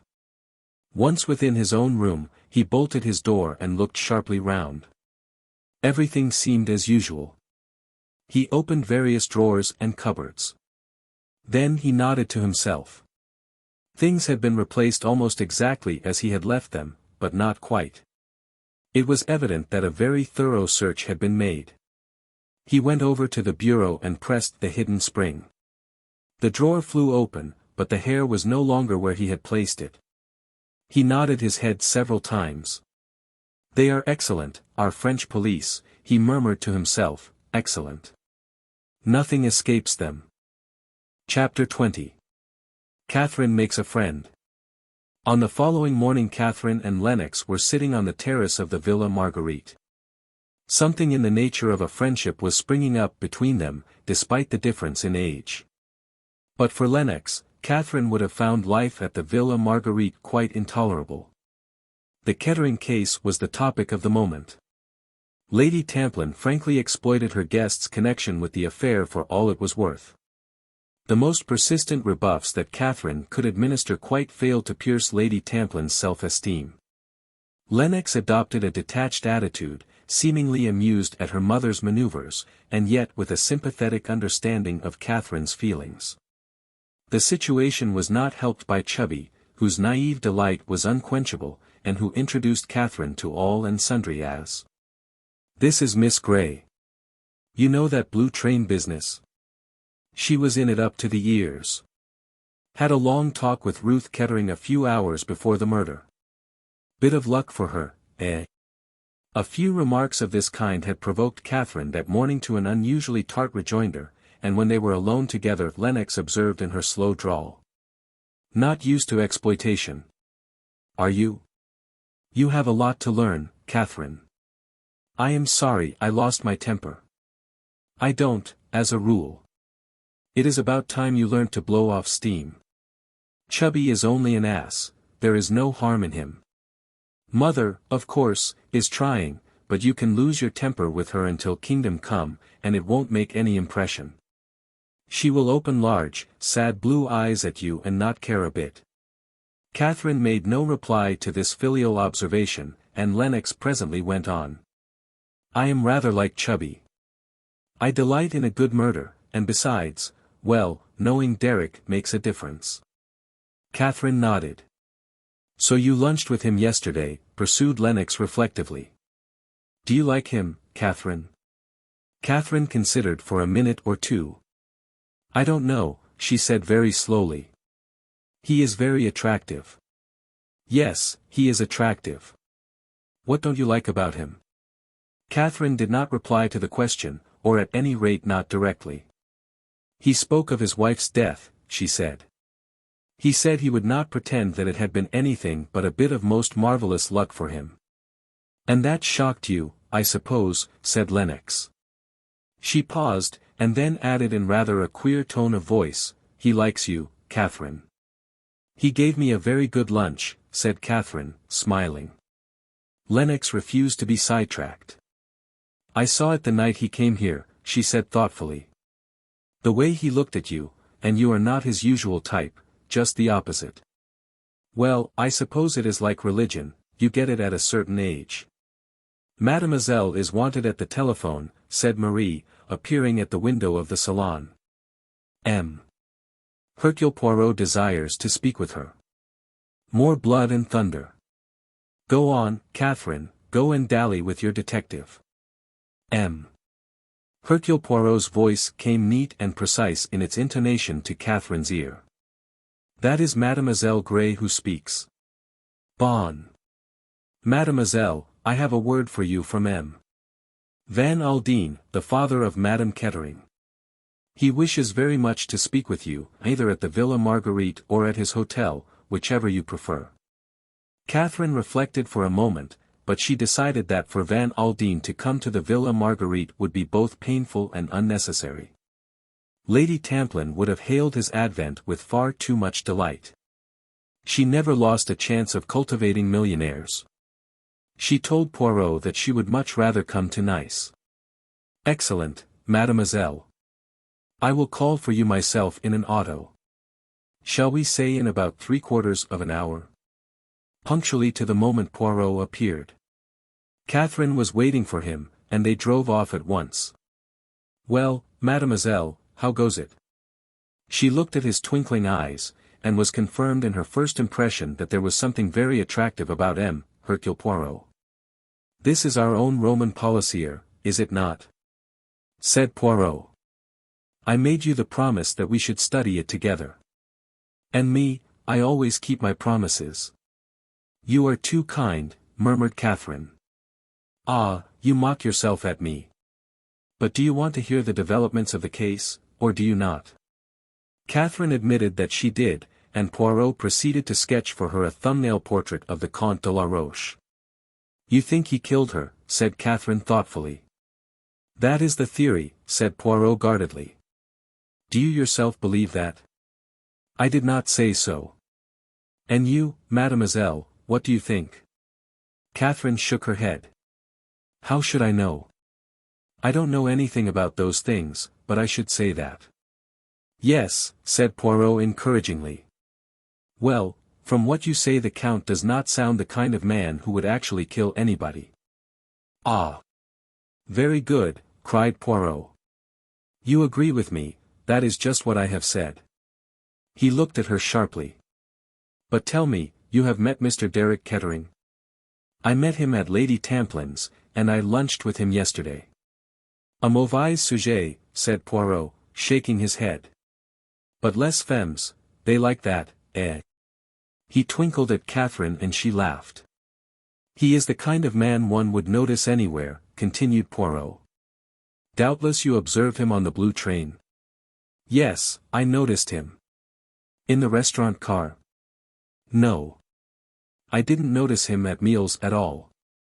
I only saw him once, going into his wife's compartment. Poirot nodded. A strange business, he murmured. I believe you said you were awake, mademoiselle, and looked out of your window at Lyons. You saw no tall dark man such as the Comte de la Roche leave the train? Katherine shook her head. I don't think I saw anyone at all, she said. There was a youngish lad in a cap and overcoat who got out, but I don't think he was leaving the train, only walking up and down the platform. There was a fat Frenchman with a beard, in pajamas and an overcoat, who wanted a cup of coffee. Otherwise, I think there were only the train attendants. Poirot nodded his head several times. It is like this, you see, he confided, the Comte de la Roche has an alibi. An alibi, it is a very pestilential thing, and always open to the gravest suspicion. But here we are. They went straight up to Van Aldin's suite, where they found Knighton. Poirot introduced him to Katherine. After a few commonplaces had been exchanged, Knighton said, I will tell Mr. Van Aldin that Miss Grey is here. He went through a second door into an adjoining room. There was a low murmur of voices, and then Van Aldin came into the room and advanced towards Katherine with outstretched hand, giving her at the same time a shrewd and penetrating glance. I am pleased to meet you, Miss Grey, he said simply. I have been wanting very badly to hear what you can tell me about Ruth. The quiet simplicity of the millionaire's manner appealed to Katherine strongly. She felt herself in the presence of a very genuine grief, the more real for its absence of outward sign. He drew forward a chair. Sit here, will you, and just tell me all about it. Poirot and Knighton retired discreetly into the other room, and Katherine and Van Aldin were left alone together. She found no difficulty in her task. Quite simply and naturally she related her conversation with Ruth Kettering, word for word as nearly as she could. He listened in silence, leaning back in his chair, with one hand shading his eyes. When she had finished he said quietly, Thank you, my dear. They both sat silent for a minute or two. Katherine felt that words of sympathy would be out of place. When the millionaire spoke, it was in a different tone. I am very grateful to you, Miss Grey. I think you did something to ease my poor Ruth's mind in the last hours of her life. Now I want to ask you something. You know, M. Poirot will have told you, about the scoundrel that my poor girl had got herself mixed up with. He was the man of whom she spoke to you, the man she was going to meet. In your judgment, do you think she might have changed her mind after her conversation with you? Do you think she meant to go back on her word? I can't honestly tell you. She had certainly come to some decision, and seemed more cheerful in consequence of it. She gave you no idea where she intended to meet the skunk, whether in Paris or at Hyères. Katherine shook her head. She said nothing as to that. Ah, said Van Aldin thoughtfully, and that is the important point. Well, time will show. He got up and opened the door of the adjoining room. Poirot and Knighton came back. Katherine declined the millionaire's invitation to lunch, and Knighton went down with her and saw her into the waiting car. He returned to find Poirot and Van Aldin deep in conversation. If we only knew, said the millionaire thoughtfully, what decision Ruth came to. It might have been any of half a dozen. She might have meant to leave the train at Paris and cable to me. She may have meant to have gone on to the south of France and have an explanation with the Count there. We are in the dark, absolutely in the dark. But we have the maid's word for it that she was both startled and dismayed at the Count's appearance at the station in Paris. That was clearly not part of the preconceived plan. You agree with me, Knighton? The secretary started. I beg your pardon, Mr. Van Aldin. I was not listening. Daydreaming, said Van Aldin. That's not like you. I believe that girl has bowled you over. Knighton blushed. She is a remarkably nice girl, said Van Aldin thoughtfully, very nice. Did you happen to notice her eyes? Any man, said Knighton, would be bound to notice her eyes. Chapter 21. At the tennis. Several days had elapsed. Katherine had been for a walk by herself one morning, and came back to find Lennox grinning at her expectantly.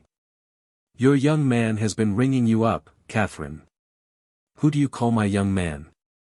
A new one, Rufus Van Aldin's secretary. You seem to have made rather an impression there. You are becoming a serious breaker of hearts, Katherine. First Derek Kettering, and now this young Knighton. The funny thing is that I remember him quite well. He was in Mother's War Hospital that she ran out here. I was only a kid of about 8 at the time. Was he badly wounded? Shot in the leg, if I remember rightly, rather a nasty business. I think the doctors messed it up a bit. They said he wouldn't limp or anything, but when he left here he was still completely dot and go one.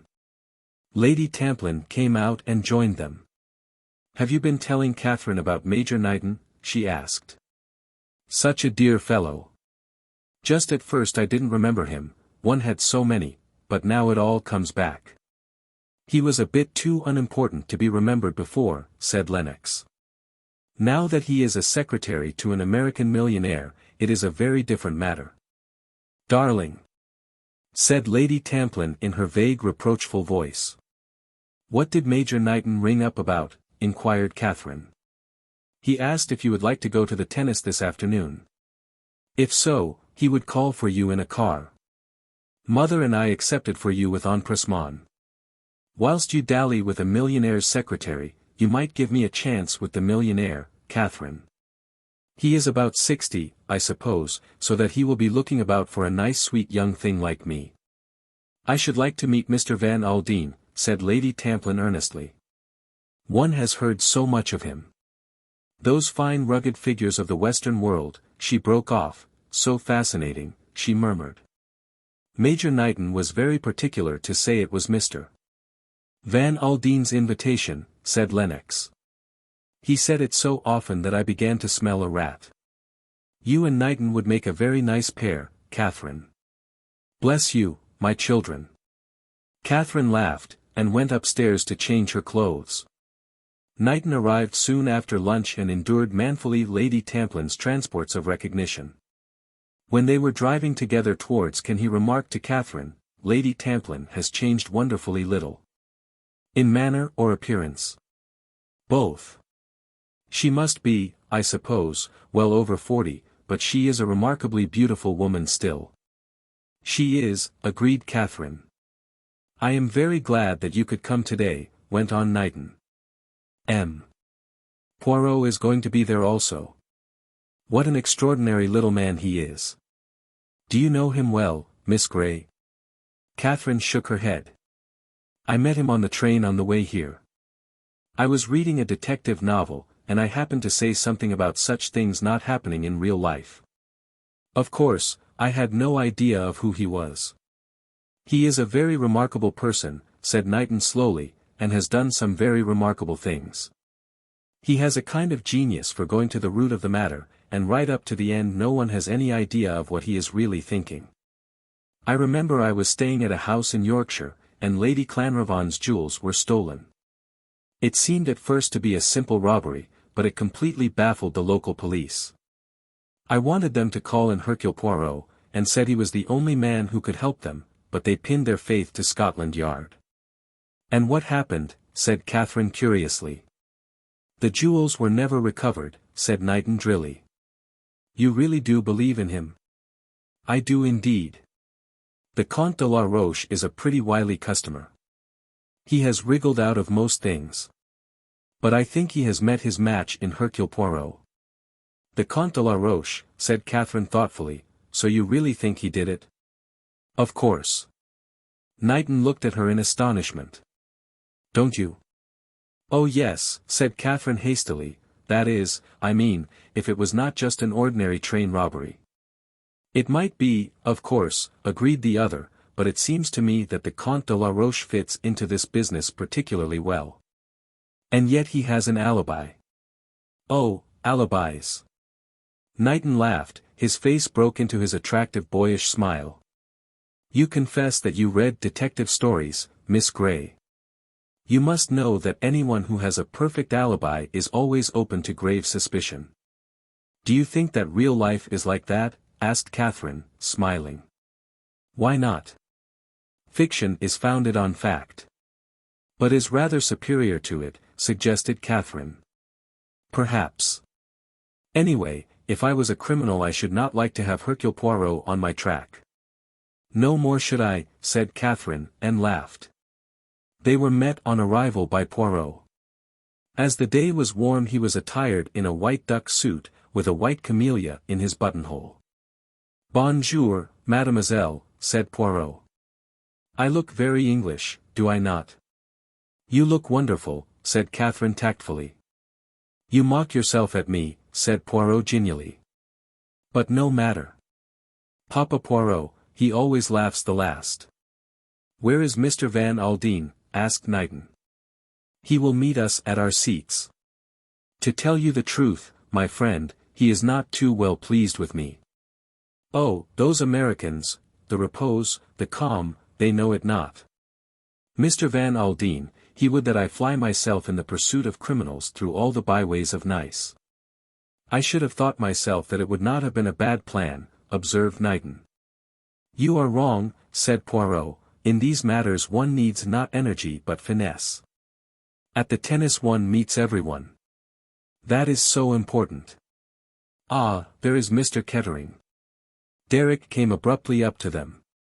He looked reckless and angry, as though something had arisen to upset him. He and Knighton greeted each other with some frigidity. Poirot alone seemed unconscious of any sense of strain, and chatted pleasantly in a laudable attempt to put everyone at their ease. He paid little compliments. It is amazing, M. Kettering, how well you speak the French, he observed, so well that you could be taken for a Frenchman if you chose. That is a very rare accomplishment among Englishmen. I wish I did, said Katherine. I am only too well aware that my French is of a painfully British order. They reached their seats and sat down, and almost immediately Knighton perceived his employer signaling to him from the other end of the court, and went off to speak to him. I approve of that young man, said Poirot, sending a beaming smile after the departing secretary, and you, mademoiselle? I like him very much. And you, M. Kettering? Some quick rejoinder was springing to Derrick's lips, but he checked it as though something in the little Belgian's twinkling eyes had made him suddenly alert. He spoke carefully, choosing his words. Knighton is a very good fellow, he said. Just for a moment Katherine fancied that Poirot looked disappointed. He is a great admirer of yours, M. Poirot, she said, and she related some of the things that Knighton had said. It amused her to see the little man plume himself like a bird, thrusting out his chest, and assuming an air of mock modesty that would have deceived no one. That reminds me, mademoiselle, he said suddenly, I have a little matter of business I have to speak to you about. When you were sitting talking to that poor lady in the train, I think you must have dropped a cigarette case. Katherine looked rather astonished. I don't think so, she said. Poirot drew from his pocket a cigarette case of soft blue leather, with the initial K on it in gold. No, that is not mine, Katherine said. Ah, 1,000 apologies. It was doubtless Madame's own. K, of course, stands for Kettering. We were doubtful, because she had another cigarette case in her bag, and it seemed odd that she should have two. He turned to Derrick suddenly.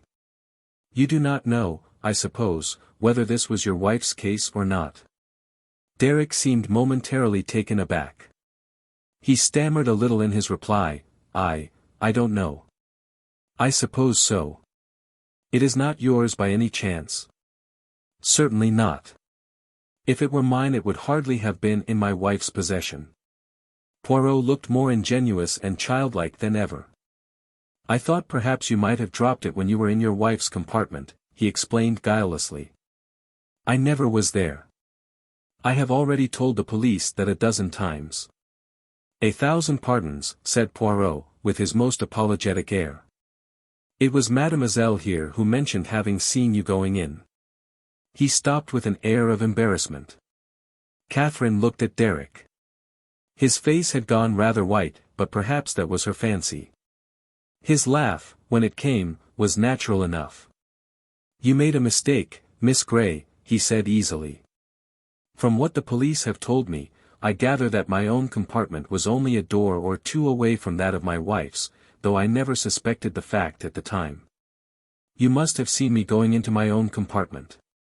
He got up quickly as he saw Van Aldin and Knighton approaching. I'm going to leave you now, he announced. I can't stand my father-in-law at any price. Van Aldin greeted Katherine very courteously, but was clearly in a bad humor. You seem fond of watching tennis, Poirot, he growled. It is a pleasure to me, yes, replied Poirot placidly. It is as well you are in France, said Van Aldin. We are made of sterner stuff in the States. Business comes before pleasure there. Poirot did not take offense, indeed, he smiled gently and confidingly at the irate millionaire. Do not enrage yourself, I beg of you. Everyone his own methods. Me, I have always found it a delightful and pleasing idea to combine business and pleasure together. He glanced at the other two. They were deep in conversation, absorbed in each other. Poirot nodded his head in satisfaction, and then leant towards the millionaire, lowering his voice as he did so. It is not only for pleasure that I am here, Van Aldin. Observe just opposite us that tall old man, the one with the yellow face and the venerable beard. Well, what of him? That, Poirot said, is Papopolous. A Greek, eh? As you say, a Greek. He is a dealer in antiques of worldwide reputation. He has a small shop in Paris, and he is suspected by the police of being something more. What? A receiver of stolen goods, especially jewels. There is nothing as to the recutting and resetting of gems that he does not know. He deals with the highest in Europe and with the lowest of the riffraff of the underworld. Van Aldin was looking at Poirot with suddenly awakened attention. Well? He demanded, a new note in his voice. I ask myself, said Poirot, Hercule Poirot, he thumped himself dramatically on the chest, ask myself why is Papopolous suddenly come to Nice. Van Aldin was impressed. For a moment he had doubted Poirot and suspected the little man of being past his job, a poseur only. Now, in a moment, he switched back to his original opinion. He looked straight at the little detective. I must apologize to you, Poirot. Poirot waved the apology aside with an extravagant gesture. Bah, he cried, all that is of no importance. Now listen, Van Aldin, I have news for you. The millionaire looked sharply at him, all his interest aroused. Poirot nodded. It is as I say. You will be interested. As you know, Van Aldin, the Comte de la Roche has been under surveillance ever since his interview with the Duc d'Instruction. The day after that, during his absence, the Villa Marguerite was searched by the police. Well, said Van Aldin, did they find anything? I bet they didn't. Poirot made him a little bow. Your acumen is not at fault, Van Aldin. They found nothing of an incriminating nature. It was not to be expected that they would. The Comte de la Roche, as your expressive idiom has it, was not born on the preceding day. He is an astute gentleman with great experience. Well, go on, growled Van Aldin. It may be, of course, that the Comte had nothing of a compromising nature to conceal. But we must not neglect the possibility. If, then, he has something to conceal, where is it? Not in his house, the police searched thoroughly. Not on his person, for he knows that he is liable to arrest at any minute. There remains, his car. As I say, he was under surveillance. He was followed on that day to Monte Carlo. From there he went by road to Mentone, driving himself.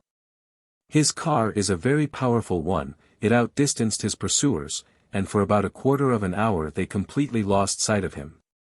And during that time you think he concealed something by the roadside? Asked Van Aldin, keenly interested. By the roadside, no. Ce n'est pas pratique. But listen now, I have made a little suggestion to Courage. He is graciously pleased to approve of it. In each bureau de poste in the neighborhood it has been seen to that there is someone who knows the Comte de la Roche by sight. Because, you see, messrs, the best way of hiding a thing is by sending it away by the post. Well, demanded Van Aldin, his face was keenly alight with interest and expectation. Well, voila. With a dramatic flourish Poirot drew out from his pocket a loosely wrapped brown paper package from which the string had been removed. During that quarter of an hour's interval, our good gentleman mailed this. The address? Asked the other sharply. Poirot nodded his head. Might have told us something, but unfortunately it does not. The package was addressed to one of these little newspaper shops in Paris where letters and parcels are kept until called for on payment of a small commission. Yes, but what is inside? Demanded Van Aldin impatiently. Poirot unwrapped the brown paper and disclosed a square cardboard box. He looked round him. It is a good moment, he said quietly. All eyes are on the tennis. Look, monsieur. He lifted the lid of the box for the fraction of a second. An exclamation of utter astonishment came from the millionaire. His face turned as white as chalk. My God! He breathed, the rubies. He sat for a minute as though dazed. Poirot restored the box to his pocket and beamed placidly. Then suddenly the millionaire seemed to come out of his trance. He leaned across to Poirot and wrung his hand so heartily that the little man winced with pain.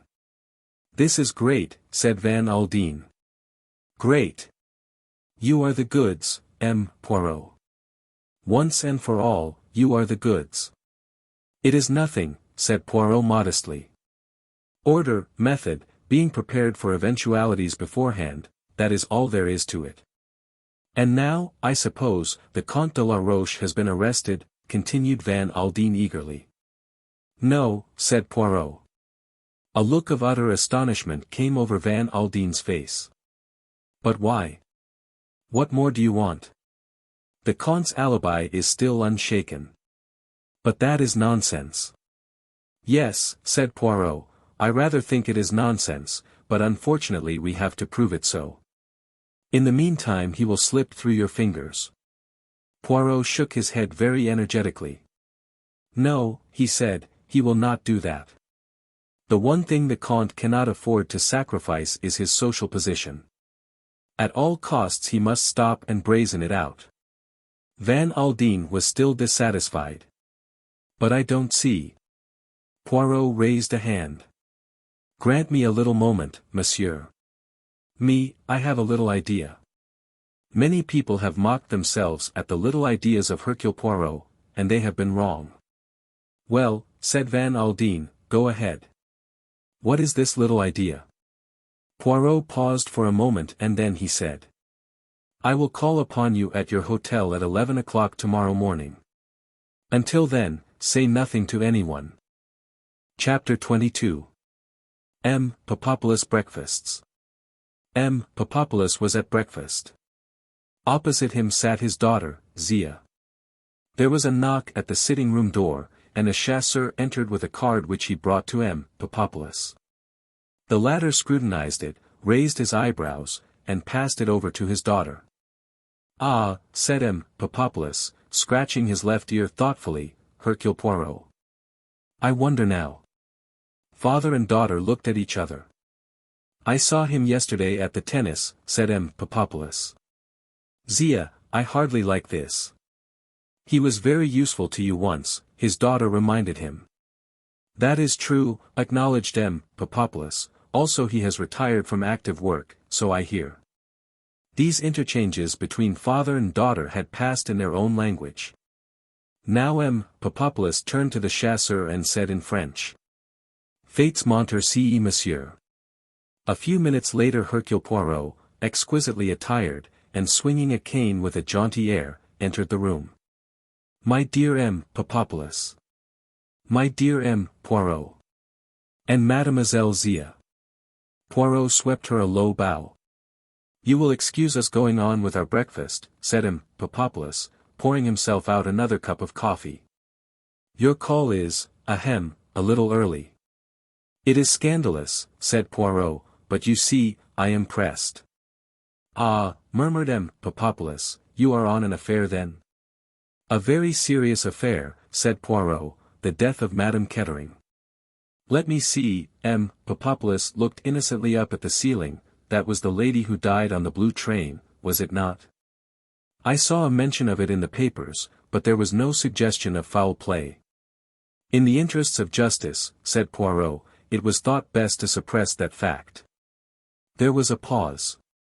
"And in what way can I assist you, M. Poirot?" asked the dealer politely. "Voila," said Poirot, "I shall come to the point." He took from his pocket the same box that he had displayed at Cannes, and, opening it, he took out the rubies and pushed them across the table to Papopolous. Although Poirot was watching him narrowly, not a muscle of the old man's face moved. He took up the jewels and examined them with a kind of detached interest, then he looked across at the detective inquiringly. "Superb, are they not?" asked Poirot. "Quite excellent," said M. Papopolous. "How much should you say they are worth?" The Greek's face quivered a little. "Is it really necessary to tell you, M. Poirot?" he asked. "You are shrewd, M. Papopolous." "No, it is not. They are not, for instance, worth $500,000.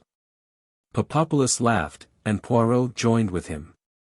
"As an imitation," said Papopolous, handing them back to Poirot, "they are, as I said, quite excellent. Would it be indiscreet to ask, M. Poirot, where you came across them?" "Not at all," said Poirot, "I have no objection to telling an old friend like yourself. They were in the possession of the Comte de la Roche." M. Papopolous' eyebrows lifted themselves eloquently. "Indeed," he murmured. Poirot leaned forward and assumed his most innocent and beguiling air. "M. Papopolous," he said, "I am going to lay my cards upon the table. The original of these jewels was stolen from Madame Kettering on the Blue Train. Now I will say to you first this, I am not concerned with the recovery of these jewels. That is the affair of the police. I am working not for the police but for M. Van Aldin. I want to lay hands on the man who killed Madame Kettering. I am interested in the jewels only in so far as they may lead me to the man. You understand?" The last two words were uttered with great significance. M. Papopolous, his face quite unmoved, said quietly. "Go on. It seems to me probable, monsieur, that the jewels will change hands in Nice, may already have done so." "Ah," said M. Papopolous. He sipped his coffee reflectively, and looked a shade more noble and patriarchal than usual. "I say to myself," continued Poirot, with animation, "what good fortune. My old friend, M. Papopolous, is in Nice. He will aid me." "And how do you think I can aid you?" inquired M. Papopolous coldly. "I said to myself, without doubt M. Papopolous is in Nice on business." "Not at all," said M. Papopolous, "I am here for my health, by the doctor's orders." He coughed hollowly. "I am desolated to hear it," replied Poirot, with somewhat insincere sympathy. "But to continue. When a Russian Grand Duke, an Austrian Archduchess, or an Italian Prince wish to dispose of their family jewels, to whom do they go? To M. Papopolous, is it not? He who is famous all over the world for the discretion with which he arranges these things." The other bowed. "You flatter me. It is a great thing, discretion," mused Poirot, and was rewarded by the fleeting smile which passed across the Greek's face. "I, too, can be discreet." The eyes of the two men met. Then Poirot went on speaking very slowly, and obviously picking his words with care. "I say to myself, this, if these jewels have changed hands in Nice, M. Papopolous would have heard of it. He has knowledge of all that passes in the jewel world." "Ah," said M. Papopolous, and helped himself to a croissant. "The police, you understand," said M. Poirot, "do not enter into the matter. It is a personal affair." "One hears rumors," admitted M. Papopolous cautiously. "Such as?" prompted Poirot. "Is there any reason why I should pass them on?" "Yes," said Poirot, "I think there is. You may remember, M. Papopolous, that 17 years ago there was a certain article in your hands, left there as security by a very, prominent person. It was in your keeping and it unaccountably disappeared. You were, if I may use the English expression, in the soup." His eyes came gently round to the girl. She had pushed her cup and plate aside, and with both elbows on the table and her chin resting on her hands was listening eagerly. Still keeping an eye on her he went on. I am in Paris at the time. You send for me. You place yourself in my hands. If I restore to you that article, you say I shall earn your undying gratitude. Eh bien. I did restore it to you. A long sigh came from M. Papopolous. It was the most unpleasant moment of my career, he murmured. 17 years is a long time, said Poirot thoughtfully, but I believe that I am right in saying, monsieur, that your race does not forget. A Greek? Murmured Papopolous, with an ironical smile. It was not as a Greek I meant, said Poirot. There was a silence, and then the old man drew himself up proudly. You are right, M. Poirot, he said quietly. I am a Jew. And, as you say, our race does not forget. You will aid me then. As regards the jewels, monsieur, I can do nothing. The old man, as Poirot had done just now, picked his words carefully. I know nothing. I have heard nothing.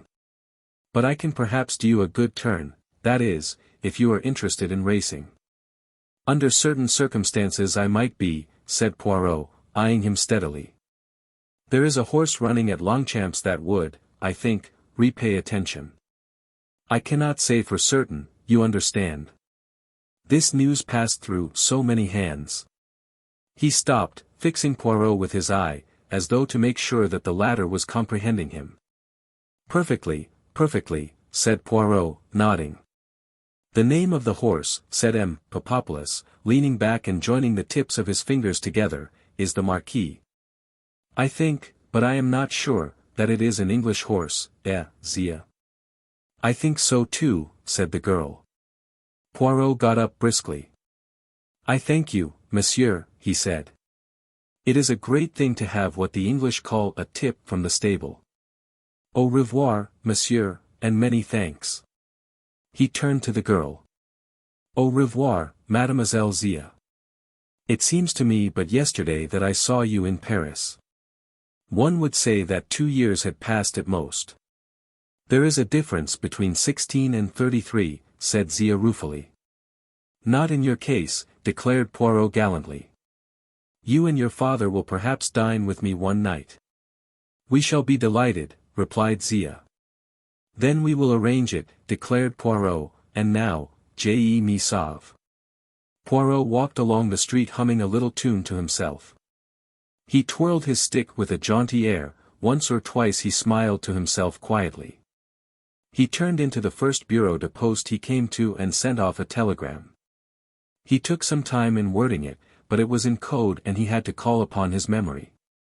It purported to deal with a missing scarf pin, and was addressed to Inspector Japp, Scotland Yard.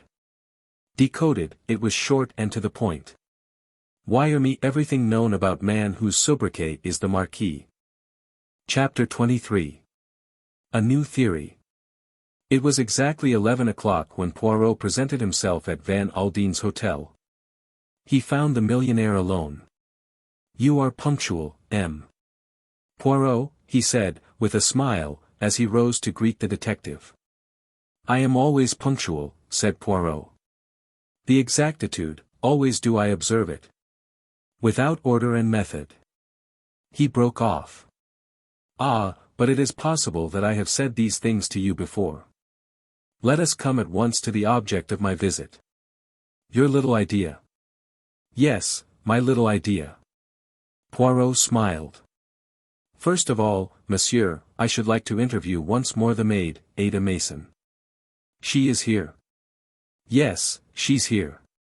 Ah. Van Aldin looked at him curiously. He rang the bell, and a messenger was dispatched to find Mason. Poirot greeted her with his usual politeness, which was never without effect on that particular class. Good afternoon, mademoiselle, he said cheerfully. Be seated, will you not, if monsieur permits? Yes, yes, sit down, my girl, said Van Aldin. Thank you, sir, said Mason primly, and she sat down on the extreme edge of a chair. She looked bonier and more acid than ever. "I have come to ask you yet more questions," said Poirot. "We must get to the bottom of this affair. Always I return to the question of the man in the train. You have been shown the Comte de la Roche. You say that it is possible he was the man, but you are not sure. As I told you, sir, I never saw the gentleman's face. That is what makes it so difficult." Poirot beamed and nodded. "Precisely, exactly. I comprehend well the difficulty. Now, mademoiselle, you have been in the service of Madame Kettering 2 months, you say. During that time, how often did you see your master?" Mason reflected a minute or two, and then said. "Only twice, sir." "And was that near to, or far away?" "Well, once, sir, he came to Curzon Street. I was upstairs, and I looked over the banisters and saw him in the hall below. I was a bit curious like, you understand, knowing the way things were." Mason finished up with her discreet cough. "And the other time?" "I was in the park, sir, with Annie, one of the housemaids, sir, and she pointed out the master to me walking with a foreign lady." Again Poirot nodded. "Now listen, Mason, this man whom you saw in the carriage talking to your mistress at the Gare de Lyon, how do you know it was not your master?" "The master, sir." "Oh, I don't think it could have been." "But you are not sure," Poirot persisted. "Well, I never thought of it, sir." Mason was clearly upset at the idea. "You have heard that your master was also on the train. What more natural than that it should be he who came along the corridor? But the gentleman who was talking to the mistress must have come from outside, sir. He was dressed for the street. In an overcoat and soft hat." "Just so, mademoiselle, but reflect a minute. The train has just arrived at the Gare de Lyon. Many of the passengers promenade themselves upon the quay. Your mistress was about to do so, and for that purpose had doubtless put on her fur coat, eh?" "Yes, sir," agreed Mason. "Your master, then, does the same. The train is heated, but outside in the station it is cold. He puts on his overcoat and his hat and he walks along beside the train, and looking up at the lighted windows he suddenly sees Madame Kettering. Until then he has had no idea that she was on the train. Naturally, he mounts the carriage and goes to her compartment. She gives an exclamation of surprise at seeing him and quickly shuts the door between the 2 compartments, since it is possible that their conversation may be of a private nature. He leaned back in his chair and watched the suggestion slowly take effect. No one knew better than Hercule Poirot that the class to which Mason belongs cannot be hurried. He must give her time to get rid of her own preconceived ideas. At the end of 3 minutes she spoke. "Well, of course, sir, it might be so. I never thought of it that way. The master is tall and dark, and just about that build. It was seeing the hat and coat that made me say it was a gentleman from outside. Yes, it might have been the master. I would not like to say either way, I'm sure. Thank you very much, mademoiselle. I shall not require you any further. Ah, just one thing more." He took from his pocket the cigarette case he had already shown to Katherine. "Is that your mistress's case?" he said to Mason. "No, sir, it is not the mistress's, at least." She looked suddenly startled. An idea was clearly working its way to the forefront of her mind. "Yes," said Poirot encouragingly. "I think, sir, I can't be sure, but I think, it is a case that the mistress bought to give to the master." "Ah," said Poirot in a noncommittal manner. "But whether she ever did give it to him or not, I can't say, of course." "Precisely," said Poirot, "precisely. That is all, I think, mademoiselle. I wish you good afternoon." Ada Mason retired discreetly, closing the door noiselessly behind her. Poirot looked across at Van Aldin, a faint smile upon his face. The millionaire looked thunderstruck. You think it was Derek?" he queried, "but, everything points the other way. Why, the Count has actually been caught red-handed with the jewels on him." "No. But you told me. What did I tell you? That story about the jewels. You showed them to me. No. Van Aldin stared at him. You mean to say you didn't show them to me? No. Yesterday, at the tennis? No. Are you crazy, M. Poirot, or am I? Neither of us is crazy, said the detective. You ask me a question, I answer it. You say have I not shown you the jewels yesterday? I reply, no. What I showed you, M. Van Aldin, was a first-class imitation, hardly to be distinguished except by an expert from the real ones. Chapter 24. Poirot gives advice.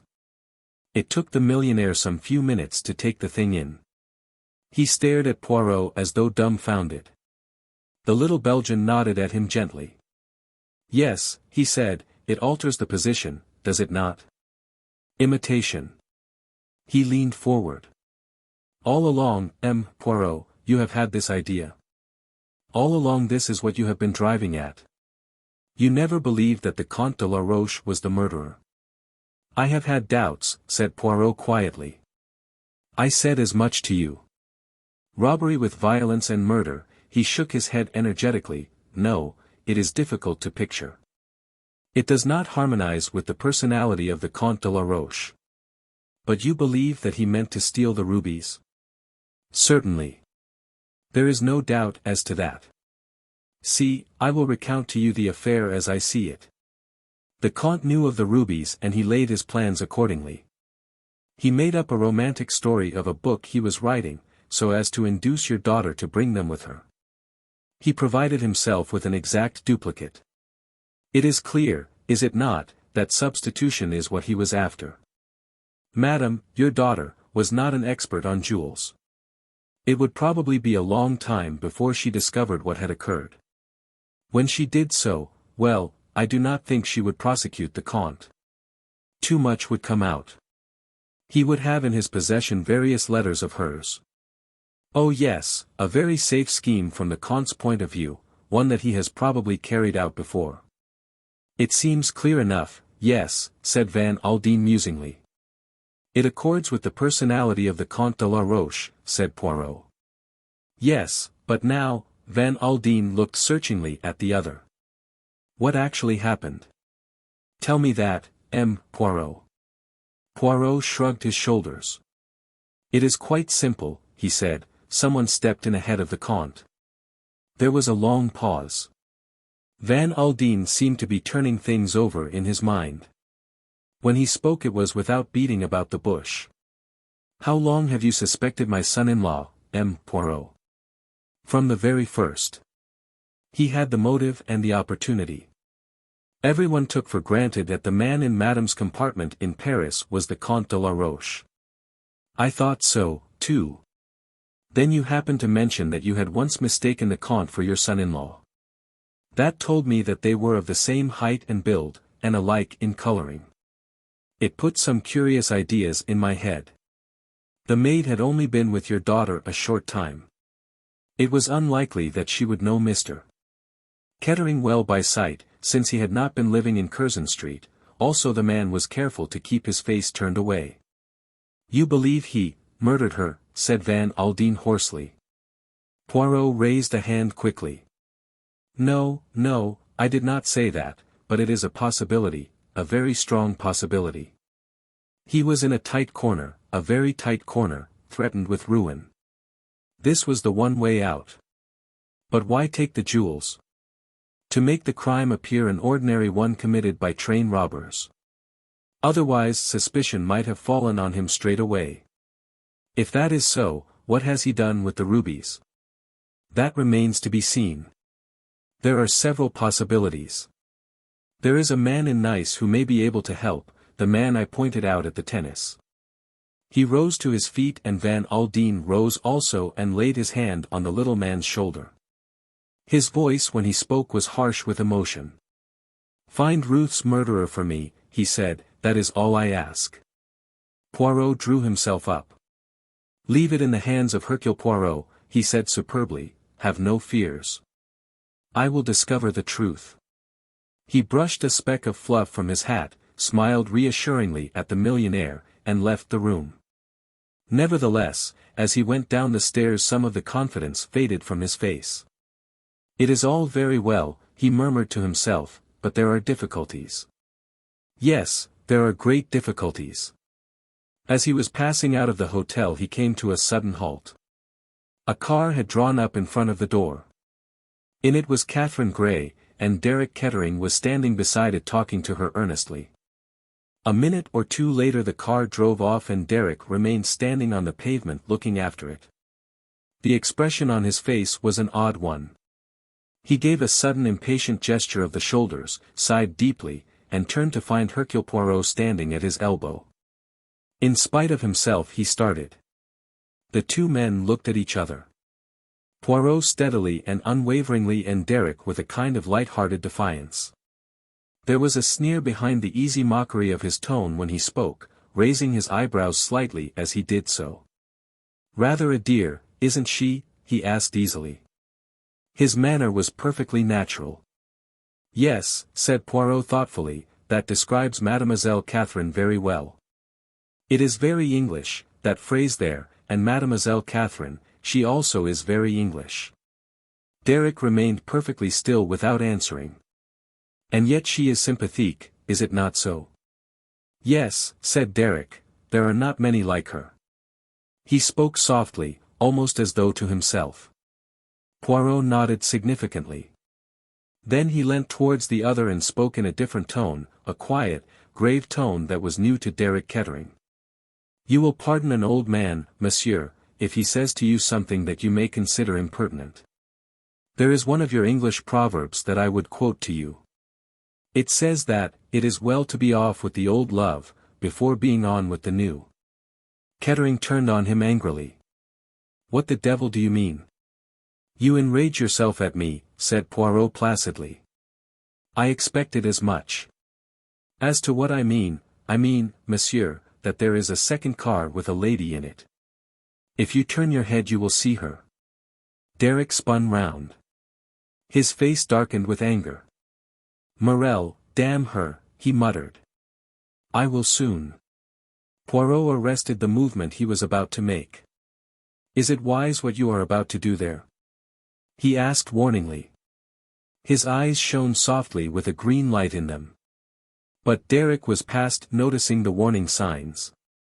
In his anger he was completely off his guard. "I have broken with her utterly, and she knows it," cried Derek angrily. "You have broken with her, yes, but has she broken with you?" Derek gave a sudden harsh laugh. "She won't break with £2,000,000 if she can help it," he murmured brutally. "Trust Mirelle for that." Poirot raised his eyebrows. "You have the outlook cynical," he murmured. "Have I?" There was no mirth in his sudden wide smile. "I have lived in the world long enough, Poirot, to know that all women are pretty much alike." His face softened suddenly. "All save one." He met Poirot's gaze defiantly. A look of alertness crept into his eyes, then faded again. "That one," he said, and jerked his head in the direction of Cap Martin. "Ah," said Poirot. This quiescence was well calculated to provoke the impetuous temperament of the other.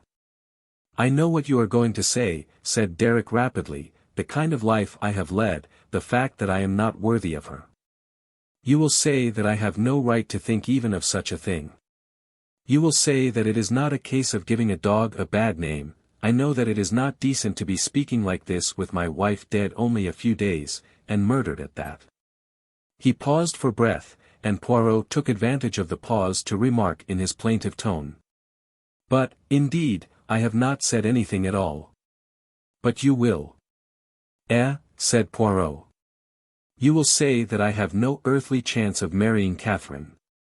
"No," said Poirot, "I would not say that. Your reputation is bad, yes, but with women, never does that deter them. If you were a man of excellent character, of strict morality who had done nothing that he should not do, and, possibly everything that he should do, eh bien. Then I should have grave doubts of your success. Moral worth, you understand, it is not romantic. It is appreciated, however, by widows. Derek Kettering stared at him, then he swung round on his heel and went up to the waiting car. Poirot looked after him with some interest. He saw the lovely vision lean out of the car and speak.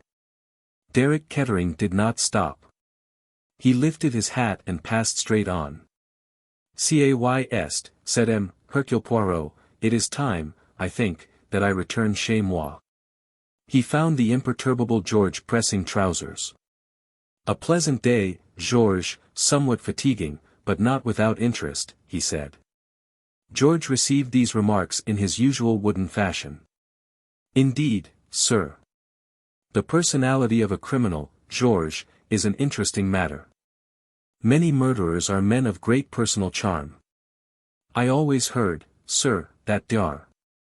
Crippen was a pleasant-spoken gentleman.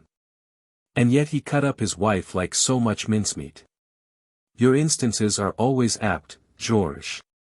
The valet did not reply, and at that moment the telephone rang. Poirot took up the receiver. "Allo, allo, yes, yes, it is Hercule Poirot who speaks. This is Knighton. Will you hold the line a minute, Poirot?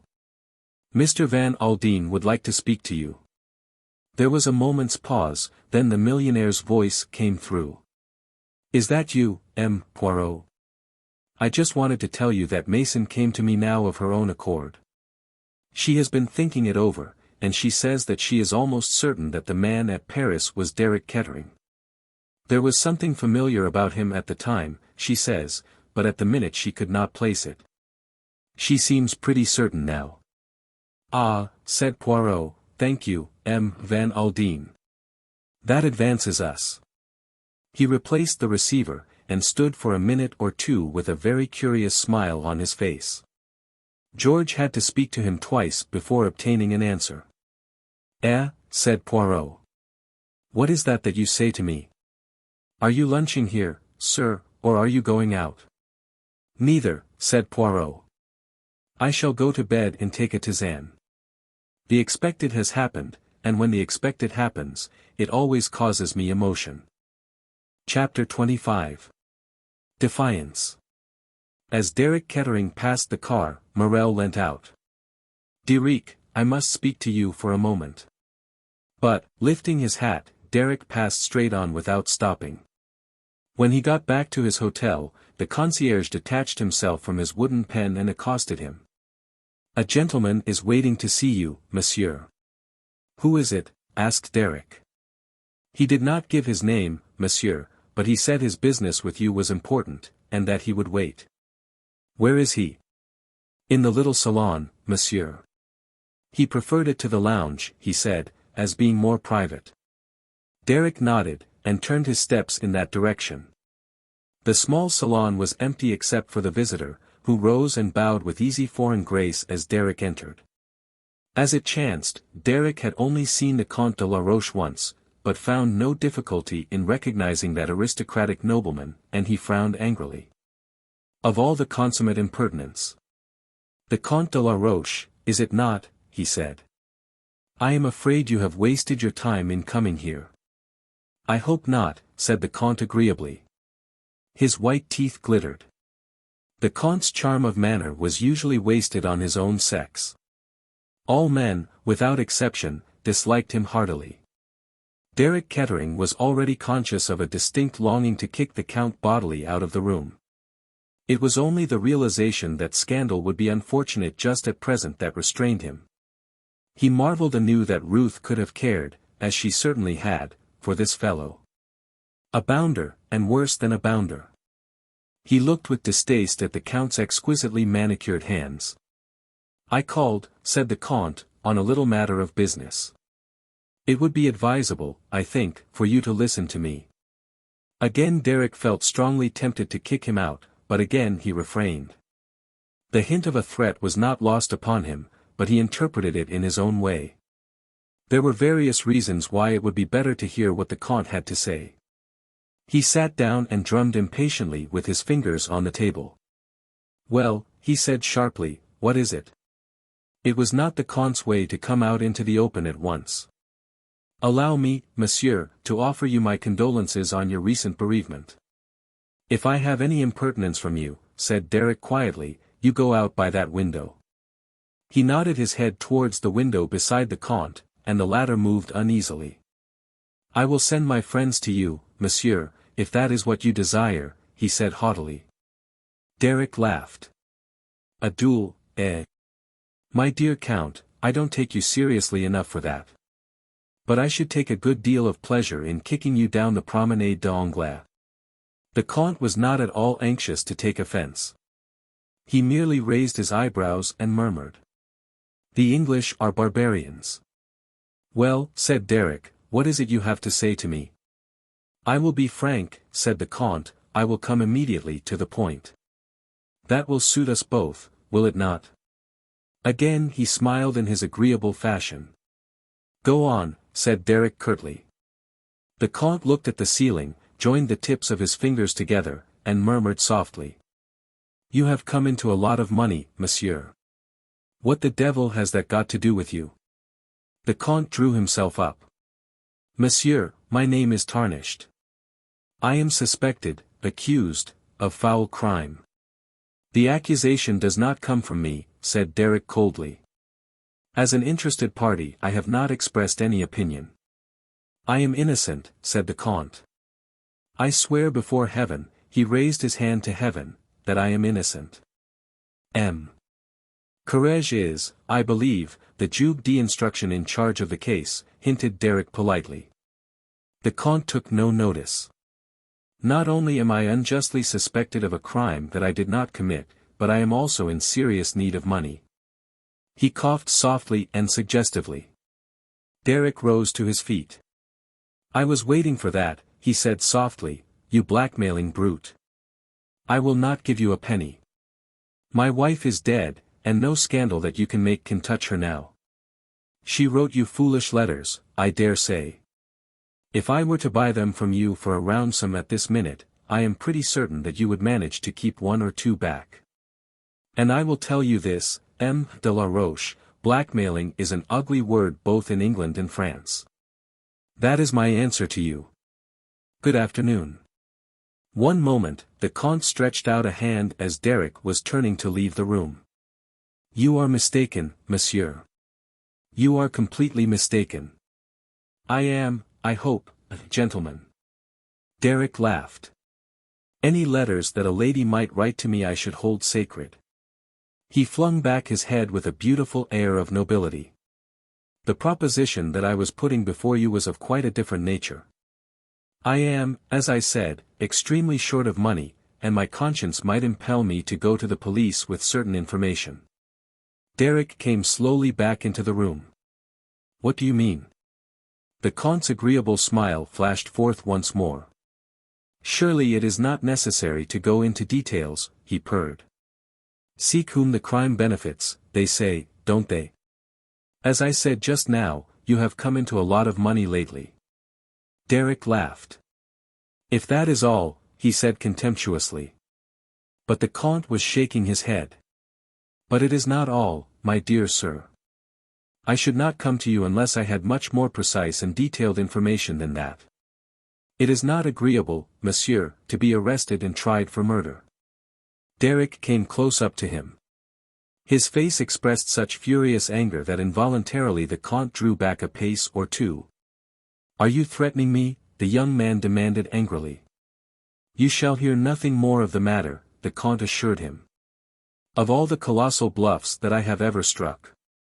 The Comte raised a white hand. You are wrong. It is not a bluff. To convince you I will tell you this. My information was obtained from a certain lady.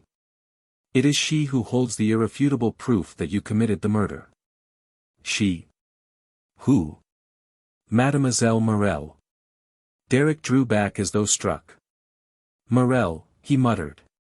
The Comte was quick to press what he took to be his advantage. A bagatelle of 100,000 francs, he said. I ask no more. Said Derek absently. I was saying, monsieur, that a bagatelle of 100,000 francs would satisfy my conscience. Derek seemed to recollect himself. He looked earnestly at the Comte. You would like my answer now? If you please, monsieur. Then here it is. You can go to the devil. See. Leaving the Comte too astonished to speak, Derek turned on his heel and swung out of the room. Once out of the hotel he hailed a taxi and drove to Mirelle's hotel. On inquiring, he learned that the dancer had just come in. Derek gave the concierge his card. Take this up to mademoiselle and ask if she will see me. A very brief interval elapsed, and then Derek was bidden to follow a chasseur. A wave of exotic perfume assailed Derek's nostrils as he stepped over the threshold of the dancer's apartments. The room was filled with carnations, orchids, and mimosa. Mirelle was standing by the window in a peignoir of foamy lace. She came towards him, her hands outstretched. Derek, you have come to me. I knew you would. He put aside the clinging arms and looked down on her sternly. Why did you send the Comte de la Roche to me? She looked at him in astonishment, which he took to be genuine. I send the Comte de la Roche to you? But for what? Apparently, for blackmail, said Derek grimly. Again she stared. Then suddenly she smiled and nodded her head. Of course. It was to be expected. It is what he would do, CE type law. I might have known it. No, indeed, Derek, I did not send him. He looked at her piercingly, as though seeking to read her mind. I will tell you, said Mirelle. I am ashamed, but I will tell you. The other day, you comprehend, I was mad with rage, quite mad. She made an eloquent gesture. My temperament, it is not a patient one. I want to be revenged on you, and so I go to the Comte de la Roche, and I tell him to go to the police and say so and so, and so and so. But have no fear, Derek. Not completely did I lose my head, the proof rests with me alone. The police can do nothing without my word, you understand. And now. She nestled up close to him, looking at him with melting eyes. He thrust her roughly away from him. She stood there, her breast heaving, her eyes narrowing to cat-like slits. Be careful, Derek, be very careful. You have come back to me, have you not? I shall never come back to you, said Derek steadily. Ah! More than ever the dancer looked like a cat. Her eyelids flickered. So there is another woman. The one with whom you lunched that day. Eh? Am I right? I intend to ask that lady to marry me. You might as well know. That prim Englishwoman. Do you think that I will support that for one moment? Ah, no. Her beautiful lithe body quivered. Listen, Derek, do you remember that conversation we had in London? You said the only thing that could save you was the death of your wife. You regretted that she was so healthy. Then the idea of an accident came to your brain. And more than an accident. I suppose, said Derek contemptuously, that it was this conversation that you repeated to the Comte de la Roche. Mirelle laughed. Am I a fool? Could the police do anything with a vague story like that? See, I will give you a last chance. You shall give up this Englishwoman. You shall return to me. And then, chérie, never will I breathe. Breathe what? She laughed softly. You thought no one saw you. What do you mean? As I say, you thought no one saw you, but I saw you, Derek, mon ami. I saw you coming out of the compartment of Madame your wife just before the train got into Lyons that night. And I know more than that. I know that when you came out of her compartment she was dead. He stared at her. Then, like a man in a dream, he turned very slowly and went out of the room, swaying slightly as he walked. Chapter 26. A warning. And so it is, said Poirot, that we are the good friends and have no secrets from each other. Katherine turned her head to look at him. There was something in his voice, some undercurrent of seriousness, which she had not heard before. They were sitting in the gardens of Monte Carlo. Katherine had come over with her friends, and they had run into Knighton and Poirot almost immediately on arrival. Lady Tamplin had seized upon Knighton and had overwhelmed him with reminiscences, most of which Katherine had a faint suspicion were invented. They had moved away together, Lady Tamplin with her hand on the young man's arm. Knighton had thrown a couple of glances back over his shoulder, and Poirot's eyes twinkled a little as he saw them. "Of course we are friends," said Katherine. "From the beginning we have been sympathetic to each other," mused Poirot. "When you told me that a Roman policier occurs in real life. And I was right, was I not?" he challenged her, with an emphatic forefinger. "Here we are, plunged in the middle of one. That is natural for me, it is my métier, but for you it is different.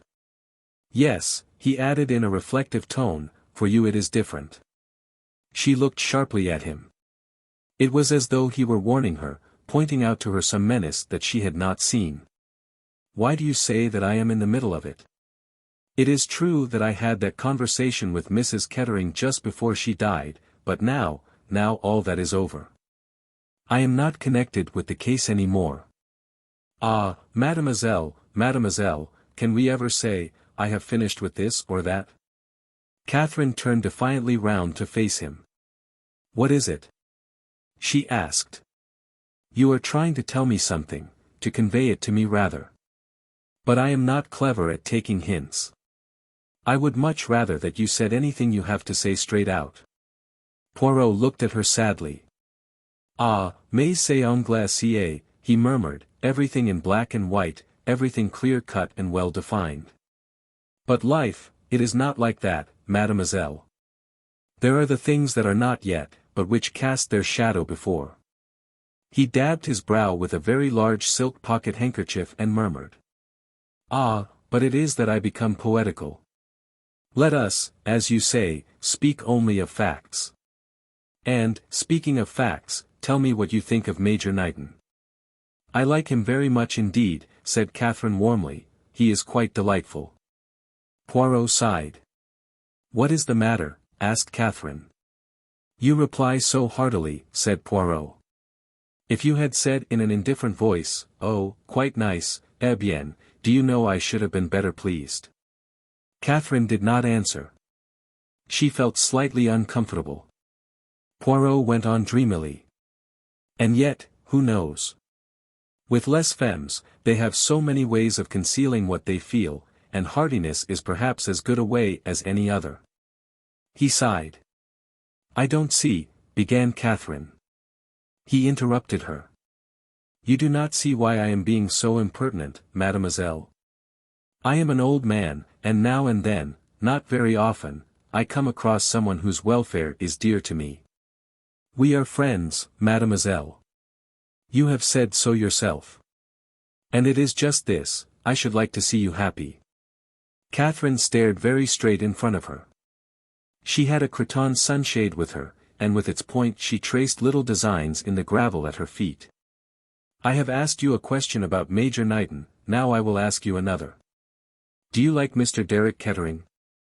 "I hardly know him," said Katherine. "That is not an answer, that." "I think it is." He looked at her, struck by something in her tone. Then he nodded his head gravely and slowly. "Perhaps you are right, mademoiselle. See you, I who speak to you have seen much of the world, and I know that there are two things which are true. A good man may be ruined by his love for a bad woman, but the other way holds good also. A bad man may equally be ruined by his love for a good woman." Katherine looked up sharply. "When you say ruined, I mean from his point of view. One must be wholehearted in crime as in everything else." "You are trying to warn me," said Katherine in a low voice. "Against whom?" "I cannot look into your heart, mademoiselle, I do not think you would let me if I could. I will just say this. There are men who have a strange fascination for women." "The Comte de la Roche," said Katherine, with a smile. "There are others, more dangerous than the Comte de la Roche. They have qualities that appeal, recklessness, daring, audacity. You are fascinated, mademoiselle, I see that, but I think that it is no more than that." "I hope so." This man of whom I speak, the emotion he feels is genuine enough, but all the same. Yes. He got up and stood looking down at her. Then he spoke in a low, distinct voice. You could, perhaps, love a thief, mademoiselle, but not a murderer. He wheeled sharply away on that and left her sitting there. He heard the little gasp she gave and paid no attention. He had said what he meant to say. He left her there to digest that last unmistakable phrase. Derek Kettering, coming out of the casino into the sunshine, saw her sitting alone on the bench and joined her. I have been gambling, he said, with a light laugh, gambling unsuccessfully. I have lost everything, that is, that I have with me. Katherine looked at him with a troubled face. She was aware at once of something new in his manner, some hidden excitement that betrayed itself in 100 different infinitesimal signs. I should think you were always a gambler. The spirit of gambling appeals to you. Every day and in every way a gambler. You are about right. Don't you find something stimulating in it? To risk all on one throw, there is nothing like it. Calm and stolid as she believed herself to be, Katherine felt a faint answering thrill. I want to talk to you, went on Derek, and who knows when I may have another opportunity. There is an idea going about that I murdered my wife. No, please don't interrupt. It is absurd, of course.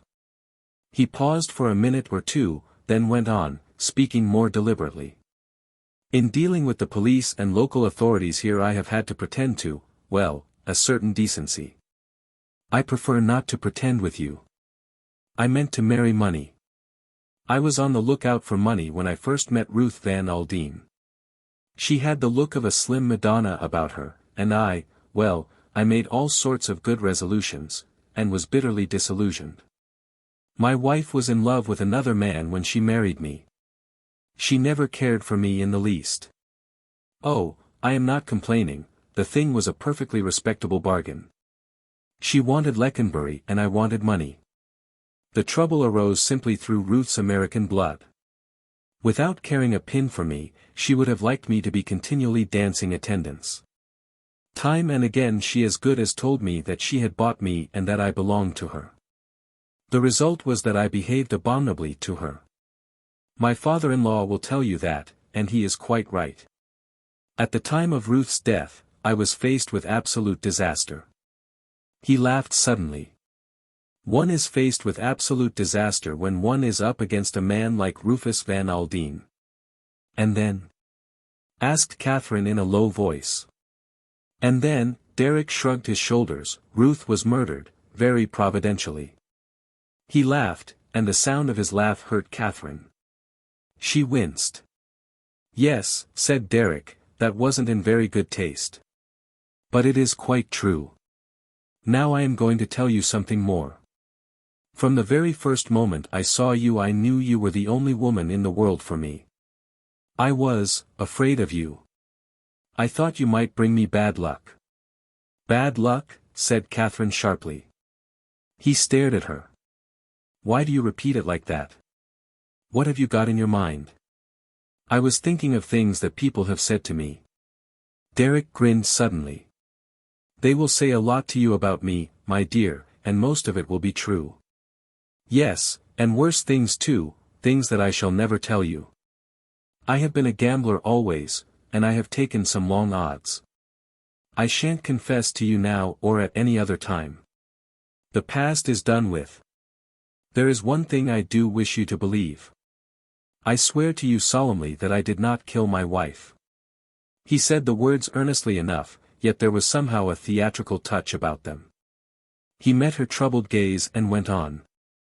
I know. I lied the other day. It was my wife's compartment I went into. Ah, said Katherine. It's difficult to explain just why I went in, but I'll try. I did it on an impulse. You see, I was more or less spying on my wife. I kept out of sight on the train. Mirelle had told me that my wife was meeting the Comte de la Roche in Paris. Well, as far as I had seen, that was not so. I felt ashamed, and I thought suddenly that it would be a good thing to have it out with her once and for all, so I pushed open the door and went in. He paused. "Yes," said Katherine gently. Ruth was lying on the bunk asleep, her face was turned away from me, I could only see the back of her head. I could have woken her up, of course. But suddenly I felt a reaction. What, after all, was there to say that we hadn't both of us said 100 times before? She looked so peaceful lying there. I left the compartment as quietly as I could. "Why lie about it to the police?" asked Katherine. "Because I'm not a complete fool. I've realized from the beginning that, from the point of view of motive, I'm the ideal murderer.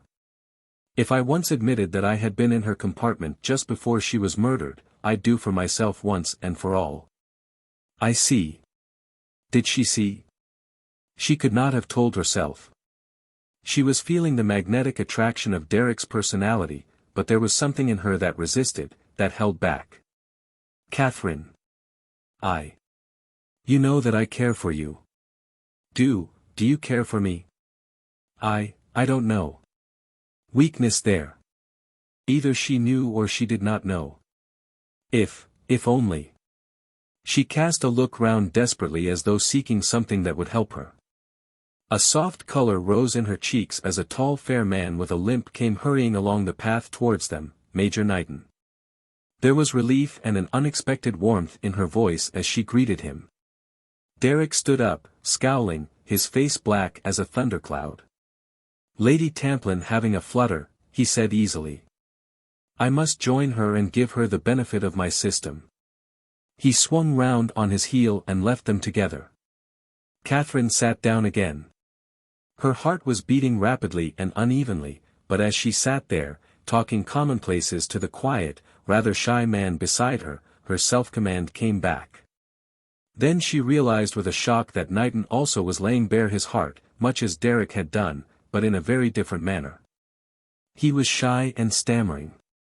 The words came haltingly with no eloquence to back them. "From the first moment I saw you, I ought not to have spoken so soon, but Mr. Van Aldin may leave here any day, and I might not have another chance. I know you can't care for me so soon, that is impossible. I dare say it is presumption anyway on my part. I have private means, but not very much. No, please don't answer now. I know what your answer would be. But in case I went away suddenly, I just wanted you to know that I care." She was shaken, touched. His manner was so gentle and appealing. "There's one thing more. I just wanted to say that if you are ever in trouble, anything that I can do." He took her hand in his, held it tightly for a minute. Then dropped it and walked rapidly away towards the casino without looking back. Katherine sat perfectly still, looking after him. Derek Kettering, Richard Knighton, two men so different, so very different. There was something kind about Knighton, kind and trustworthy. As to Derek. Then suddenly Katherine had a very curious sensation. She felt that she was no longer sitting alone on the seat in the casino gardens, but that someone was standing beside her, and that someone was the dead woman, Ruth Kettering. She had a further impression that Ruth wanted, badly, to tell her something. The impression was so curious, so vivid, that it could not be driven away. She felt absolutely certain that the spirit of Ruth Kettering was trying to convey something of vital importance to her. The impression faded. Katherine got up, trembling a little. What was it that Ruth Kettering had wanted so badly to say? Chapter 27. Interview with Mirelle. When Knighton left Katherine, he went in search of Hercule Poirot, whom he found in the rooms, jauntily placing the minimum stake on the even numbers. As Knighton joined him, the number 33 turned up, and Poirot's stake was swept away. "Bad luck," said Knighton. "Are you going to stake again?" Poirot shook his head. "Not at present." "Do you feel the fascination of gambling?" asked Knighton curiously. "Not at roulette." Knighton shot a swift glance at him. His own face became troubled. He spoke haltingly, with a touch of deference. "I wonder, are you busy, Poirot. There is something I would like to ask you about. I am at your disposal. Shall we go outside? It is pleasant in the sunshine. They strolled out together, and Knighton drew a deep breath. I love the Riviera, he said. I came here first 12 years ago, during the war, when I was sent to Lady Tamplin's hospital.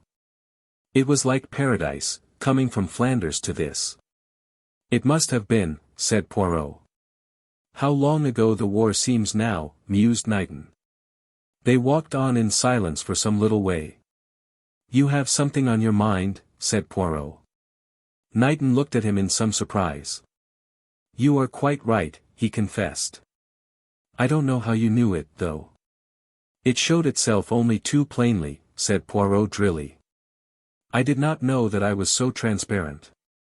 It is my business to observe the physiognomy, the little man explained, with dignity. I will tell you, Poirot. You have heard of this dancer woman, Mirelle?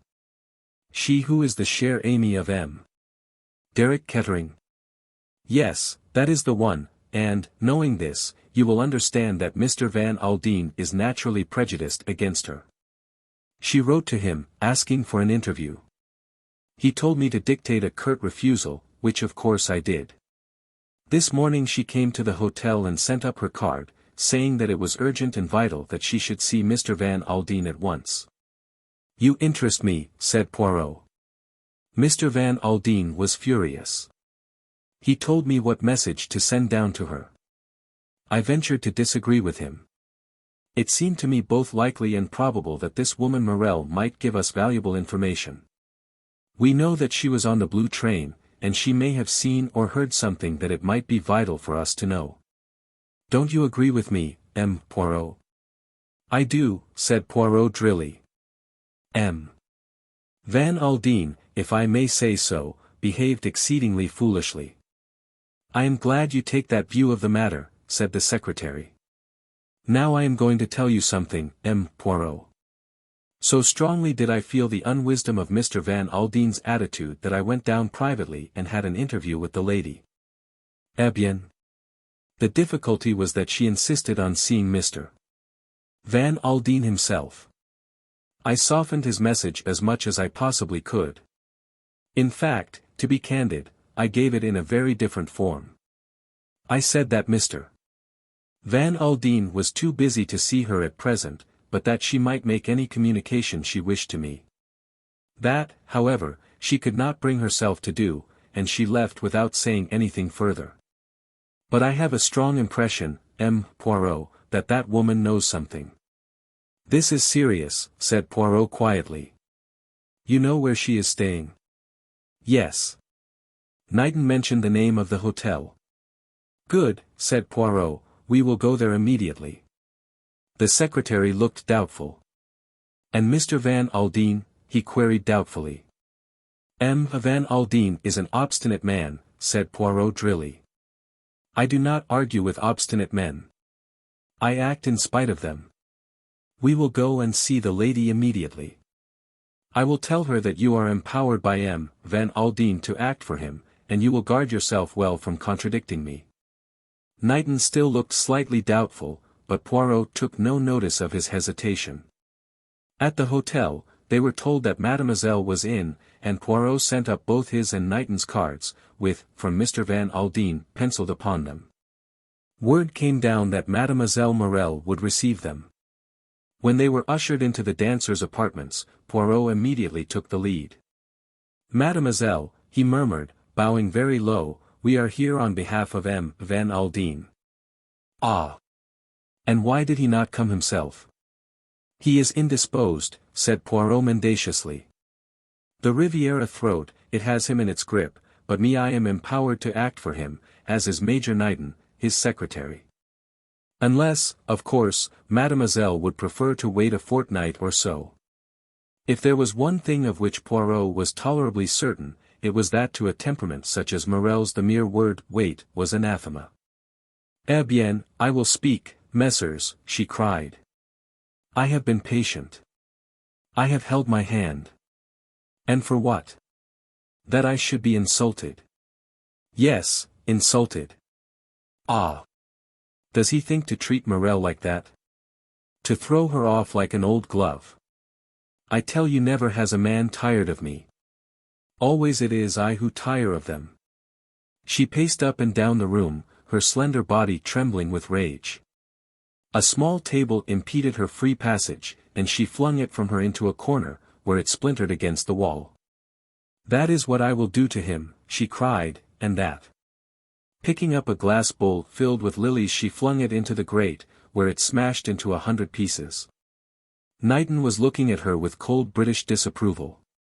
He felt embarrassed and ill at ease. Poirot, on the other hand, with twinkling eyes, was thoroughly enjoying the scene. Ah, it is magnificent, he cried. It can be seen, Madame has a temperament. I am an artist, said Mirelle, every artist has a temperament. I told Diric to beware, and he would not listen. She whirled round on Poirot suddenly. It is true, is it not, that he wants to marry that English miss? Poirot coughed. On ma dit, he murmured, that he adores her passionately. Mirelle came towards them. He murdered his wife, she screamed. There, now you have it. He told me beforehand that he meant to do it. He had got to an impasse, zut. He took the easiest way out. You say that M. Kettering murdered his wife. Yes, yes, yes. Have I not told you so? The police, murmured Poirot, will need proof of that statement. I tell you I saw him come out of her compartment that night on the train. When? Asked Poirot sharply. Just before the train reached Lyons. You will swear to that, mademoiselle? It was a different Poirot who spoke now, sharp and decisive. Yes. There was a moment's silence. Mirelle was panting, and her eyes, half defiant, half frightened, went from the face of one man to the other. This is a serious matter, mademoiselle, said the detective. You realize how serious? Certainly I do. That is well, said Poirot. Then you understand, mademoiselle, that no time must be lost. You will, perhaps, accompany us immediately to the office of the examining magistrate. Mirelle was taken aback. She hesitated, but, as Poirot had foreseen, she had no loophole for escape. Very well, she muttered. I will fetch a coat. Left alone together, Poirot and Knighton exchanged glances. It is necessary to act while, how do you say it, the iron is hot, murmured Poirot. She is temperamental. In an hour's time, maybe, she will repent, and she will wish to draw back. We must prevent that at all costs. Mirelle reappeared, wrapped in a sand-colored velvet wrap trimmed with leopard skin. She looked not altogether unlike a leopardess, tawny and dangerous. Her eyes still flashed with anger and determination. They found M. Cox and the examining magistrate together. A few brief introductory words from Poirot, and Mademoiselle Mirelle was courteously entreated to tell her tale. This she did in much the same words as she had done to Knighton and Poirot, though with far more soberness of manner. This is an extraordinary story, mademoiselle, said M. Courage slowly. He leant back in his chair, adjusted his pince-nez, and looked keenly and searchingly at the dancer through them. You wish us to believe M. Kettering actually boasted of the crime to you beforehand? Yes, yes. She was too healthy, he said. If she were to die it must be an accident, he would arrange it all. You are aware, mademoiselle, said M. Courage sternly, that you are making yourself out to be an accessory before the fact. Me? But not the least in the world, monsieur. Not for a moment did I take that statement seriously. Ah no indeed. I know men, monsieur, they say many wild things. It would be an odd state of affairs if one were to take all they said au pied de la lettre. The examining magistrate raised his eyebrows. We are to take it, then, that you regarded M. Kettering's threats as mere idle words. May I ask, mademoiselle, what made you throw up your engagements in London and come out to the Riviera? Mirelle looked at him with melting black eyes. "I wish to be with the man I loved," she said simply. "Was it so unnatural?" Poirot interpolated a question gently. "Was it, then, at M. Kettering's wish that you accompanied him to Nice?" Mirelle seemed to find a little difficulty in answering this. She hesitated perceptibly before she spoke. When she did, it was with a haughty indifference of manner. "In such matters I please myself, monsieur," she said. That the answer was not an answer at all was noted by all three men. They said nothing. "When were you first convinced that M. Kettering had murdered his wife?" "As I tell you, monsieur, I saw M. Kettering come out of his wife's compartment just before the train drew into Lyons. There was a look on his face, ah! At the moment I could not understand it, a look haunted and terrible. I shall never forget it." Her voice rose shrilly, and she flung out her arms in an extravagant gesture. "Quite so," said M. Courage. "Afterwards, when I found that Madame Kettering was dead when the train left Lyons, then I knew." "And still, you did not go to the police, mademoiselle," said the commissary mildly. Mirelle glanced at him superbly. She was clearly enjoying herself in the role she was playing. "Shall I betray my lover?" she asked. "Ah no, do not ask a woman to do that." "Yet now," hinted M. Cox. "Now it is different. He has betrayed me. Shall I suffer that in silence?" The examining magistrate checked her. Quite so," he murmured soothingly. "And now, mademoiselle, perhaps you will read over the statement of what you have told us, see that it is correct, and sign it." Mirelle wasted no time on the document. Yes, she said, "it is correct." She rose to her feet. "You require me no longer, messieurs." "At present, no, mademoiselle." "And Diric will be arrested?" "At once, mademoiselle." Mirelle laughed cruelly and drew her fur draperies closer about her. "He should have thought of this before he insulted me," she cried. "There is one little matter," Poirot coughed apologetically, "just a matter of detail." "Yes. What makes you think that Madame Kettering was dead when the train left Lyons?" Mirelle stared. "But she was dead." "Was she?" "Yes, of course." She came to an abrupt stop. Poirot was regarding her intently, and he saw the wary look that came into her eyes. "I have been told so. Everybody says so." "Oh," said Poirot, "I was not aware that the fact had been mentioned outside the examining magistrate's office." Mirelle appeared somewhat discomposed. "One hears those things," she said vaguely, "they get about. Somebody told me. I can't remember who it was." She moved to the door. M. Cox sprang forward to open it for her, and as he did so, Poirot's voice rose gently once more. "And the jewels?" "Pardon, mademoiselle. Can you tell me anything about those?" "The jewels?" "What jewels?" "The rubies of Catherine the Great. Since you hear so much, you must have heard of them." "I know nothing about any jewels," said Mirelle sharply. She went out, closing the door behind her. M. Cox came back to his chair. The examining magistrate sighed. "What a fury," he said, "but diablement chic. I wonder if she is telling the truth." "I think so." "There is some truth in her story, certainly," said Poirot. "We have confirmation of it from Miss Grey.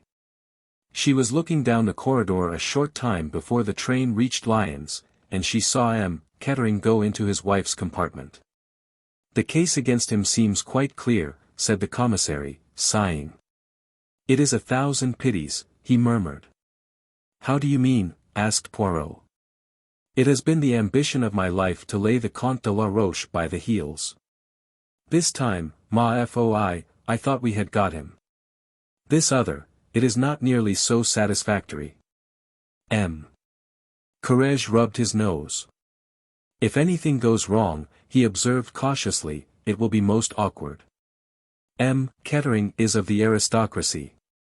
It will get into the newspapers.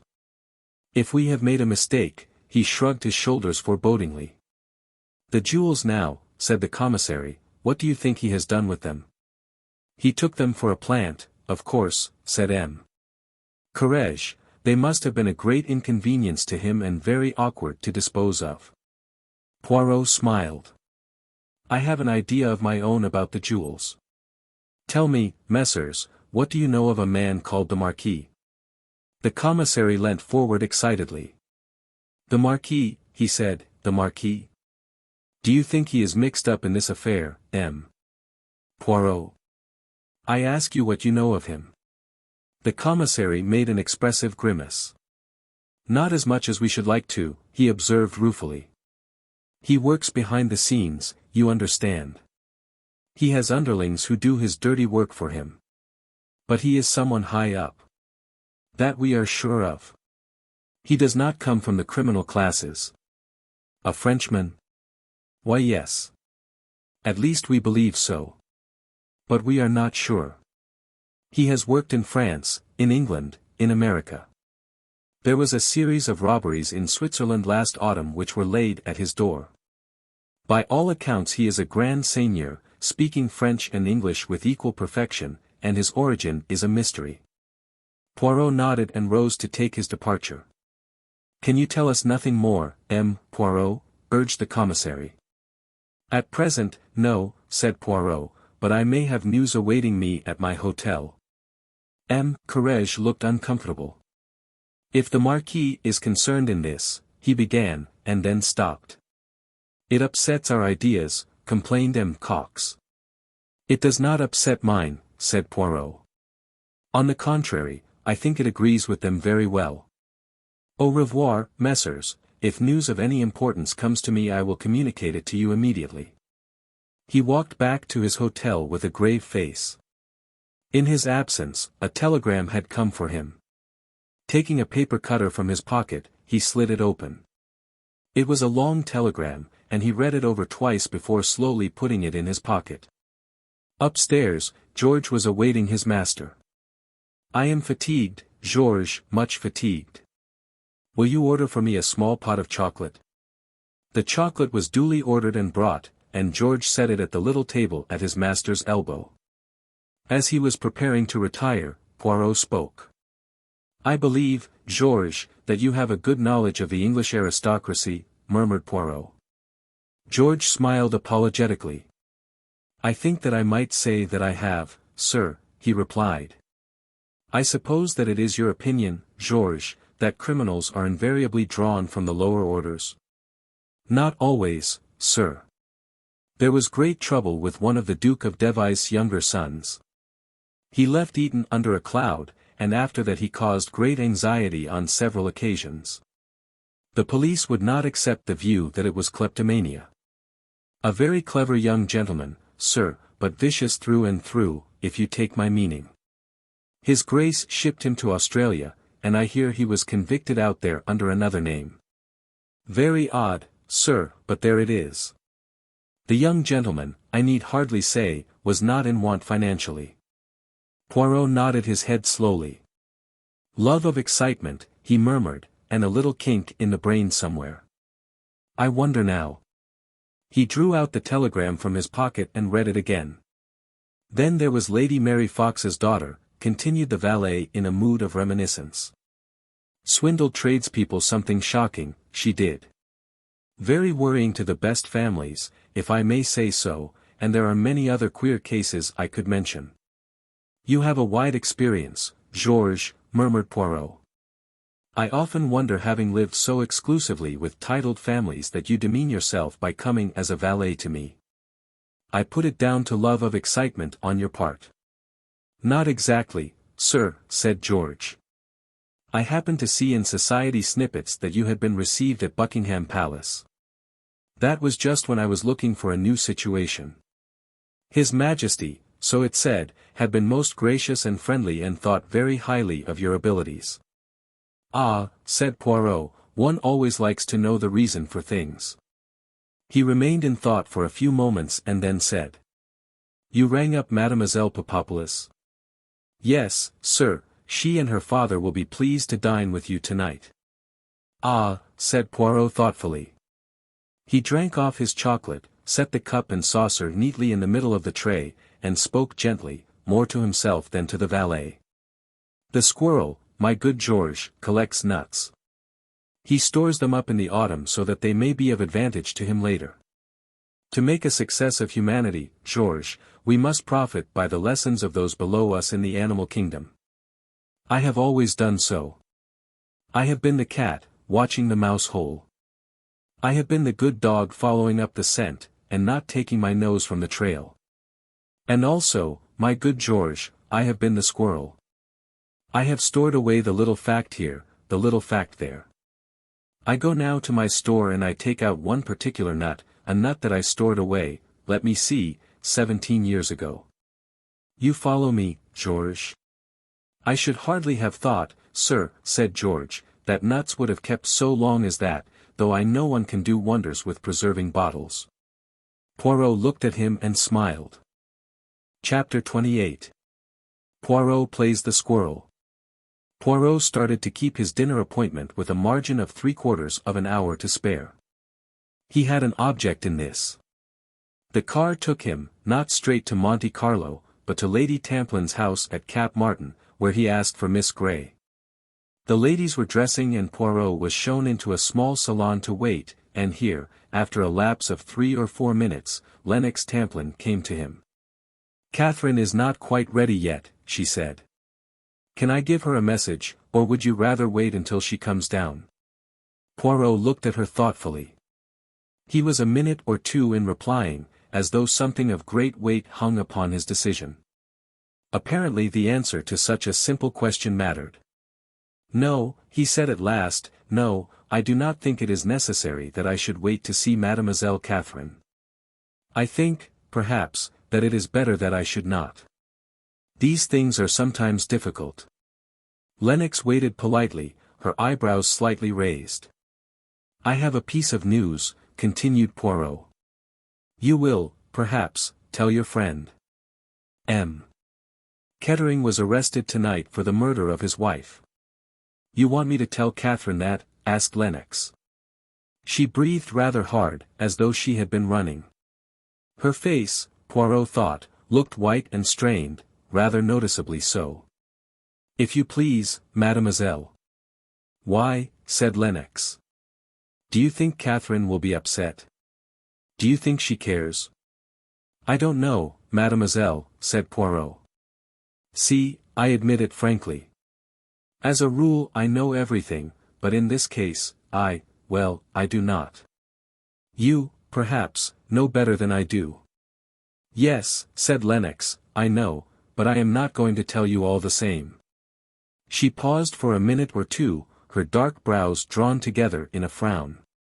You believe he did it, she said abruptly. Poirot shrugged his shoulders. The police say so. Ah, said Lennox, hedging, are you?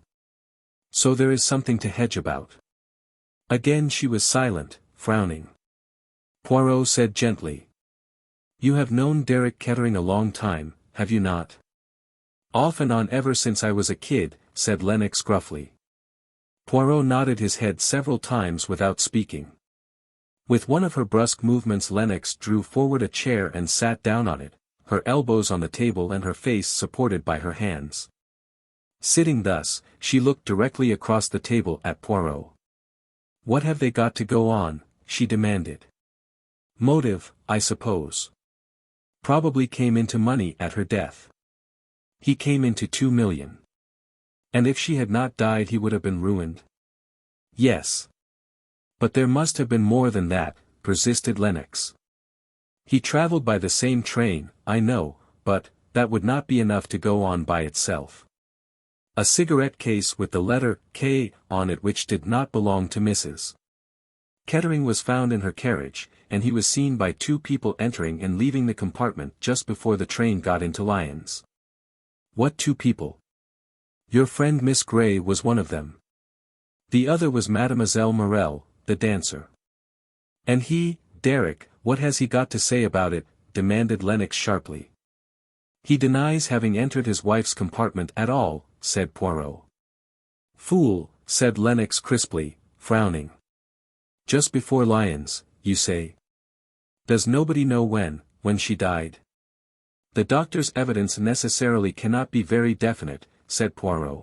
They are inclined to think that death was unlikely to have occurred after leaving Lyons. And we know this much, that a few moments after leaving Lyons Mrs. Kettering was dead. How do you know that? Poirot was smiling rather oddly to himself. Someone else went into her compartment and found her dead. And they did not rouse the train. No.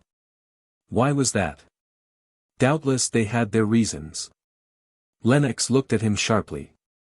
Do you know the reason? I think so, yes. Lennox sat still turning things over in her mind. Poirot watched her in silence. At last she looked up. A soft color had come into her cheeks and her eyes were shining. You think someone on the train must have killed her, but that need not be so at all. What is to stop anyone swinging themselves on to the train when it stopped at Lyons? They could go straight to her compartment, strangle her, and take the rubies and drop off the train again without anyone being the wiser. She may have been actually killed while the train was in Lyons station. Then she would have been alive when Derek went in, and dead when the other person found her.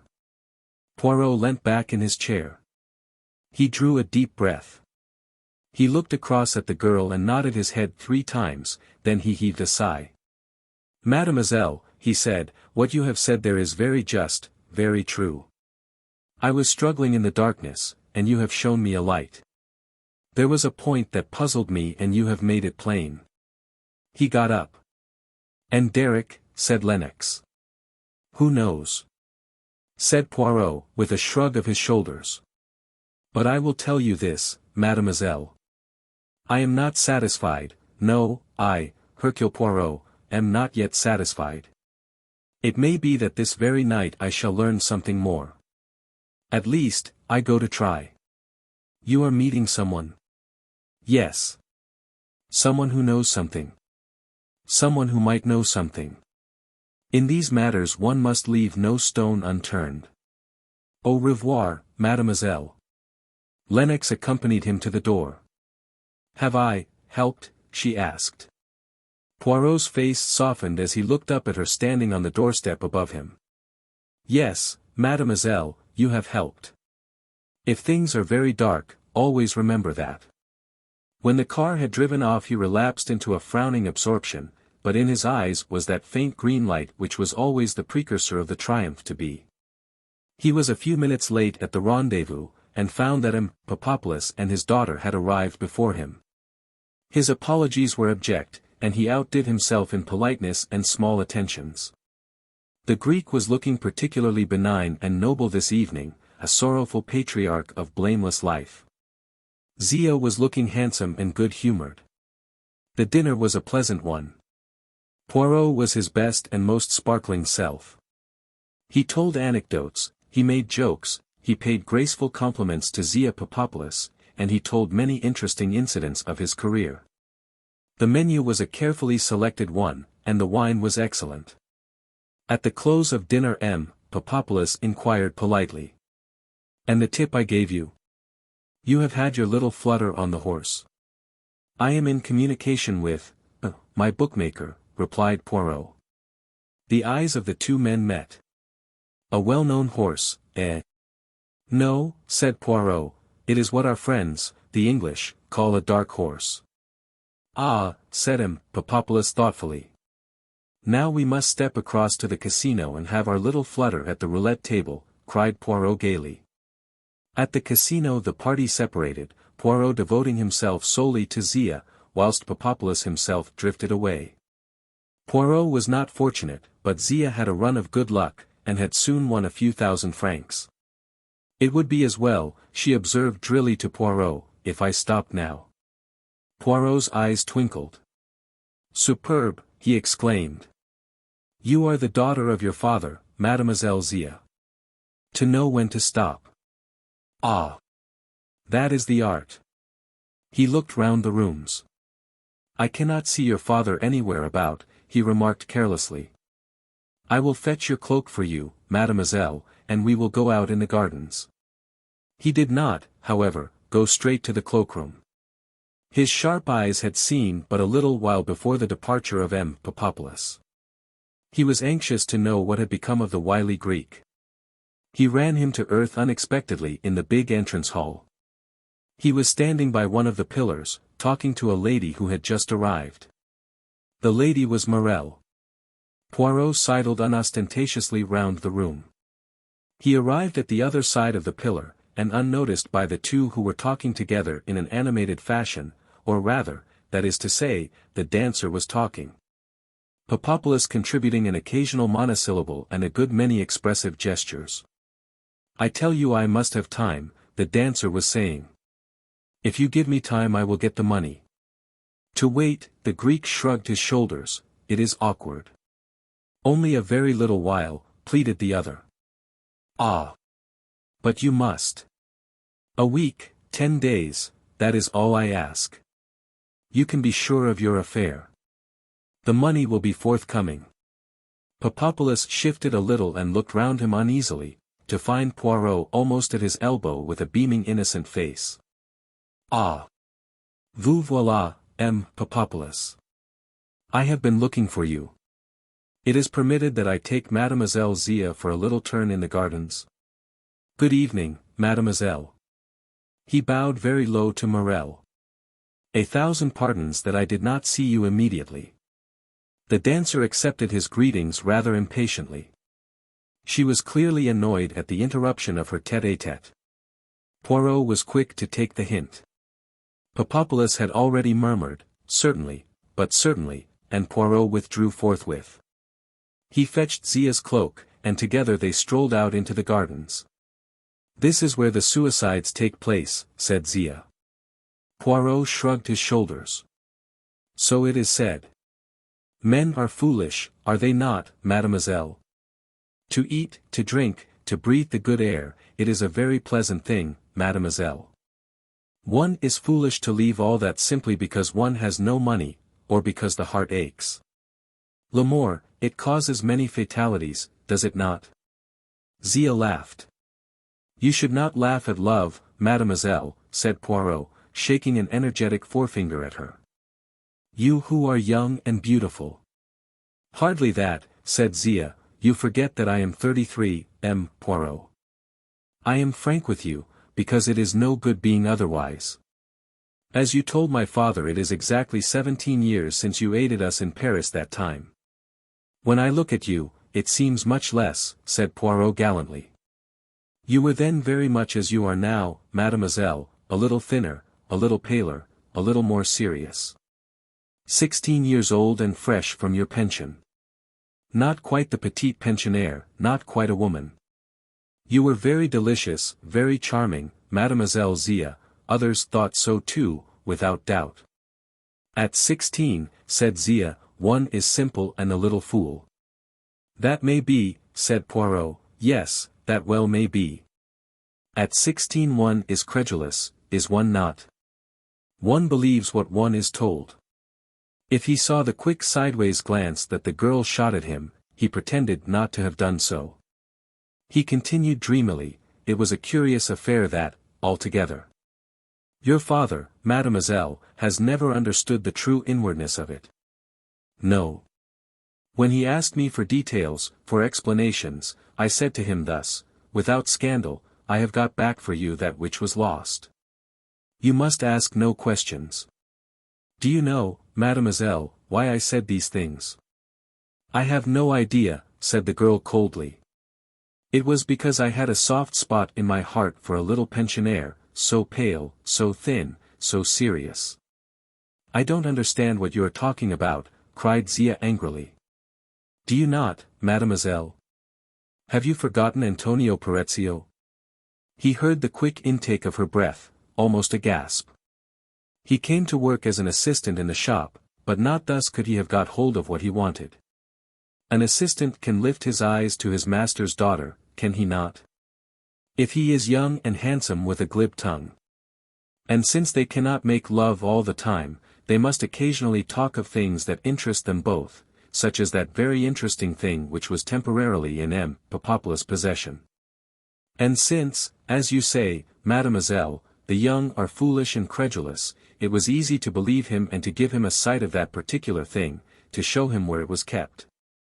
And afterwards when it is gone, when the unbelievable catastrophe has happened. Alas! The poor little pensionaire. What a terrible position she is in. She is frightened, the poor little one. To speak or not to speak. And then there comes along that excellent fellow, Hercule Poirot. Almost a miracle it must have been, the way things arranged themselves. The priceless heirlooms are restored and there are no awkward questions. Zia turned on him fiercely. You have known all the time. Who told you? Was it Antonio? Poirot shook his head. No one told me, he said quietly. I guessed. It was a good guess, was it not, mademoiselle? You see, unless you are good at guessing, it is not much use being a detective. The girl walked along beside him for some minutes in silence. Then she said in a hard voice. Well, what are you going to do about it? Are you going to tell my father? No, said Poirot sharply. Certainly not. She looked at him curiously. You want something from me? I want your help, mademoiselle. What makes you think that I can help you? I do not think so. I only hope so. And if I do not help you, then, you will tell my father. But no. Debarrass yourself of that idea, mademoiselle. I am not a blackmailer. I do not hold your secret over your head and threaten you with it. If I refuse to help you, began the girl slowly. Then you refuse, and that is that. Then why? She stopped. Listen, and I will tell you why. Women, mademoiselle, are generous. If they can render a service to one who has rendered a service to them, they will do it. I was generous once to you, mademoiselle. When I might have spoken, I held my tongue. There was another silence, then the girl said, My father gave you a hint the other day. It was very kind of him. I do not think, said Zia slowly, that there is anything that I can add to that. If Poirot was disappointed he did not show it. Not a muscle of his face changed.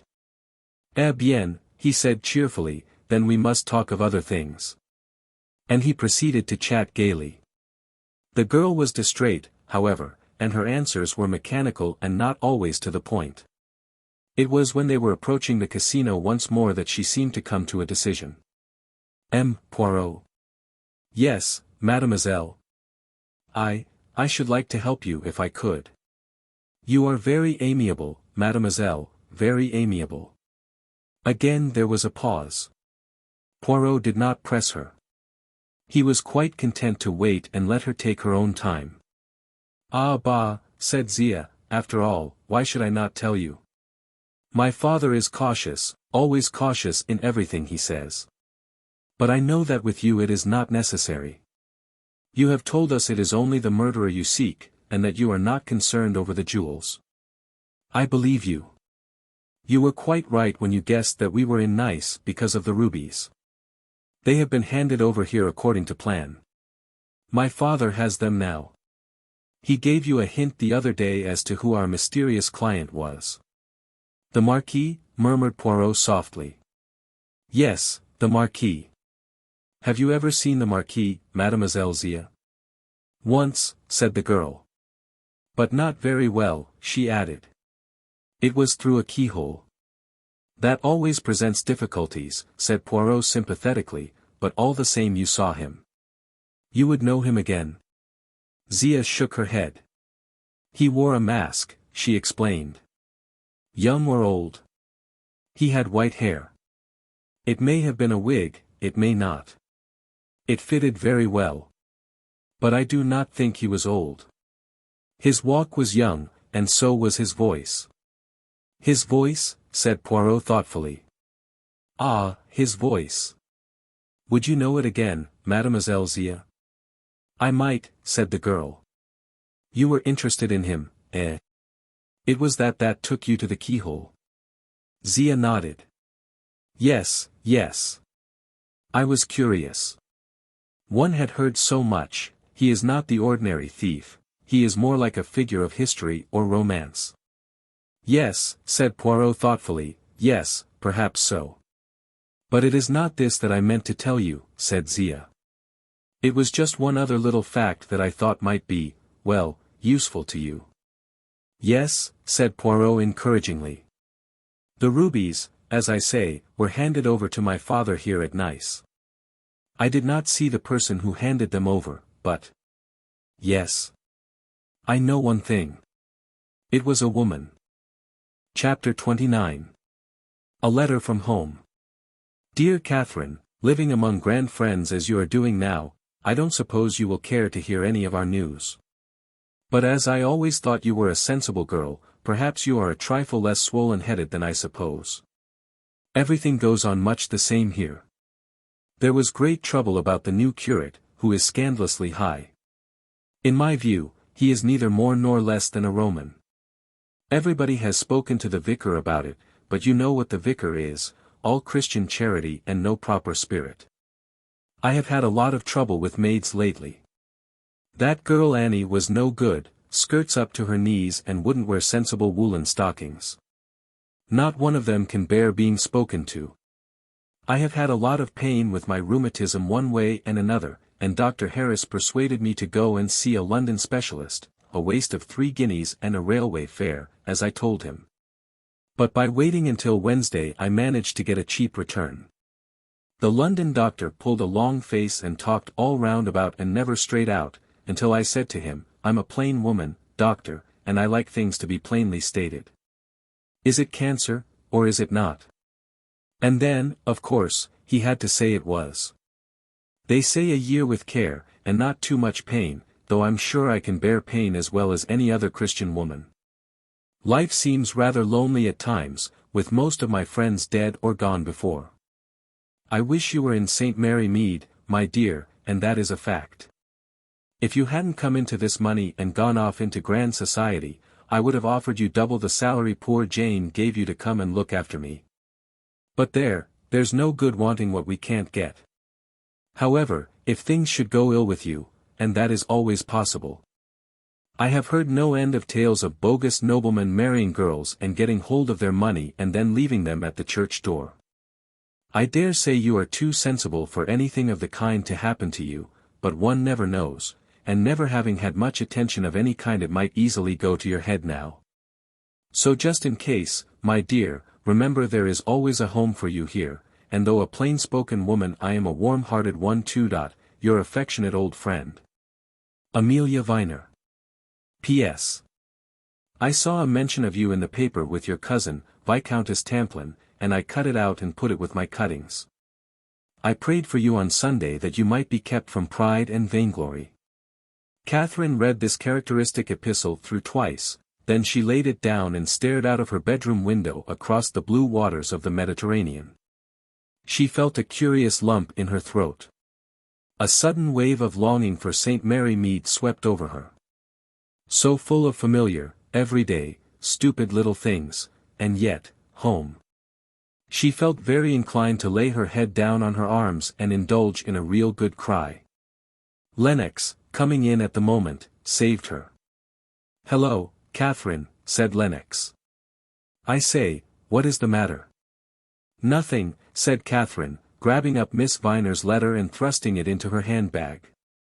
"You looked rather queer," said Lennox.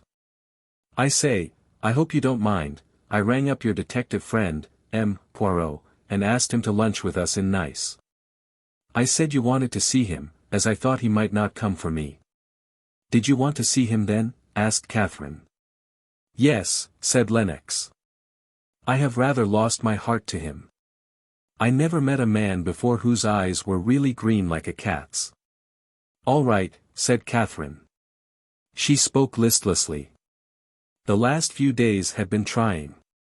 Derek Kettering's arrest had been the topic of the hour, and the Blue Train mystery had been thrashed out from every conceivable standpoint. "I have ordered the car," said Lennox, "and I have told Mother some lie or other, unfortunately I can't remember exactly what, but it won't matter, as she never remembers. If she knew where we were going, she would want to come too, to pump him, Poirot. The two girls arrived at the Negresco to find Poirot waiting. He was full of Gallic politeness, and showered so many compliments upon the two girls that they were soon helpless with laughter, yet for all that the meal was not a gay one. Katherine was dreamy and distracted, and Lennox made bursts of conversation, interspersed by silences. As they were sitting on the terrace sipping their coffee she suddenly attacked Poirot bluntly. "How are things going?" "You know what I mean." Poirot shrugged his shoulders. "They take their course," he said. "And you are just letting them take their course?" He looked at Lennox a little sadly. "You are young, mademoiselle, but there are three things that cannot be hurried: le bon Dieu, nature, and old people." "Nonsense," said Lennox. "You are not old." "Ah, it is pretty, what you say there." "Here is Major Knighton," said Lennox. Katherine looked round quickly and then turned back again. "He is with Mr. Van Aldin," continued Lennox. "There is something I want to ask Major Knighton about." "I won't be a minute." Left alone together, Poirot bent forward and murmured to Katherine. "You are distrait, mademoiselle. Your thoughts, they are far away, are they not?" "Just as far as England, no farther." Guided by a sudden impulse, she took the letter she had received that morning and handed it across to him to read. "That is the first word that has come to me from my old life. Somehow or other, it hurts." He read it through and then handed it back to her. "So you are going back to St. Mary Mead?" he said. "No, I am not," said Katherine. "Why should I?" "Ah," said Poirot, "it is my mistake. You will excuse me one little minute." He strolled across to where Lennox Tamplin was talking to Van Aldin and Knighton. The American looked old and haggard. He greeted Poirot with a curt nod but without any other sign of animation.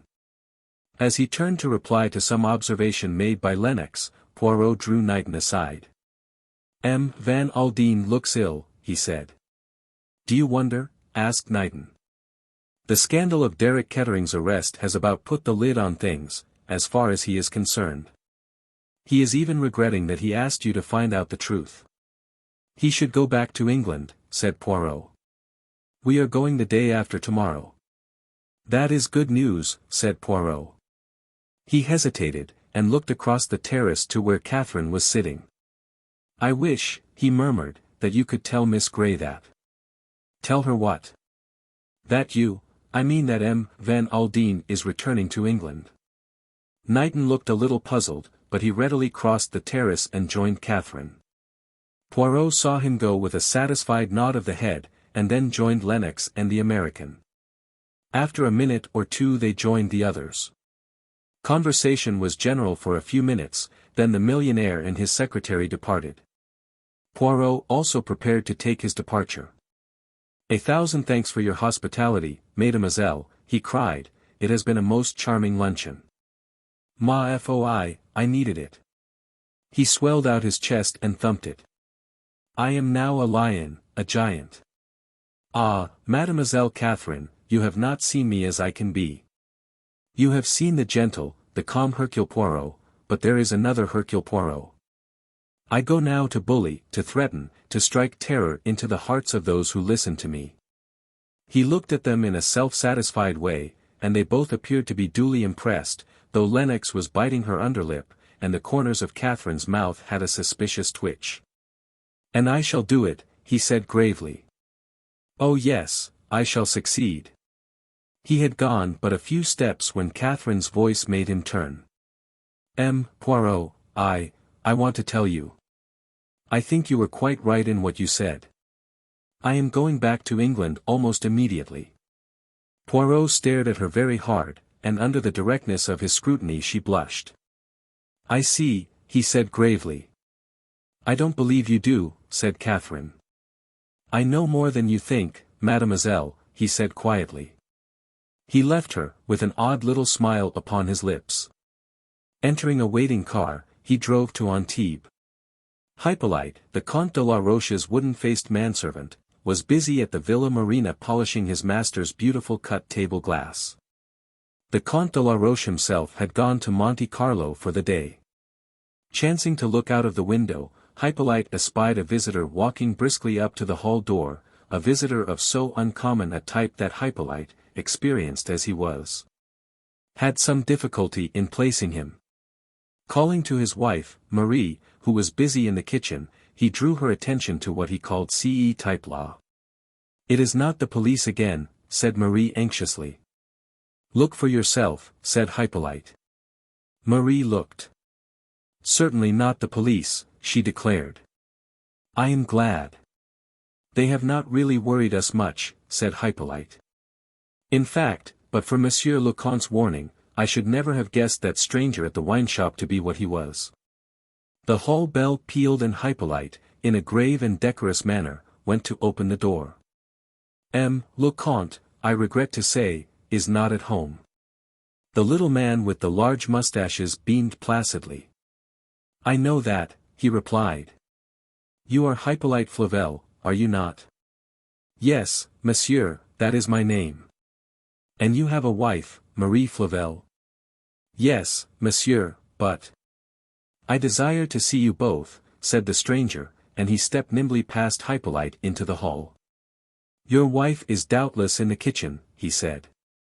"I will go there."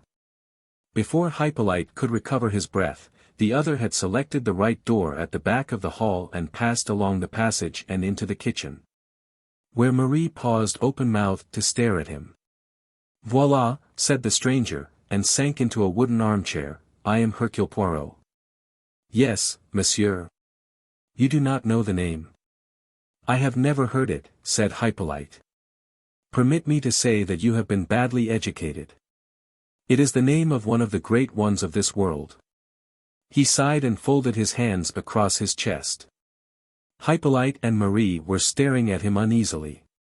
They were at a loss what to make of this unexpected and extremely strange visitor. "Monsieur desires," murmured Hippolyte mechanically. "I desire to know why you have lied to the police." "Monsieur," cried Hippolyte, "lied to the police? Never have I done such a thing." Poirot shook his head. "You are wrong," he said. "You have done it on several occasions." "Let me see." He took a small notebook from his pocket and consulted it. "Ah, yes, on 7 occasions at least. I will recite them to you." In a gentle unemotional voice he proceeded to outline the 7 occasions. Hippolyte was taken aback. "But it is not of these past lapses that I wish to speak," continued Poirot, "only, my dear friend, do not get into the habit of thinking yourself too clever. I come now to the particular lie in which I am concerned, your statement that the Comte de la Roche arrived at this villa on the morning of 14th January. But that was no lie, monsieur. That was the truth. Monsieur le Comte arrived here on the morning of Tuesday, the 14th. That is so, Marie, is it not?" Marie assented eagerly. "Ah, yes, that is quite right. I remember it perfectly." "Ah," said Poirot, "and what did you give your good master for déjeuner that day?" Marie paused, trying to collect herself. "Odd," said Poirot, "how one remembers some things, and forgets others." He leant forward and struck the table a blow with his fist, his eyes flashed with anger. "Yes, yes, it is as I say. You tell your lies and you think nobody knows. But there are 2 people who know. Yes, 2 people. One is le bon Dieu." He raised a hand to heaven, and then settling himself back in his chair and shutting his eyelids, he murmured comfortably. "And the other is Hercule Poirot. I assure you, monsieur, you are completely mistaken. Monsieur le Comte left Paris on Monday night." "True," said Poirot, "by the rapide. I do not know where he broke his journey." "Perhaps you do not know that. What I do know is that he arrived here on Wednesday morning, and not on Tuesday morning." "Monsieur is mistaken," said Marie stolidly. Poirot rose to his feet. "Then the law must take its course," he murmured. A pity. What do you mean, monsieur? Asked Marie, with a shade of uneasiness. You will be arrested and held as accomplices concerned in the murder of Mrs. Kettering, the English lady who was killed. Murder. The man's face had gone chalk white, his knees knocked together. Marie dropped the rolling pin and began to weep. But it is impossible, impossible. I thought. Since you stick to your story, there is nothing to be said. I think you are both foolish. He was turning towards the door when an agitated voice arrested him. Monsieur, just a little moment. I had no idea that it was anything of this kind. I thought it was just a matter concerning a lady. There have been little awkwardnesses with the police over ladies before. But murder, that is very different. I have no patience with you, cried Poirot. He turned round on them and angrily shook his fist in Hippolyte's face. Am I to stop here all day, arguing with a couple of imbeciles thus? It is the truth I want. If you will not give it to me, that is your lookout.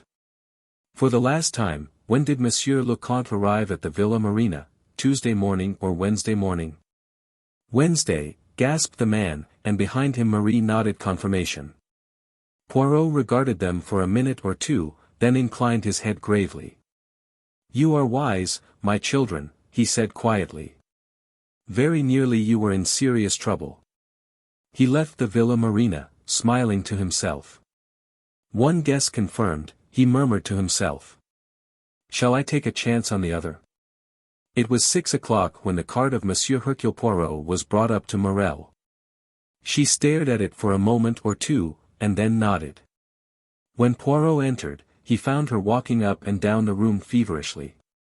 She turned on him furiously. Well, she cried. Well? What is it now? Have you not tortured me enough, all of you? Have you not made me betray my poor Derique?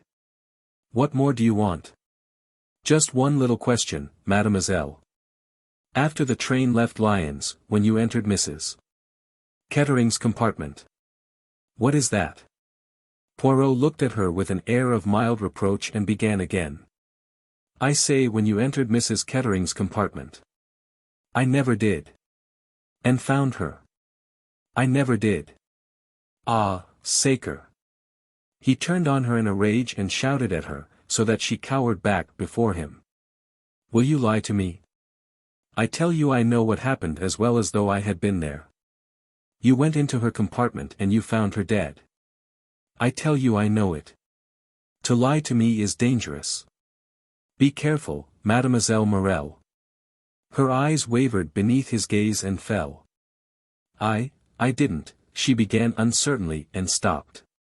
There is only one thing about which I wonder, said Poirot.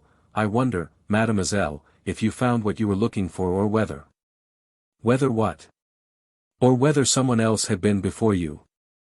I will answer no more questions, screamed the dancer. She tore herself away from Poirot's restraining hand, and flinging herself down on the floor in a frenzy, she screamed and sobbed. A frightened maid came rushing in. Hercule Poirot shrugged his shoulders, raised his eyebrows, and quietly left the room. But he seemed satisfied. Chapter 30. Miss Viner gives judgment. Katherine looked out of Miss Viner's bedroom window. It was raining, not violently, but with a quiet, well-bred persistence. The window looked out on a strip of front garden with a path down to the gate and neat little flower beds on either side, where later roses and pinks and blue hyacinths would bloom. Miss Viner was lying in a large Victorian bedstead. A tray with the remains of breakfast had been pushed to one side and she was busy opening her correspondence and making various caustic comments upon it. Katherine had an open letter in her hand and was reading it through for the second time. It was dated from the Ritz Hotel, Paris. Chère Mademoiselle Katherine, it began, I trust that you are in good health and that the return to the English winter has not proved too depressing. I prosecute my inquiries with the utmost diligence. Do not think that it is the holiday that I take here. Very shortly I shall be in England, and I hope then to have the pleasure of meeting you once more. It shall be so, shall it not? On arrival in London I shall write to you. You remember that we are the colleagues in this affair? But indeed I think you know that very well. Be assured, mademoiselle, of my most respectful and devoted sentiments. Hercule Poirot. Katherine frowned slightly. It was as though something in the letter puzzled and intrigued her. A choirboy's picnic indeed, came from Miss Viner. Tommy Saunders and Albert Dykes ought to be left behind, and I shan't subscribe to it unless they are. What those two boys think they are doing in church on Sundays I don't know. Tommy sang, "O God, make speed to save us," and never opened his lips again, and if Albert Dykes wasn't sucking a mint humbug, my nose is not what it is and always has been. I know, they are awful, agreed Katherine. She opened her second letter, and a sudden flush came to her cheeks. Miss Viner's voice in the room seemed to recede into the far distance. When she came back to a sense of her surroundings, Miss Viner was bringing a long speech to a triumphant termination. And I said to her, "Not at all. As it happens, Miss Grey is Lady Tamplin's own cousin. What do you think of that? Were you fighting my battles for me? That was very sweet of you. You can put it that way if you like. There is nothing to me in a title. Vicar's wife or no vicar's wife, that woman is a cat. Hinting you had bought your way into society. Perhaps she was not so very far wrong. And look at you," continued Miss Viner. "Have you come back a stuck-up fine lady, as well you might have done? No, there you are, as sensible as ever you were, with a pair of good balbriggan stockings on and sensible shoes. I spoke to Ellen about it only yesterday. Ellen, I said, you look at Miss Grey. She has been hobnobbing with some of the greatest in the land, and does she go about as you do with skirts up to her knees and silk stockings that ladder when you look at them? And the most ridiculous shoes that ever I set eyes on." Katherine smiled a little to herself. It had apparently been worth while to conform to Miss Viner's prejudices. The old lady went on with increasing gusto. "It has been a great relief to me that you have not had your head turned. Only the other day I was looking for my cuttings. I have several about Lady Tamplin and her war hospital and what not, but I cannot lay my hand upon them. I wish you would look, my dear, your eyesight is better than mine. They are all in a box in the bureau drawer."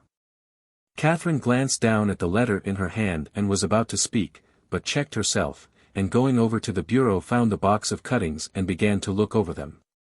Since her return to St. Mary Mead, her heart had gone out to Miss Viner in admiration of the old woman's stoicism and pluck. She felt that there was little she could do for her old friend, but she knew from experience how much those seemingly small trifles meant to old people. "Here is one," she said presently. "Viscountess Tamplin, who is running her villa at Nice as an officers' hospital, has just been the victim of a sensational robbery, her jewels having been stolen. Amongst them were some very famous emeralds, heirlooms of the Tamplin family. Probably paste," said Miss Viner, "a lot of these society women's jewels are." "Here is another," said Katherine. "A picture of her. A charming camera study of Viscountess Tamplin with her little daughter Lennox." "Let me look," said Miss Viner. "You can't see much of the child's face, can you? But I dare say that is just as well. Things go by contraries in this world and beautiful mothers have hideous children. I dare say the photographer realized that to take the back of the child's head was the best thing he could do for her." Katherine laughed. "One of the smartest hostesses on the Riviera this season is Viscountess Tamplin, who has a villa at Cap Martin. Her cousin, Miss Grey, who recently inherited a vast fortune in a most romantic manner, is staying with her there." "That is the one I wanted," said Miss Viner. "I expect there has been a picture of you in one of the papers that I have missed, you know the kind of thing. Mrs. somebody or other Jones Williams, at the something or other point to point, usually carrying a shooting stick and having one foot lifted up in the air. It must be a trial to some of them to see what they look like." Katherine did not answer. She was smoothing out the cutting with her finger, and her face had a puzzled, worried look. Then she drew the second letter out of its envelope and mastered its contents once more. She turned to her friend. Miss Viner? I wonder, there is a friend of mine, someone I met on the Riviera, who wants very much to come down and see me here. A man, said Miss Viner. Yes. Who is he? He is secretary to Mr. Van Aldin, the American millionaire. What is his name? Knighton. Major Knighton. Secretary to a millionaire. And wants to come down here. Now, Katherine, I am going to say something to you for your own good. You are a nice girl and a sensible girl, and though you have your head screwed on the right way about most things, every woman makes a fool of herself once in her life. 10 to 1 what this man is after is your money. With a gesture she arrested Katherine's reply. I have been waiting for something of this kind. What is a secretary to a millionaire? 9 times out of 10 it is a young man who likes living soft. A young man with nice manners and a taste for luxury and no brains and no enterprise. And if there is anything that is a softer job than being secretary to a millionaire, it is marrying a rich woman for her money. I am not saying that you might not be some man's fancy.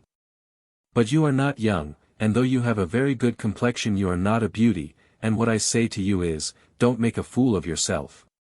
But if you are determined to do so, do see that your money is properly tied up on yourself. There, now I have finished. What have you got to say? Nothing, said Katherine. But would you mind if he did come down to see me? I wash my hands of it, said Miss Viner. I have done my duty, and whatever happens now is on your own head. Would you like him to lunch or to dinner? I dare say Ellen could manage dinner, that is, if she didn't lose her head. Lunch would be very nice, said Katherine. It is awfully kind of you, Miss Viner. He asked me to ring him up, so I will do so and say that we shall be pleased if he will lunch with us. He will motor down from town. Ellen does a steak with grilled tomatoes pretty fairly, said Miss Viner. She doesn't do it well, but she does it better than anything else. It is no good having a tart because she is heavy-handed with pastry, but her little castle puddings are not bad, and I dare say you could find a nice piece of Stilton at Abbott's. I have always heard that gentlemen like a nice piece of Stilton, and there is a good deal of father's wine left, a bottle of sparkling Moselle, perhaps. Oh no, Miss Viner. That is really not necessary.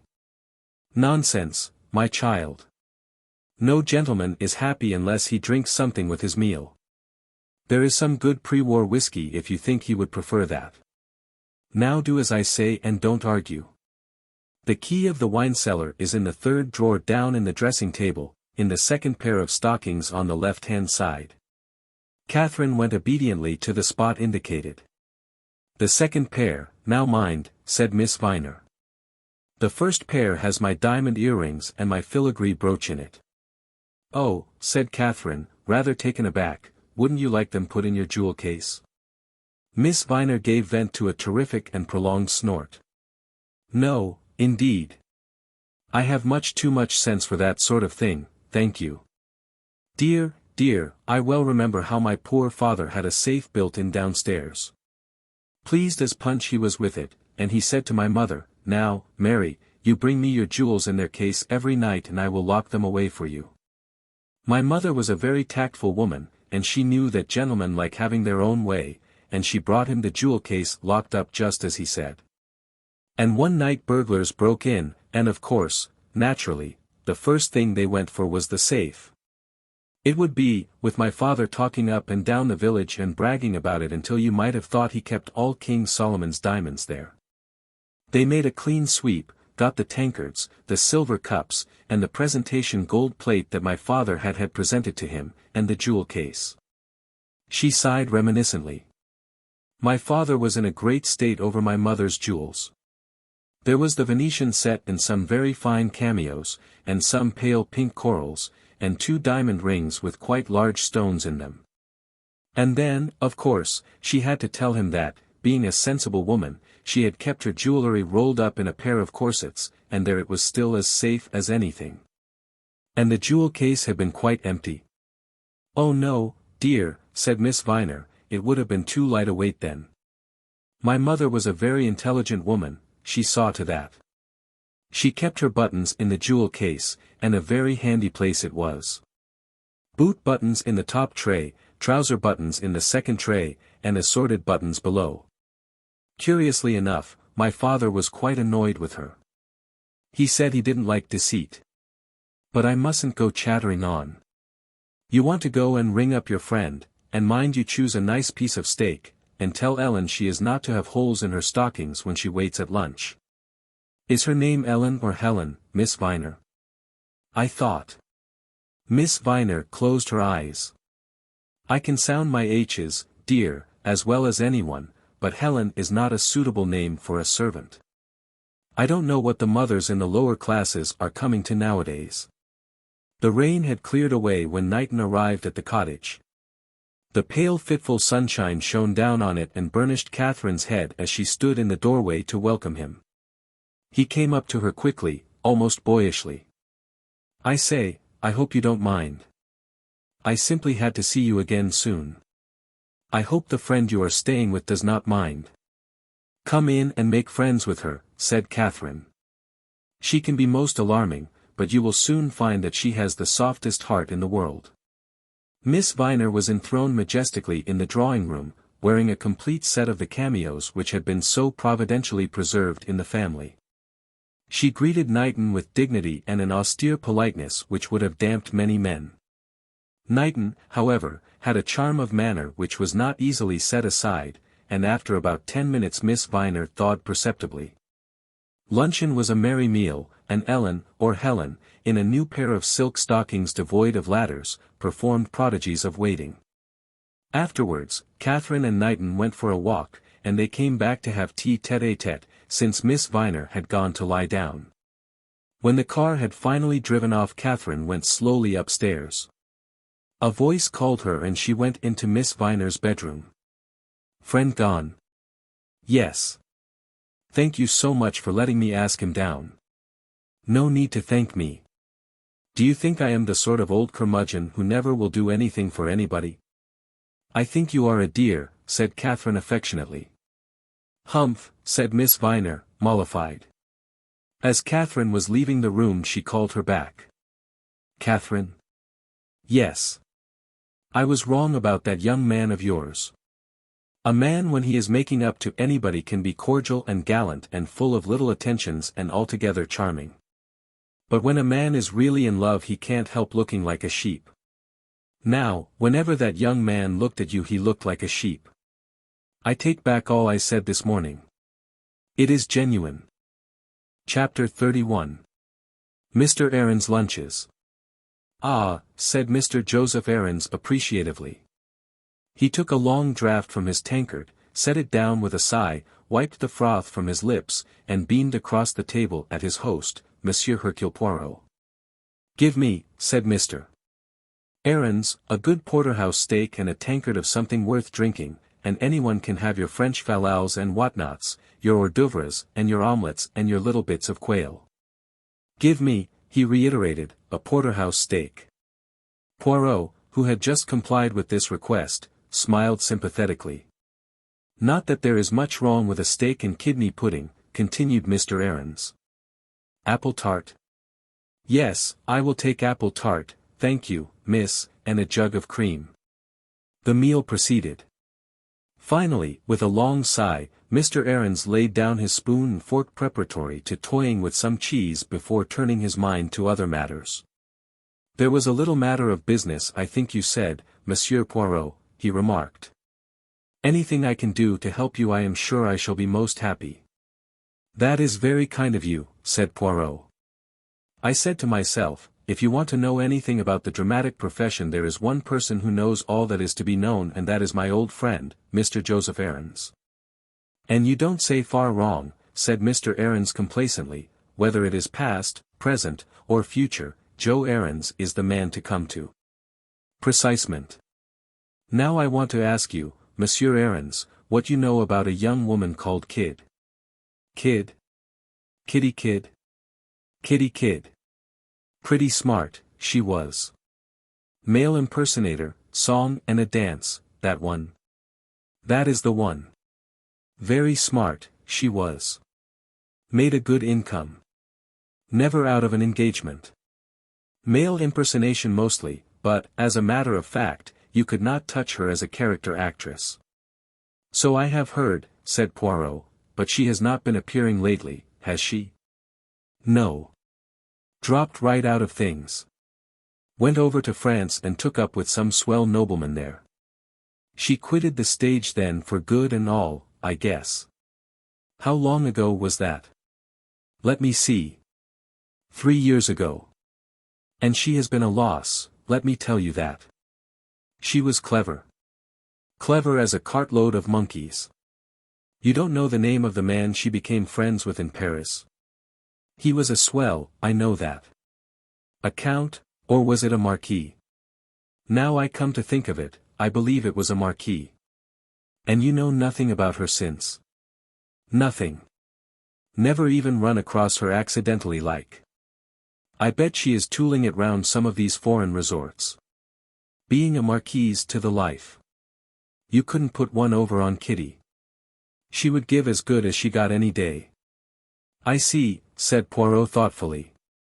I am sorry I can't tell you more, Monsieur Poirot, said the other. I would like to be of use to you if I could. You did me a good turn once. Ah, but we are quits on that, you, too, did me a good turn. One good turn deserves another. Ha, ha, said Mr. Ahrens. Your profession must be a very interesting one, said Poirot. So, said Mr. Ahrens noncommittally. Taking the rough with the smooth, it is all right. I don't do so badly at it, all things considered, but you have to keep your eyes skinned. Never know what the public will jump for next. Dancing has come very much to the fore in the last few years, murmured Poirot reflectively. I never saw anything in this Russian ballet, but people like it. Too highbrow for me. I met one dancer out on the Riviera, Mademoiselle Mirelle. Mirelle? She is hot stuff, by all accounts. There is always money going to back her, though, so far as that goes, the girl can dance. I have seen her, and I know what I am talking about. I never had much to do with her myself, but I hear she is a terror to deal with. Tempers and tantrums all the time. Yes, said Poirot thoughtfully, yes, so I should imagine. Temperament. Said Mr. Ahrens, temperament. That is what they call it themselves. My missus was a dancer before she married me, but I am thankful to say she never had any temperament. You don't want temperament in the home, Monsieur Poirot. I agree with you, my friend, it is out of place there. A woman should be calm and sympathetic, and a good cook, said Mr. Ahrens. Mirelle has not been long before the public, has she? Asked Poirot. About 2.5 years, that is all, said Mr. Ahrens. Some French duke started her. I hear now that she has taken up with the ex-Prime Minister of Greece. These are the chaps who manage to put money away quietly. That is news to me, said Poirot. Oh, she's not one to let the grass grow under her feet. They say that young Kettering murdered his wife on her account. I don't know, I am sure. Anyway, he is in prison, and she had to look round for herself, and pretty smart she has been about it. They say she is wearing a ruby the size of a pigeon's egg, not that I have ever seen a pigeon's egg myself, but that is what they always call it in works of fiction. A ruby the size of a pigeon's egg, said Poirot. His eyes were green and cat-like. How interesting. I had it from a friend of mine, said Mr. Ahrens. But for all I know, it may be colored glass. They are all the same, these women, they never stop telling tall stories about their jewels. Mirelle goes about bragging that it has got a curse on it. Heart of fire, I think she calls it. But if I remember rightly, said Poirot, the ruby that is named Heart of Fire is the center stone in a necklace. There you are. Didn't I tell you there is no end to the lies women will tell about their jewelry? This is a single stone, hung on a platinum chain round her neck. But, as I said before, 10 to 1 it is a bit of colored glass. No, said Poirot gently, no, somehow I do not think it is colored glass. Chapter 32. Katherine and Poirot compare notes. You have changed, mademoiselle, said Poirot suddenly. He and Katherine were seated opposite each other at a small table at the Savoy. Yes, you have changed, he continued. In what way? Mademoiselle, these nuances are difficult to express. I am older. Yes, you are older. And by that I do not mean that the wrinkles and the crow's feet are coming. When I first saw you, mademoiselle, you were a looker-on at life. You had the quiet, amused look of one who sits back in the stalls and watches the play. And now? Now you no longer watch. It is an absurd thing, perhaps, that I say here, but you have the wary look of a fighter who is playing a difficult game. My old lady is difficult sometimes, said Katherine, with a smile. But I can assure you that I don't engage in deadly contests with her. You must go down and see her some day, Monsieur Poirot. I think you are one of the people who would appreciate her pluck and her spirit. There was a silence while the waiter deftly served them with chicken and casserole. When he had departed, Poirot said, You have heard me speak of my friend Hastings, he who said that I was a human oyster. Eh bien, mademoiselle, I have met my match in you. You, far more than I, play a lone hand. Nonsense, said Katherine lightly. Never does Hercule Poirot talk nonsense.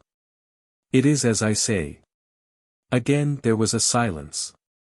Poirot broke it by inquiring. Have you seen any of our Riviera friends since you have been back, mademoiselle? I have seen something of Major Knighton. Aha! Is that so? Something in Poirot's twinkling eyes made Katherine lower hers. So Mr. Van Aldin remains in London? Yes. I must try to see him tomorrow or the next day. You have news for him? What makes you think that? I wondered, that is all. Poirot looked across at her with twinkling eyes. And now, mademoiselle, there is much that you wish to ask me, I can see that. And why not? Is not the affair of the blue train our own Roman policy? Yes, there are things I should like to ask you. Eh bien. Katherine looked up with a sudden air of resolution. What were you doing in Paris, Monsieur Poirot? Poirot smiled slightly. I made a call at the Russian embassy. Oh. I see that tells you nothing. But I will not be a human oyster. No, I will lay my cards on the table, which is assuredly a thing that oysters do not do. You suspect, do you not, that I am not satisfied with the case against Derek Kettering? That is what I have been wondering. I thought, in Nice, that you had finished with the case. You do not say all that you mean, mademoiselle. But I admit everything.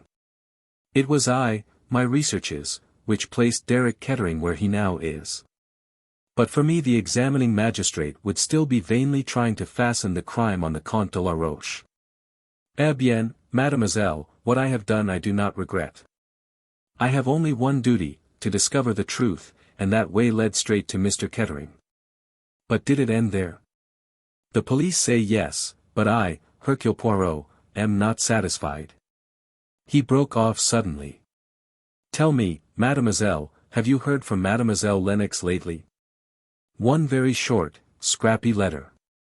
She is, I think, annoyed with me for coming back to England. Poirot nodded.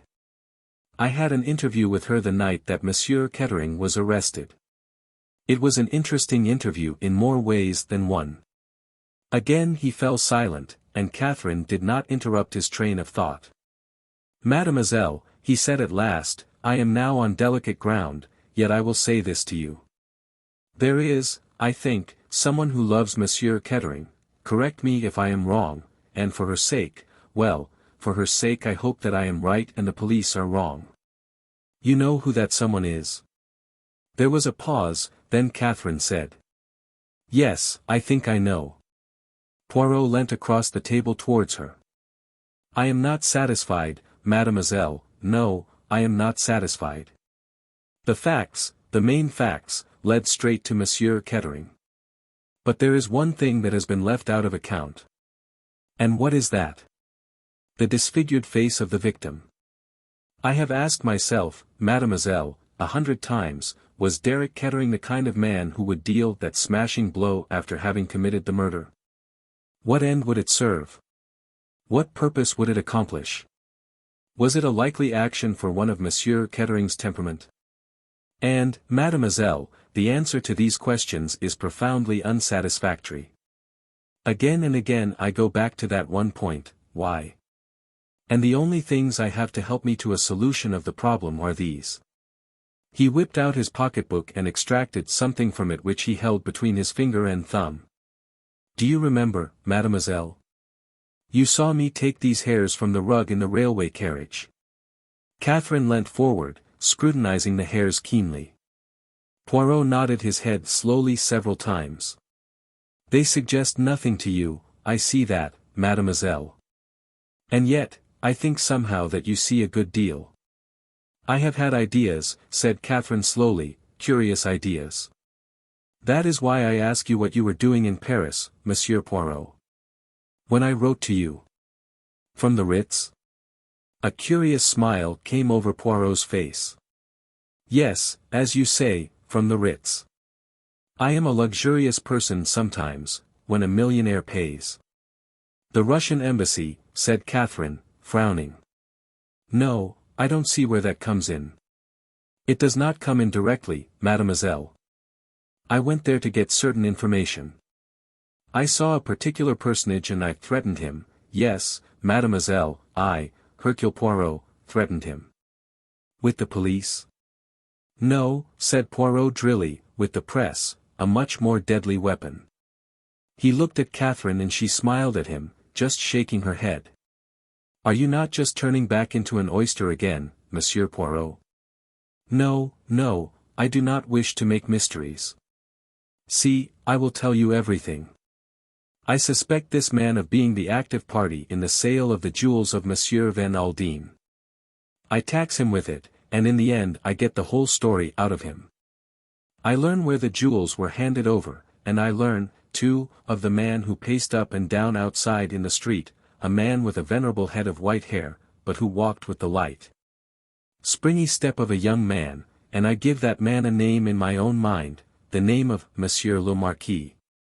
And now you have come to London to see Mr. Van Aldin. Not entirely for that reason. I had other work to do.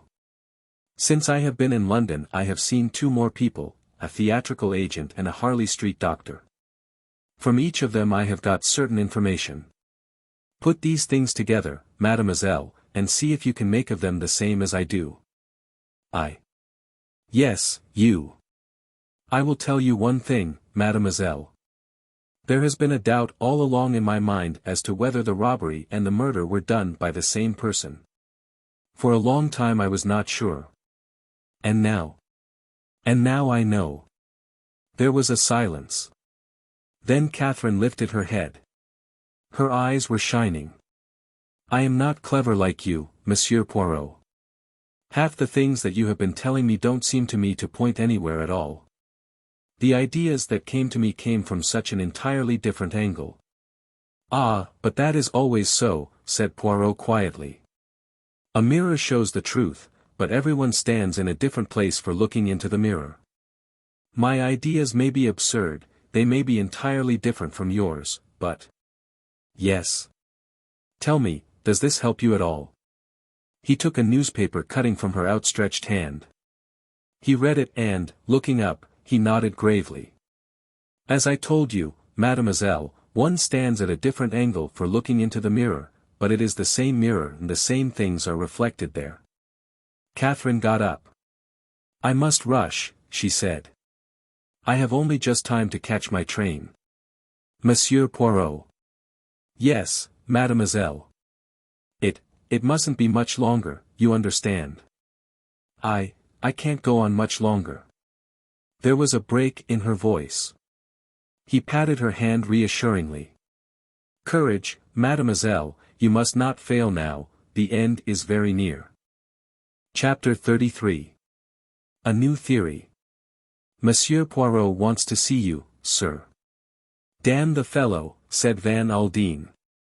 Knighton remained sympathetically silent. Van Aldin got up from his chair and paced up and down. I suppose you have seen the cursed newspapers this morning. I have glanced at them, sir. Still at it hammer and tongs? I am afraid so, sir. The millionaire sat down again and pressed his hand to his forehead. If I had had an idea of this, he groaned. I wish to God I had never got that little Belgian to ferret out the truth. Find Ruth's murderer, that was all I thought about. You wouldn't have liked your son-in-law to go scot-free? Van Aldin sighed. I would have preferred to take the law into my own hands.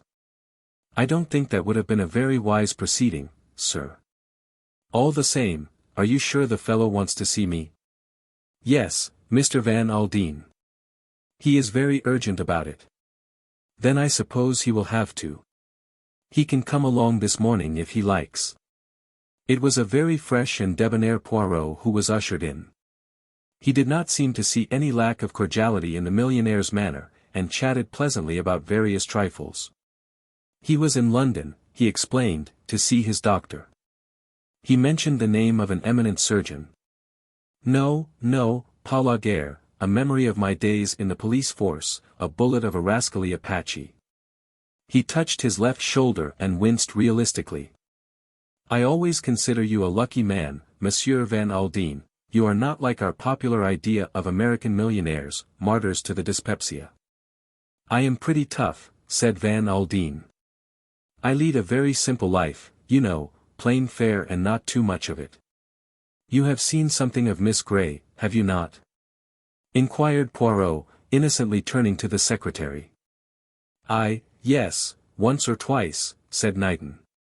He blushed slightly and Van Aldin exclaimed in surprise. Funny you never mentioned to me that you had seen her, Knighton. I didn't think you would be interested, sir. I like that girl very much, said Van Aldin. It is 1,000 pities that she should have buried herself once more in St. Mary Mead, said Poirot. It is very fine of her, said Knighton hotly. There are very few people who would bury themselves down there to look after a cantankerous old woman who has no earthly claim on her. I am silent, said Poirot, his eyes twinkling a little. But all the same I say it is a pity. And now, messers, let us come to business. Both the other men looked at him in some surprise. You must not be shocked or alarmed at what I am about to say. Supposing, Monsieur Van Aldin, that, after all, Monsieur Derek Kettering did not murder his wife. What? Both men stared at him in blank surprise. Supposing, I say, that Monsieur Kettering did not murder his wife. Are you mad, Monsieur Poirot? It was Van Aldin who spoke. No, said Poirot, I am not mad. I am eccentric, perhaps, at least certain people say so, but as regards my profession, I am very much, as one says, all there. I ask you, Monsieur Van Aldin, whether you would be glad or sorry if what I tell you should be the case. Van Aldin stared at him. Naturally I should be glad, he said at last. Is this an exercise in suppositions, Monsieur Poirot, or are there any facts behind it? Poirot looked at the ceiling. There is an off chance, he said quietly, that it might be the Comte de la Roche after all. At least I have succeeded in upsetting his alibi. How did you manage that? Poirot shrugged his shoulders modestly. I have my own methods. The exercise of a little tact, a little cleverness, and the thing is done. But the rubies, said Van Aldin, these rubies that the Count had in his possession were false. And clearly he would not have committed the crime except for the rubies. But you are overlooking one point, Monsieur Van Aldin. Where the rubies were concerned, someone might have been before him. But this is an entirely new theory, cried Knighton. Do you really believe all this rigmarole, Monsieur Poirot? Demanded the millionaire. The thing is not proved, said Poirot quietly. It is as yet only a theory, but I tell you this, Monsieur Van Aldin, the facts are worth investigating. You must come out with me to the south of France and go into the case on the spot. You really think this is necessary, that I should go, I mean? I thought it would be what you yourself would wish, said Poirot. There was a hint of reproach in his tone which was not lost upon the other. Yes, yes, of course, he said. When do you wish to start, Monsieur Poirot? You are very busy at present, sir, murmured Knighton. But the millionaire had now made up his mind, and he waved the other's objections aside. I guess this business comes first, he said. All right, Monsieur Poirot, tomorrow. What train? We will go, I think, by the blue train, said Poirot, and he smiled. Chapter 34. The blue train again. The millionaire's train, as it is sometimes called, swung round a curve of line at what seemed a dangerous speed. Van Aldin, Knighton, and Poirot sat together in silence. Knighton and Van Aldin had two compartments connecting with each other, as Ruth Kettering and her maid had had on the fateful journey. Poirot's own compartment was farther along the coach. The journey was a painful one for Van Aldin, recalling as it did the most agonizing memories. Poirot and Knighton conversed occasionally in low tones without disturbing him. When, however, the train had completed its slow journey round the Cincha and reached the Gare de Lyon, Poirot became suddenly galvanized into activity. Van Aldin realized that part of his object in traveling by the train had been to attempt to reconstruct the crime. Poirot himself acted every part. He was in turn the maid, hurriedly shut into her own compartment, Mrs. Kettering, recognizing her husband with surprise and a trace of anxiety, and Derek Kettering discovering that his wife was traveling on the train. He tested various possibilities, such as the best way for a person to conceal himself in the second compartment. Then suddenly an idea seemed to strike him. He clutched at Van Aldin's arm. Mon Dieu, but that is something I have not thought of. We must break our journey in Paris. Quick, quick, let us alight at once. Seizing suitcases he hurried from the train. Van Aldin and Knighton, bewildered but obedient, followed him. Van Aldin, having once more formed his opinion of Poirot's ability, was slow to depart from it. At the barrier they were held up. Their tickets were in the charge of the conductor of the train, a fact which all three of them had forgotten. Poirot's explanations were rapid, fluent, and impassioned, but they produced no effect upon the stolid-faced official. Let us get quit of this, said Van Aldin abruptly. I gather you are in a hurry, Monsieur Poirot. For God's sake pay the fares from Calais and let us get right on with whatever you have got on your mind. But Poirot's flood of language had suddenly stopped dead, and he had the appearance of a man turned to stone. His arm, still outflung in an impassioned gesture, remained there as though stricken with paralysis. I have been an imbecile, he said simply. Ma foi, I lose my head nowadays. Let us return and continue our journey quietly.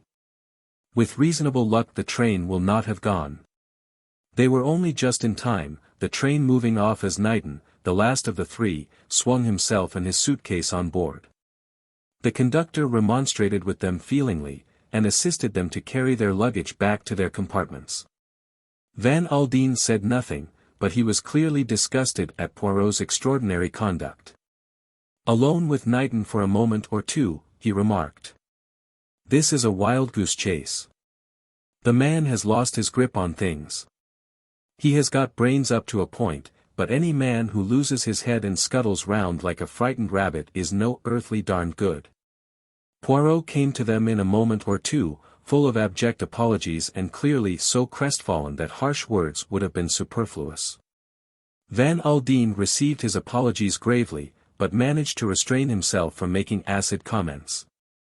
They had dinner on the train, and afterwards, somewhat to the surprise of the other two, Poirot suggested that they should all three sit up in Van Aldin's compartment.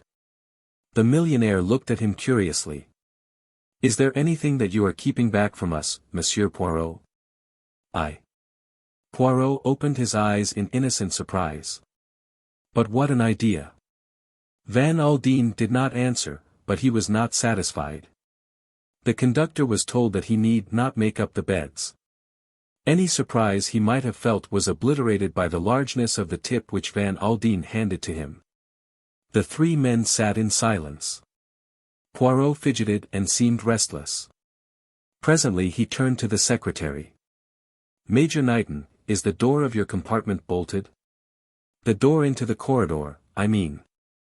"Yes, I bolted it myself just now." "Are you sure?" said Poirot. "I will go and make sure, if you like," said Knighton, smiling. "No, no, do not derange yourself. I will see for myself." He passed through the connecting door and returned in a second or two, nodding his head. "Yes, yes, it is as you said. You must pardon an old man's fussy ways." He closed the connecting door and resumed his place in the right-hand corner. The hours passed. The three men dozed fitfully, waking with uncomfortable starts. Probably never before had three people booked berths on the most luxurious train available, then declined to avail themselves of the accommodation they had paid for. Every now and then Poirot glanced at his watch, and then nodded his head and composed himself to slumber once more. On one occasion he rose from his seat and opened the connecting door, peered sharply into the adjoining compartment, and then returned to his seat, shaking his head. "What is the matter?" whispered Knighton. "You are expecting something to happen, aren't you?" "I have the nerves," confessed Poirot. "I am like the cat upon the hot tiles. Every little noise it makes me jump." Knighton yawned. "Of all the darned uncomfortable journeys," he murmured. "I suppose you know what you are playing at, Monsieur Poirot." He composed himself to sleep as best he could. Both he and Van Aldin had succumbed to slumber, when Poirot, glancing for the 14th time at his watch, leant across and tapped the millionaire on the shoulder. "Eh? What is it?" "In 5 or 10 minutes, monsieur, we shall arrive at Lyons." "My God!" Van Aldin's face looked white and haggard in the dim light. "Then it must have been about this time that poor Ruth was killed." He sat staring straight in front of him. His lips twitched a little, his mind reverting back to the terrible tragedy that had saddened his life. There was the usual long screaming sigh of the brake, and the train slackened speed and drew into Lyons. Van Aldin let down the window and leant out. "If it wasn't Derek, if your new theory is correct, it is here that the man left the train?" he asked over his shoulder. Rather to his surprise Poirot shook his head. "No," he said thoughtfully, "no man left the train, but I think, yes, I think, a woman may have done so." Knighton gave a gasp. "A woman?" demanded Van Aldin sharply. "Yes, a woman," said Poirot, nodding his head. "You may not remember, Monsieur Van Aldin, but Miss Grey in her evidence mentioned that a youth in a cap and overcoat descended on to the platform ostensibly to stretch his legs. I think that youth was most probably a woman." "But who was she?" Van Aldin's face expressed incredulity, but Poirot replied seriously and categorically. "Her name, or the name under which she was known, for many years, is Kitty Kidd, but you, Monsieur Van Aldin, knew her by another name, that of Ada Mason." Knighton sprang to his feet. "What?" he cried. Poirot swung round to him. "Ah, before I forget it." He whipped something from a pocket and held it out. "Permit me to offer you a cigarette, out of your own cigarette case. It was careless of you to drop it when you boarded the train on the Cincha at Paris." Knighton stood staring at him as though stupefied. Then he made a movement, but Poirot flung up his hand in a warning gesture. "No, don't move," he said in a silky voice. "The door into the next compartment is open, and you are being covered from there this minute. I unbolted the door into the corridor when we left Paris, and our friends the police were told to take their places there. As I expect you know, the French police want you rather urgently, Major Knighton, or shall we say, Monsieur le Marquis?" Chapter 35. Explanations. Explanations. Poirot smiled. He was sitting opposite the millionaire at a luncheon table in the latter's private suite at the Negresco. Facing him was a relieved but very puzzled man. Poirot leant back in his chair, lit one of his tiny cigarettes, and stared reflectively at the ceiling. Yes, I will give you explanations. It began with the one point that puzzled me. You know what that point was? The disfigured face. It is not an uncommon thing to find when investigating a crime, and it rouses an immediate question, the question of identity. That naturally was the first thing that occurred to me. Was the dead woman really Mrs. Kettering? But that line led me nowhere, for Miss Grey's evidence was positive and very reliable, so I put that idea aside. The dead woman was Ruth Kettering. When did you first begin to suspect the maid? Not for some time, but one peculiar little point drew my attention to her. The cigarette case found in the railway carriage, and which she told us was one which Mrs. Kettering had given to her husband. Now that was, on the face of it, most improbable, seeing the terms they were on. It awakened a doubt in my mind as to the general veracity of Ada Mason's statements. There was the rather suspicious fact to be taken into consideration, that she had only been with her mistress for 2 months. Certainly it did not seem as if she could have had anything to do with the crime, since she had been left behind in Paris, and Mrs. Kettering had been seen alive by several people afterwards, but... Poirot leant forward. He raised an emphatic forefinger and wagged it with intense emphasis at Van Aldin. But I am a good detective. I suspect. There is nobody and nothing that I do not suspect. I believe nothing that I am told. I say to myself, how do we know that Ada Mason was left behind in Paris? And at first the answer to that question seemed completely satisfactory. There was the evidence of your secretary, Major Knighton, a complete outsider, whose testimony might be supposed to be entirely impartial. And there were the dead woman's own words to the conductor of the train. But I put the latter point aside for the moment, because a very curious idea, an idea perhaps fantastic and impossible, was growing up in my mind. If by any outside chance it happened to be true, that particular piece of testimony was worthless. I concentrated on the chief stumbling block to my theory, Major Knighton's statement that he saw Ada Mason at the Ritz after the blue train had left Paris. That seemed conclusive enough, but yet, on examining the facts carefully, I noted 2 things. First, that by a curious coincidence he, too, had been exactly 2 months in your service. Secondly, his initial letter was the same, K. Supposing, just supposing, that it was his cigarette case which had been found in the carriage. Then, if Ada Mason and he were working together, and she recognized it when we showed it to her, would she not act precisely as she had done? At first, taken aback, she quickly evolved a plausible theory that would agree with Mr. Kettering's guilt. Bien entendu, that was not the original idea. The Comte de la Roche was to be the scapegoat, though Ada Mason would not make her recognition of him too certain, in case he should be able to prove an alibi. Now, if you will cast your mind back to that time, you will remember a significant thing that happened. I suggested to Ada Mason that the man she had seen was not the Comte de la Roche, but Derek Kettering. She seemed uncertain at the time, but after I had got back to my hotel you rang me up and told me that she had come to you and said that, on thinking it over, she was now quite convinced that the man in question was Mr. Kettering. I had been expecting something of the kind. There could be but one explanation of this sudden certainty on her part. After my leaving your hotel, she had had time to consult with somebody, and had received instructions which she acted upon. Who had given her these instructions? Major Knighton. And there was another very small point, which might mean nothing or might mean a great deal. In casual conversation Knighton had talked of a jewel robbery in Yorkshire in a house where he was staying. Perhaps a mere coincidence, perhaps another small link in the chain. But there is one thing I do not understand, Monsieur Poirot. I guess I must be dense or I would have seen it before now. Who was the man in the train at Paris? Derek Kettering or the Comte de la Roche? That is the simplicity of the whole thing. There was no man. Ah, mille tonnerres, do you not see the cleverness of it all? Whose word have we for it that there ever was a man there?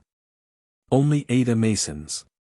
And we believe in Ada Mason because of Knighton's evidence that she was left behind in Paris. But Ruth herself told the conductor that she had left her maid behind there, demurred Van Aldin. Ah! I am coming to that. We have Mrs. Kettering's own evidence there, but, on the other hand, we have not really got her evidence, because, Monsieur Van Aldin, a dead woman cannot give evidence. It is not her evidence, but the evidence of the conductor of the train, a very different affair altogether. So you think the man was lying? No, no, not at all. He spoke what he thought to be the truth. But the woman who told him that she had left her maid in Paris was not Mrs. Kettering. Van Aldin stared at him. Monsieur Van Aldin, Ruth Kettering was dead before the train arrived at the Gare de Lyon. It was Ada Mason, dressed in her mistress's very distinctive clothing, who purchased a dinner basket and who made that very necessary statement to the conductor. Impossible. No, no, Monsieur Van Aldin, not impossible. Les femmes, they look so much alike nowadays that one identifies them more by their clothing than by their faces. Ada Mason was the same height as your daughter. Dressed in that very sumptuous fur coat and a little red lacquer hat jammed down over her eyes, with just a bunch of auburn curls showing over each ear. It was no wonder that the conductor was deceived. He had not previously spoken to Mrs. Kettering, you remember. True, he had seen the maid just for a moment when she handed him the tickets, but his impression had been merely that of a gaunt, black-clad female. If he had been an unusually intelligent man, he might have gone so far as to say that mistress and maid were not unlike, but it is extremely unlikely that he would even think that. And remember, Ada Mason, or Kitty Kidd, was an actress, able to change her appearance and tone of voice at a moment's notice. No, no. There was no danger of his recognizing the maid in the mistress's clothing. But there was the danger that when he came to discover the body he might realize it was not the woman he had talked to the night before. And now we see the reason for the disfigured face. The chief danger that Ada Mason ran was that Katherine Grey might visit her compartment after the train left Paris. And she provided against that difficulty by ordering a dinner basket and by locking herself in her compartment. But who killed Ruth, and when? First, bear it in mind that the crime was planned and undertaken by the two of them, Knighton and Ada Mason, working together. Knighton was in Paris that day on your business. He boarded the train somewhere on its way round the Cincha. Mrs. Kettering would be surprised, but she would be quite unsuspicious. Perhaps he draws her attention to something out of the window, and as she turns to look he slips the cord round her neck, and the whole thing is over in a second or two. The door of the compartment is locked, and he and Ada Mason set to work. They strip off the dead woman's outer clothes. Mason and Knighton roll the body up in a rug and put it on the seat in the adjoining compartment amongst the bags and suitcases. Knighton drops off the train, taking the jewel case containing the rubies with him.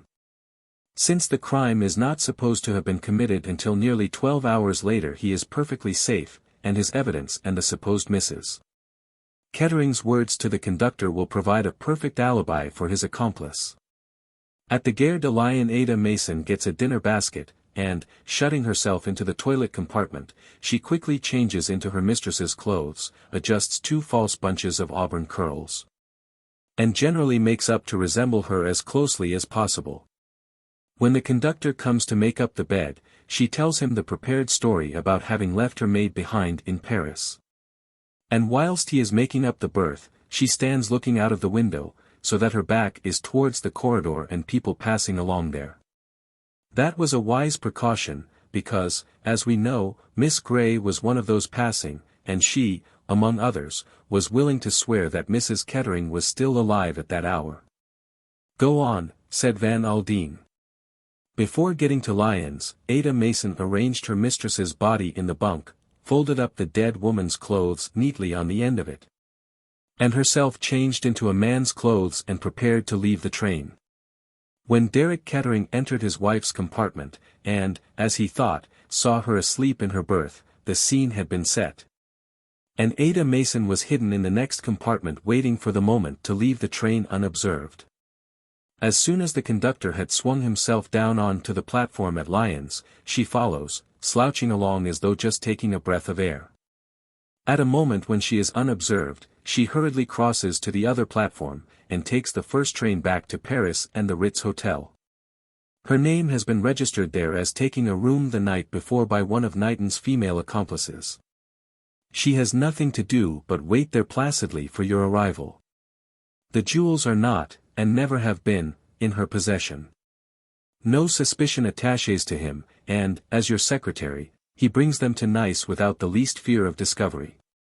Their delivery there to Monsieur Papopolous is already arranged for, and they are entrusted to Mason at the last moment to hand over to the Greek. Altogether a very neatly planned coup, as one would expect from a master of the game such as the Marquis.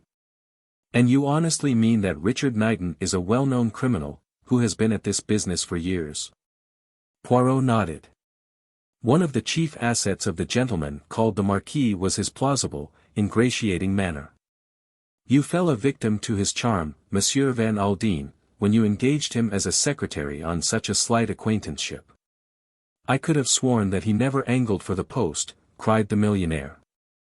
It was very astutely done, so astutely done that it deceived a man whose knowledge of other men is as great as yours is. I looked up his antecedents too.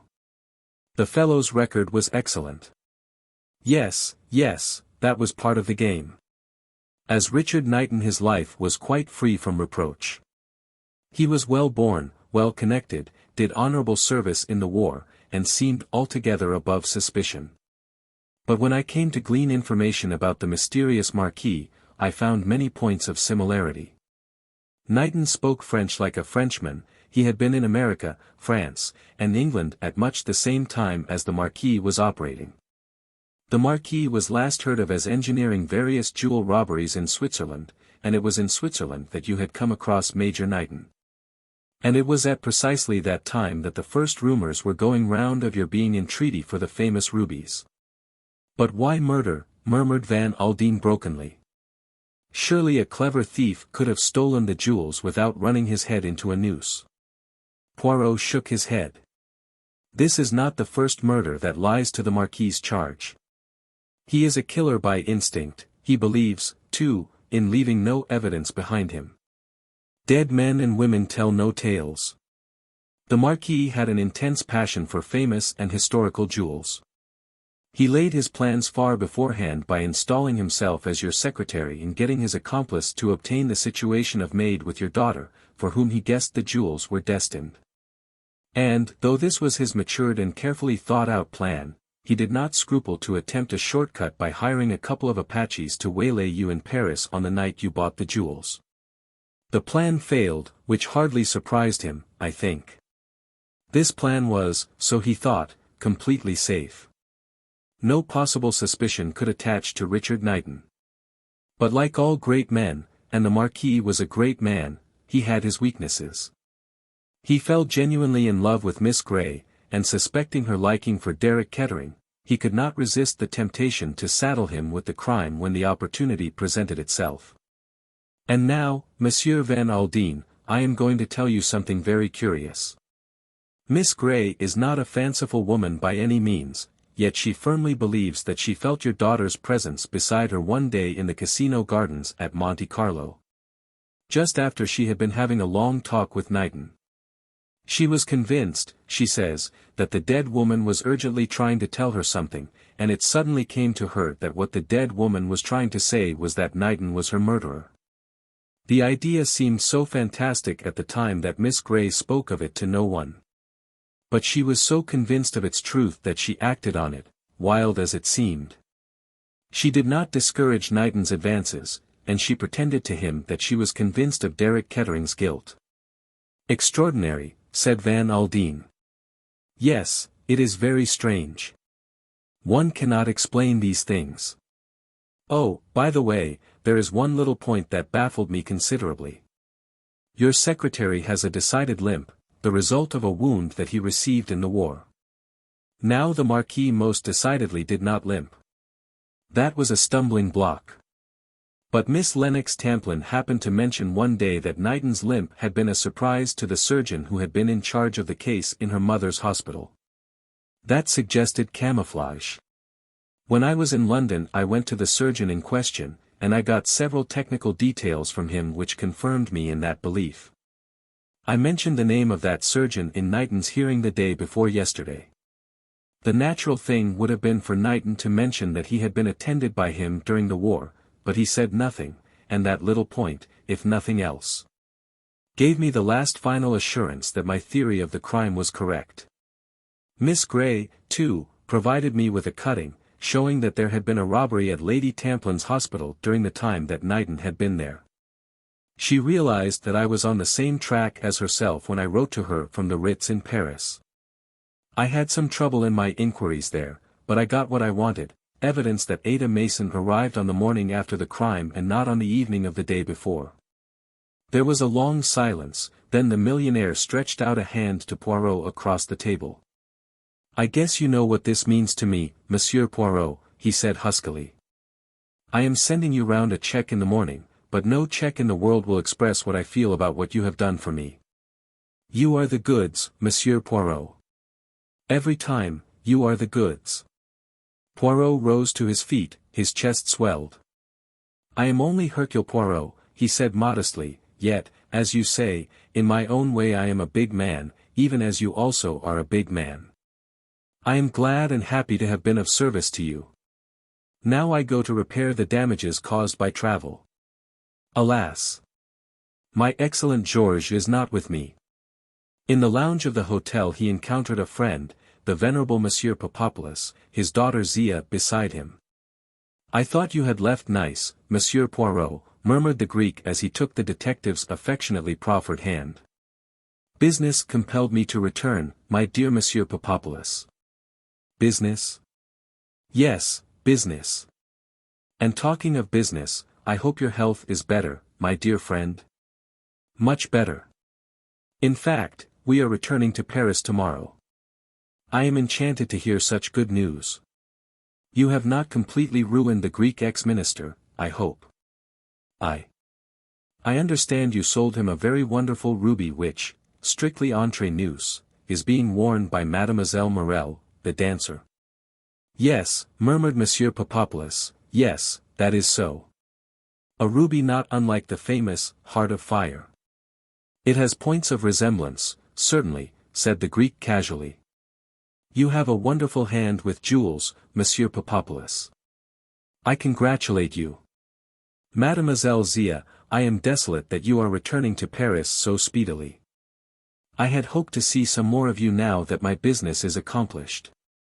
"Would one be indiscreet if one asked what that business was?" asked Monsieur Papopolous. "Not at all, not at all. I have just succeeded in laying the Marquis by the heels." A faraway look came over Monsieur Papopolous' noble countenance. "The Marquis?" he murmured, "now why does that seem familiar to me?" "No, I cannot recall it." "You would not, I am sure," said Poirot. "I refer to a very notable criminal and jewel robber. He has just been arrested for the murder of the English lady, Madame Kettering." "Indeed? How interesting these things are."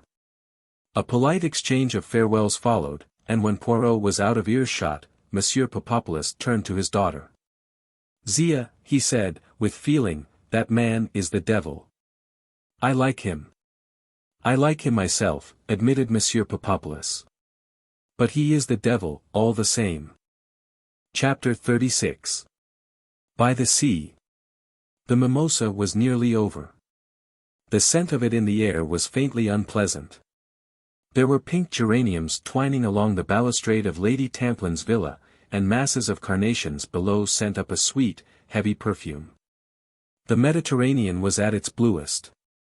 Poirot sat on the terrace with Lennox Tamplin. He had just finished telling her the same story that he had told to Van Aldin 2 days before. Lennox had listened to him with absorbed attention, her brows knitted and her eyes somber. When he had finished she said simply, "And Derek? He was released yesterday. And he has gone, where?" "He left Nice last night." For St. Mary Mead? Yes, for St. Mary Mead. There was a pause. I was wrong about Katherine, said Lennox. I thought she did not care. She is very reserved. She trusts no one. She might have trusted me, said Lennox, with a shade of bitterness. Yes, said Poirot gravely, she might have trusted you. But Mademoiselle Katherine has spent a great deal of her life listening, and those who have listened do not find it easy to talk, they keep their sorrows and joys to themselves and tell no one. I was a fool, said Lennox, I thought she really cared for Knighton. I ought to have known better. I suppose I thought so because, well, I hoped so. Poirot took her hand and gave it a little friendly squeeze. Courage, mademoiselle, he said gently. Lennox looked very straight out across the sea, and her face, in its ugly rigidity, had for the moment a tragic beauty. Oh, well, she said at last, it would not have done. I am too young for Derek, he is like a kid that has never grown up. He wants the Madonna touch. There was a long silence, then Lennox turned to him quickly and impulsively. But I did help, Monsieur Poirot, at any rate I did help. Yes, mademoiselle. It was you who gave me the first inkling of the truth when you said that the person who committed the crime need not have been on the train at all. Before that, I could not see how the thing had been done. Lennox drew a deep breath. I am glad, she said, at any rate, that is something. From far behind them there came a long drawn-out scream of an engine's whistle. That is that damned blue train, said Lennox. Trains are relentless things, aren't they, Monsieur Poirot? People are murdered and die, but they go on just the same. I am talking nonsense, but you know what I mean. Yes, yes, I know. Life is like a train, mademoiselle. It goes on. And it is a good thing that that is so. Why? Because the train gets to its journey's end at last, and there is a proverb about that in your language, mademoiselle. Journeys end in lovers' meeting. Lennox laughed. That is not going to be true for me. Yes, yes, it is true. You are young, younger than you yourself know. Trust the train, mademoiselle, for it is le bon Dieu who drives it. The whistle of the engine came again. Trust the train, mademoiselle, murmured Poirot again. And trust Hercule Poirot, he knows.